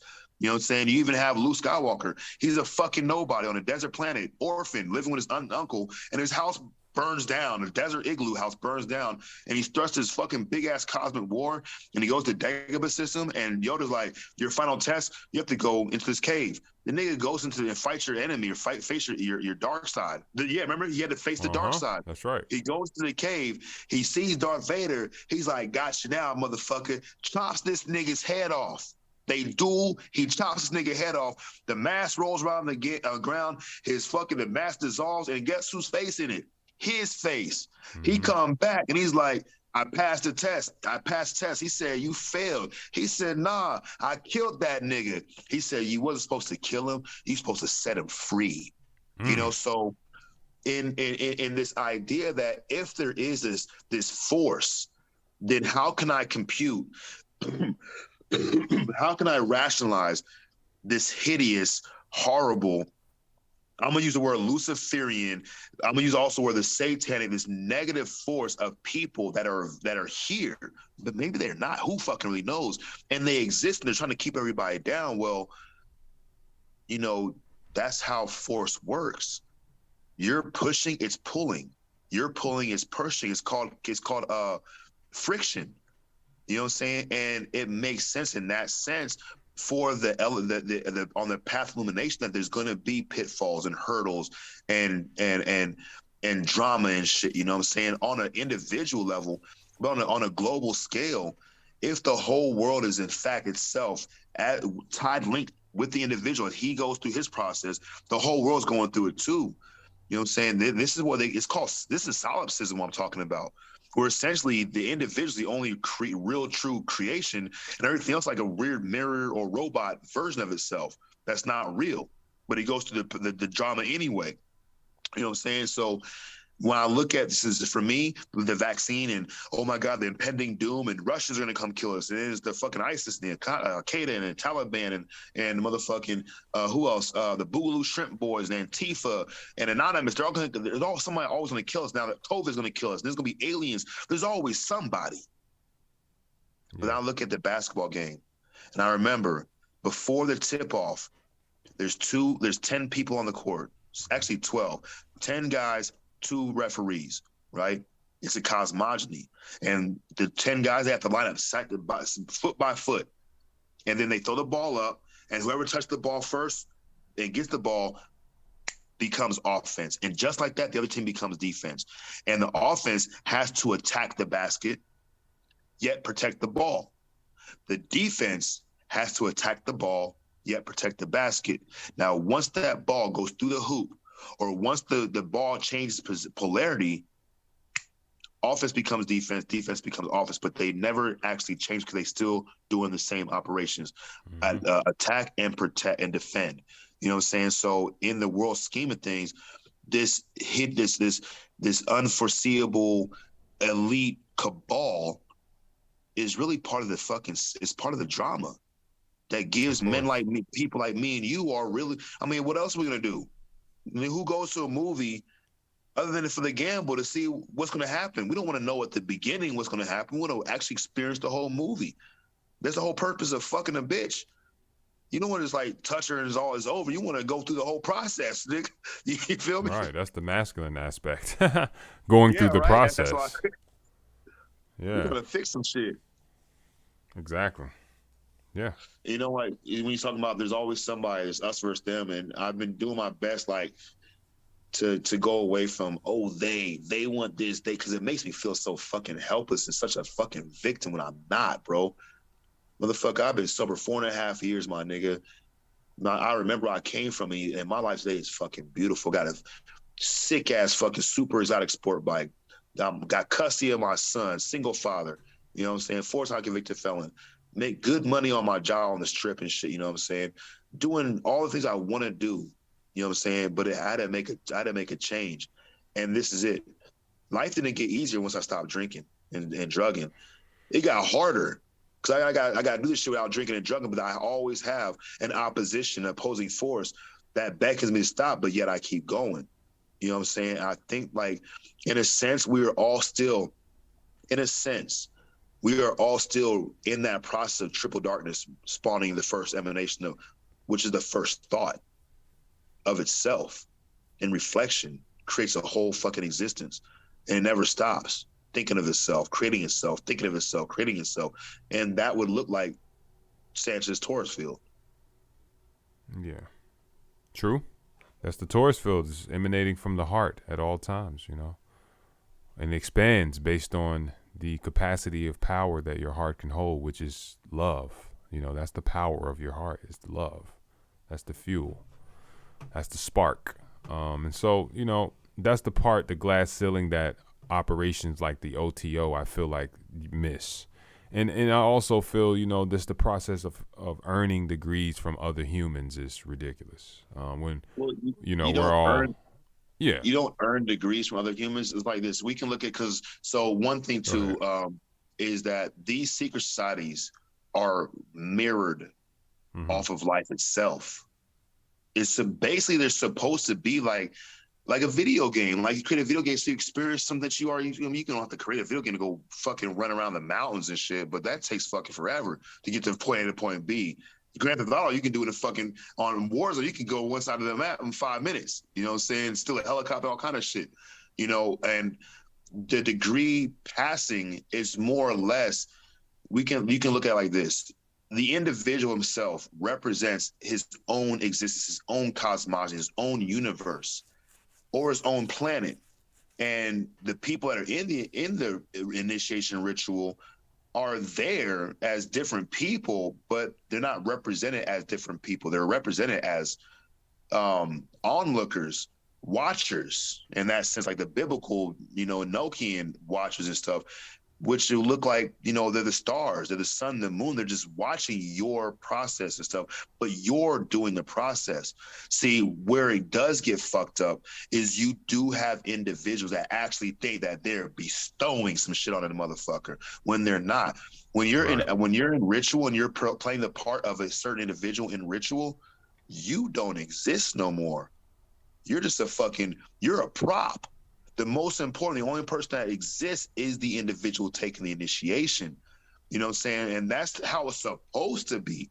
Mm-hmm. But it's not readily communicated that way. And even if it is, you got people, they're thinking this is fucking Dungeons and Dragons and shit. And they want to be the most magical motherfucker on set, and that's not how it works. So for me, especially as you said it, for me, I'm able to see through it, which I think kind of helps. It helps me to be better, so I can be better for the purpose of life and stuff. You know what I'm saying? Because we either add to or take away, and I've done enough taking away. And I'm gonna make mistakes and take away, and I'm gonna learn how to give more and shit. That's how it works, the positive and negative. And especially with dealing with the darker self, there's so many aspects of my own self. And this is how I tell them in AA meetings, right? Mm-hmm. When we do our inventory, look, we have this thing called character defects. Step 6 and 7 is removal of shortcomings, and humbly ask. Step 7 is step 6, humbly ask him to remove our shortcomings, and him is supposed to be represented as whatever you conceive of as a higher power greater than yourself. For me,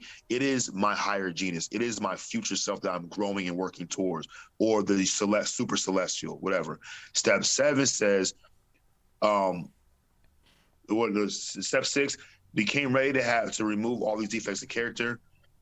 Step 7, humbly ask him to remove our shortcomings. So basically you're saying, all right, coach, I'm ready. And then saying, all right, coach, put me in the game. See, when character defects, I don't want to acknowledge my own character defects, but then let a nigga walk into a room dressed as my character defect. I'm going to spot that nigga. I'm going to say something. Oh, look, that nigga does this. He does that. And they're character defects I either used to act in and don't right now. I'm acting in and don't know it. I did it and don't want nobody else to know it, or still something in me that has me prone to do these character defects, but I just don't like seeing it when it comes in dressed as somebody else. So the goal is, once Nietzsche says it, if you understand the darkness of yourself, you are more equipped to understand the darkness of others. You know what I'm saying? And it's, again, we're moving from Malkuth, or from the ego, towards the super ego, which is the collective ego, which is theoretically is compassion. Right. You know what I'm saying? And that is for a human being, for a goat, I'm the greatest of all time. That's fucking hard as fuck. Right. But look, that glass ceiling, bro. Yeah, it's. I think that's it's humanity altogether. I mean, how far do you want to go? Got people like. But all I was drawing attention, and you're right about that. I agree. But I was drawing attention to a lot of these organizations being headed and led by these people who are not able to breach the glass ceiling because of their own personal limitations in belief and stuff like that. Like you're saying, how far do you want to go? Well, these guys, have they even asked themselves that question? Like, what is the real goal? Some of these guys, a lot of these, because again, we're not going to get deep on the conspiracy aspect of it, but there are people that have their agendas and things like that. Like, I guess we all have an agenda in a sense. And,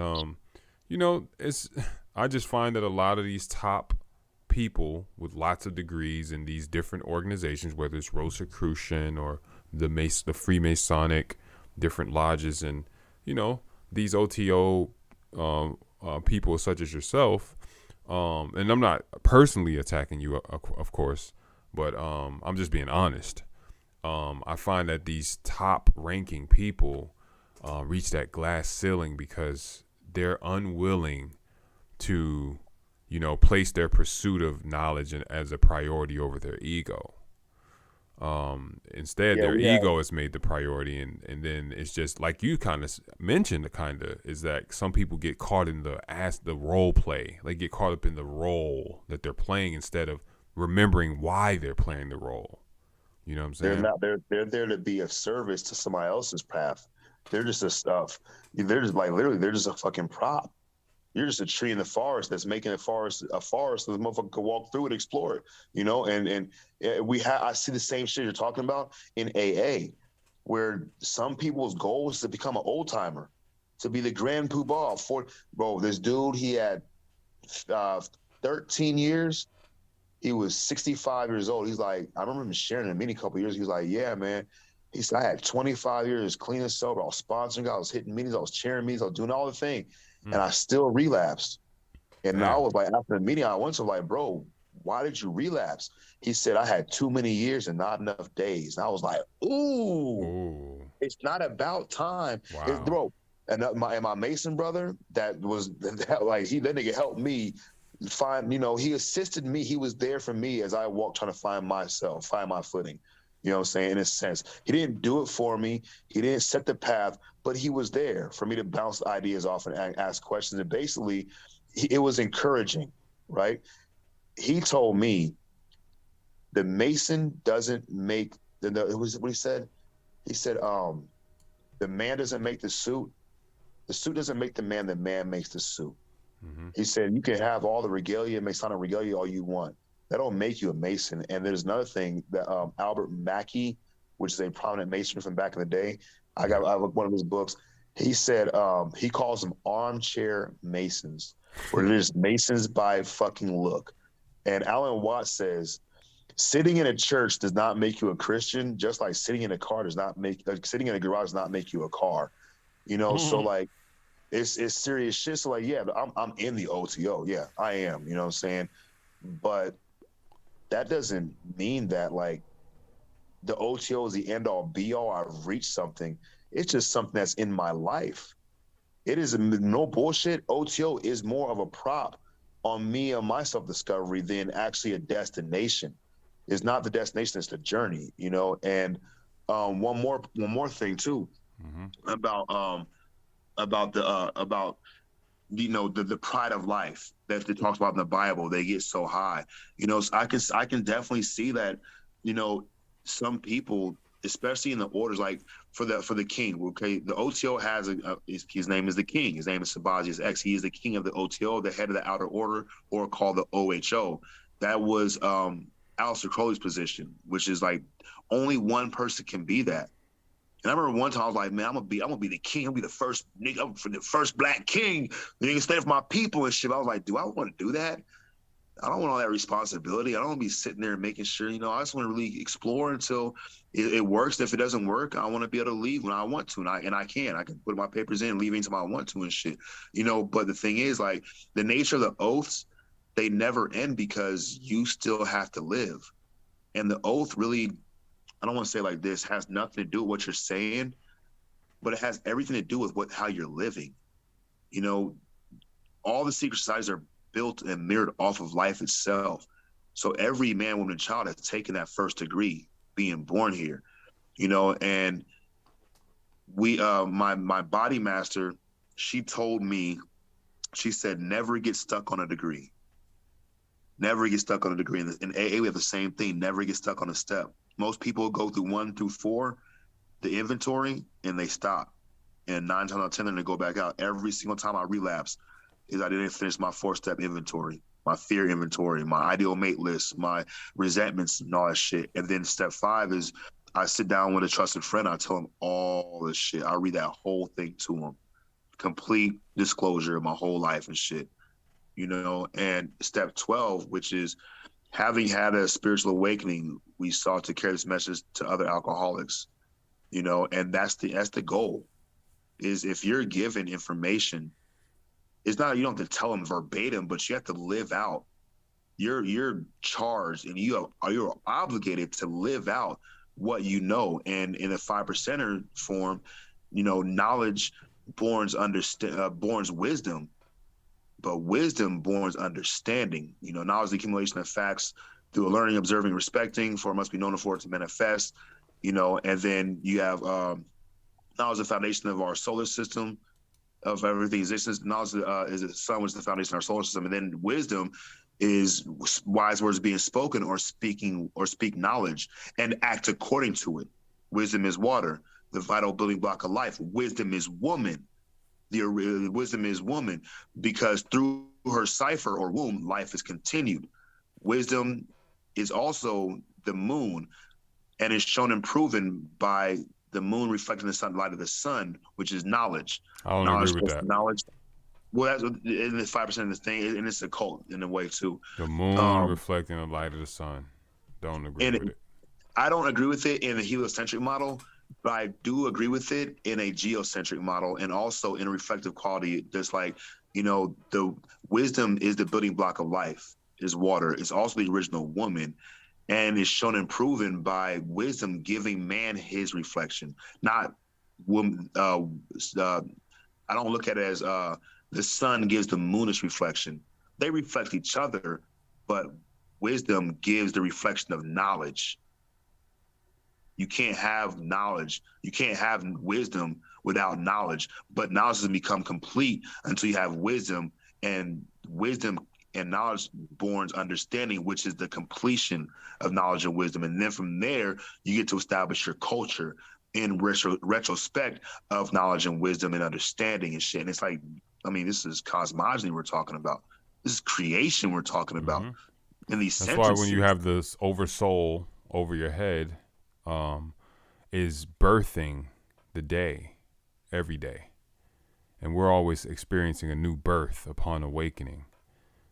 In consciousness and a death in a sense at night, which is the feminine from this perspective, because again everything is like kind of inverted. That's the nature of the polarized duality. It's like an inverted balance, but it's still a balance. Another thing too is that it's always 12 o'clock. So in the Christian Bible, Jesus was deemed or termed the Most High when he turned 12 years old. Well, Jesus represents the sun. Where is the sun at 12 o'clock? Right over your head. However, the sun is always at 12 o'clock at all times. It's always at 7 o'clock, 8 o'clock, 9 o'clock, but it's always at 12 o'clock because it's always directly over. So with that being said, the setting of the sun is an illusion. The birth of the sun is an illusion. Correct. The sun is always above your head, which is also an illusion. And so if that's an illusion, death is also an illusion. Reality is an illusion.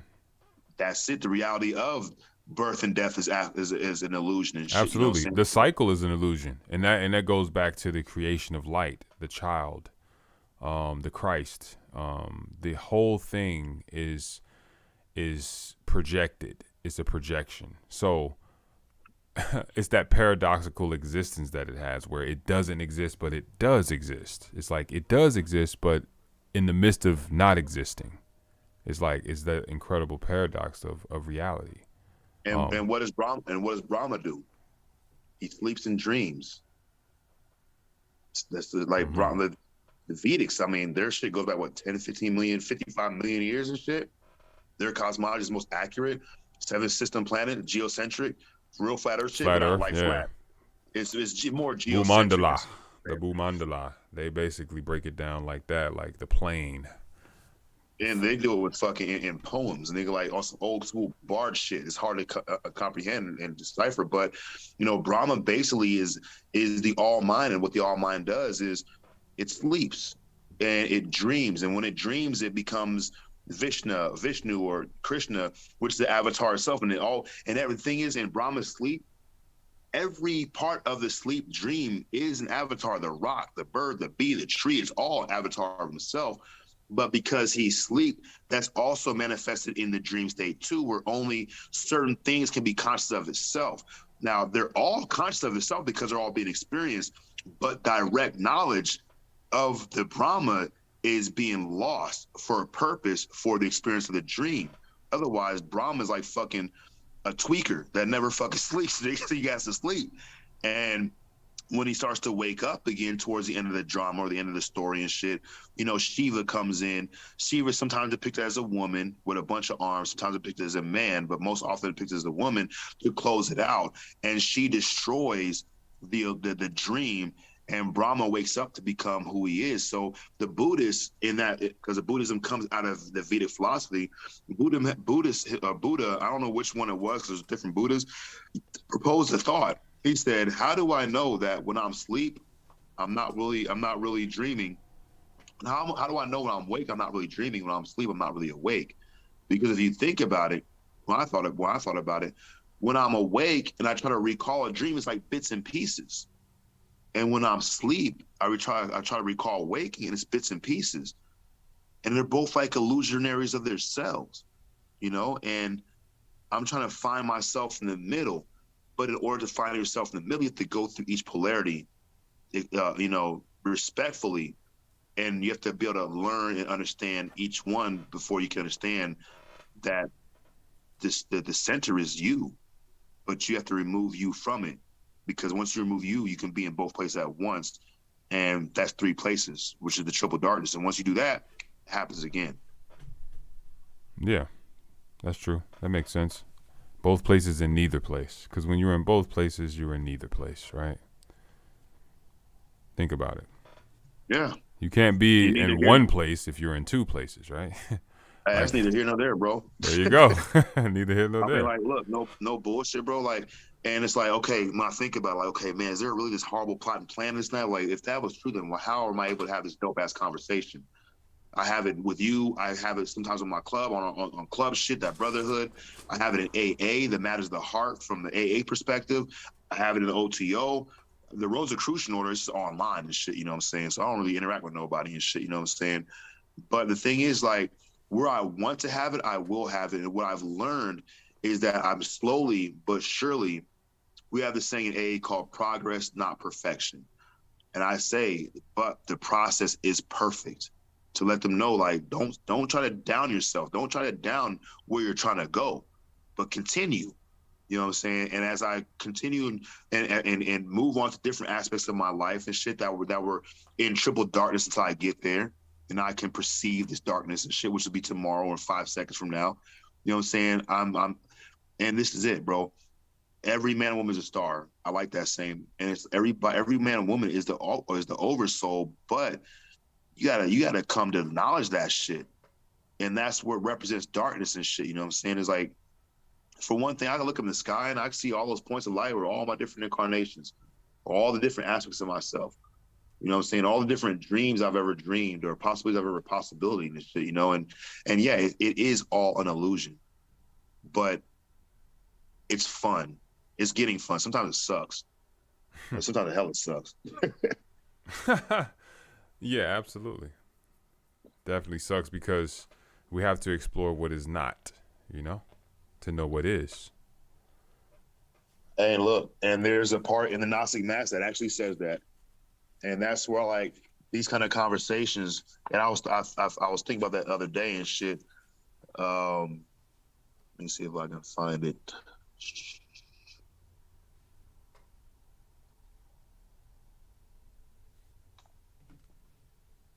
The priestess says it.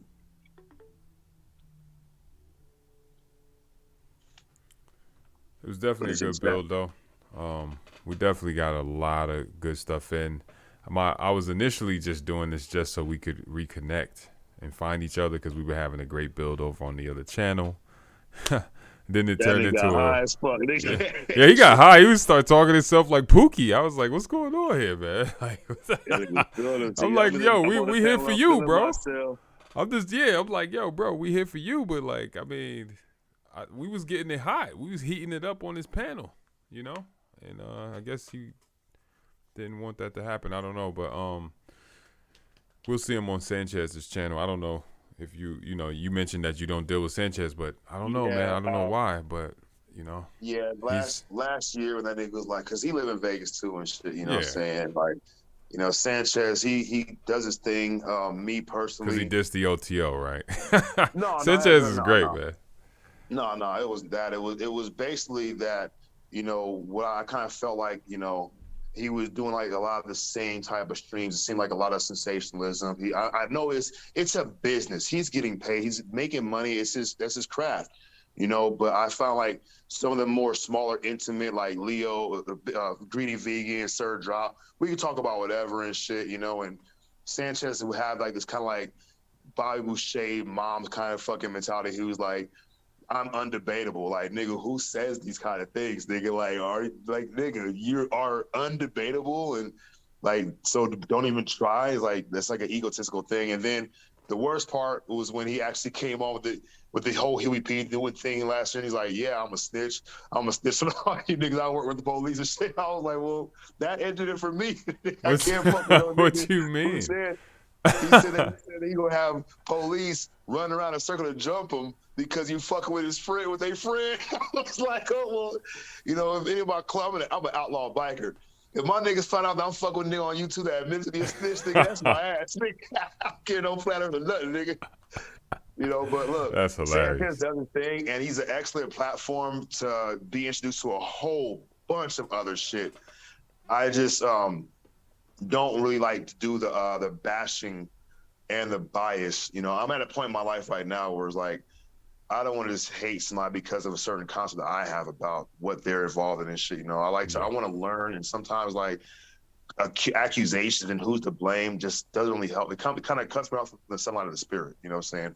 Like today with this conversation, we were fucking able to fucking still build like a motherfucker, bro, on shit that, you know, I talk about, we talk about a lot of shit, but I felt like, you know, by the level of, you know, our individual thirst for comprehension and honesty with the compassion, we were able to transcend that shit.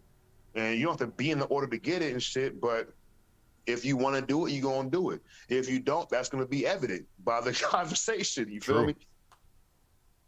Absolutely. Well, yeah, man. I definitely appreciate you spending this time, you know, building, man, with me. Man, you brought a lot of insight to the table.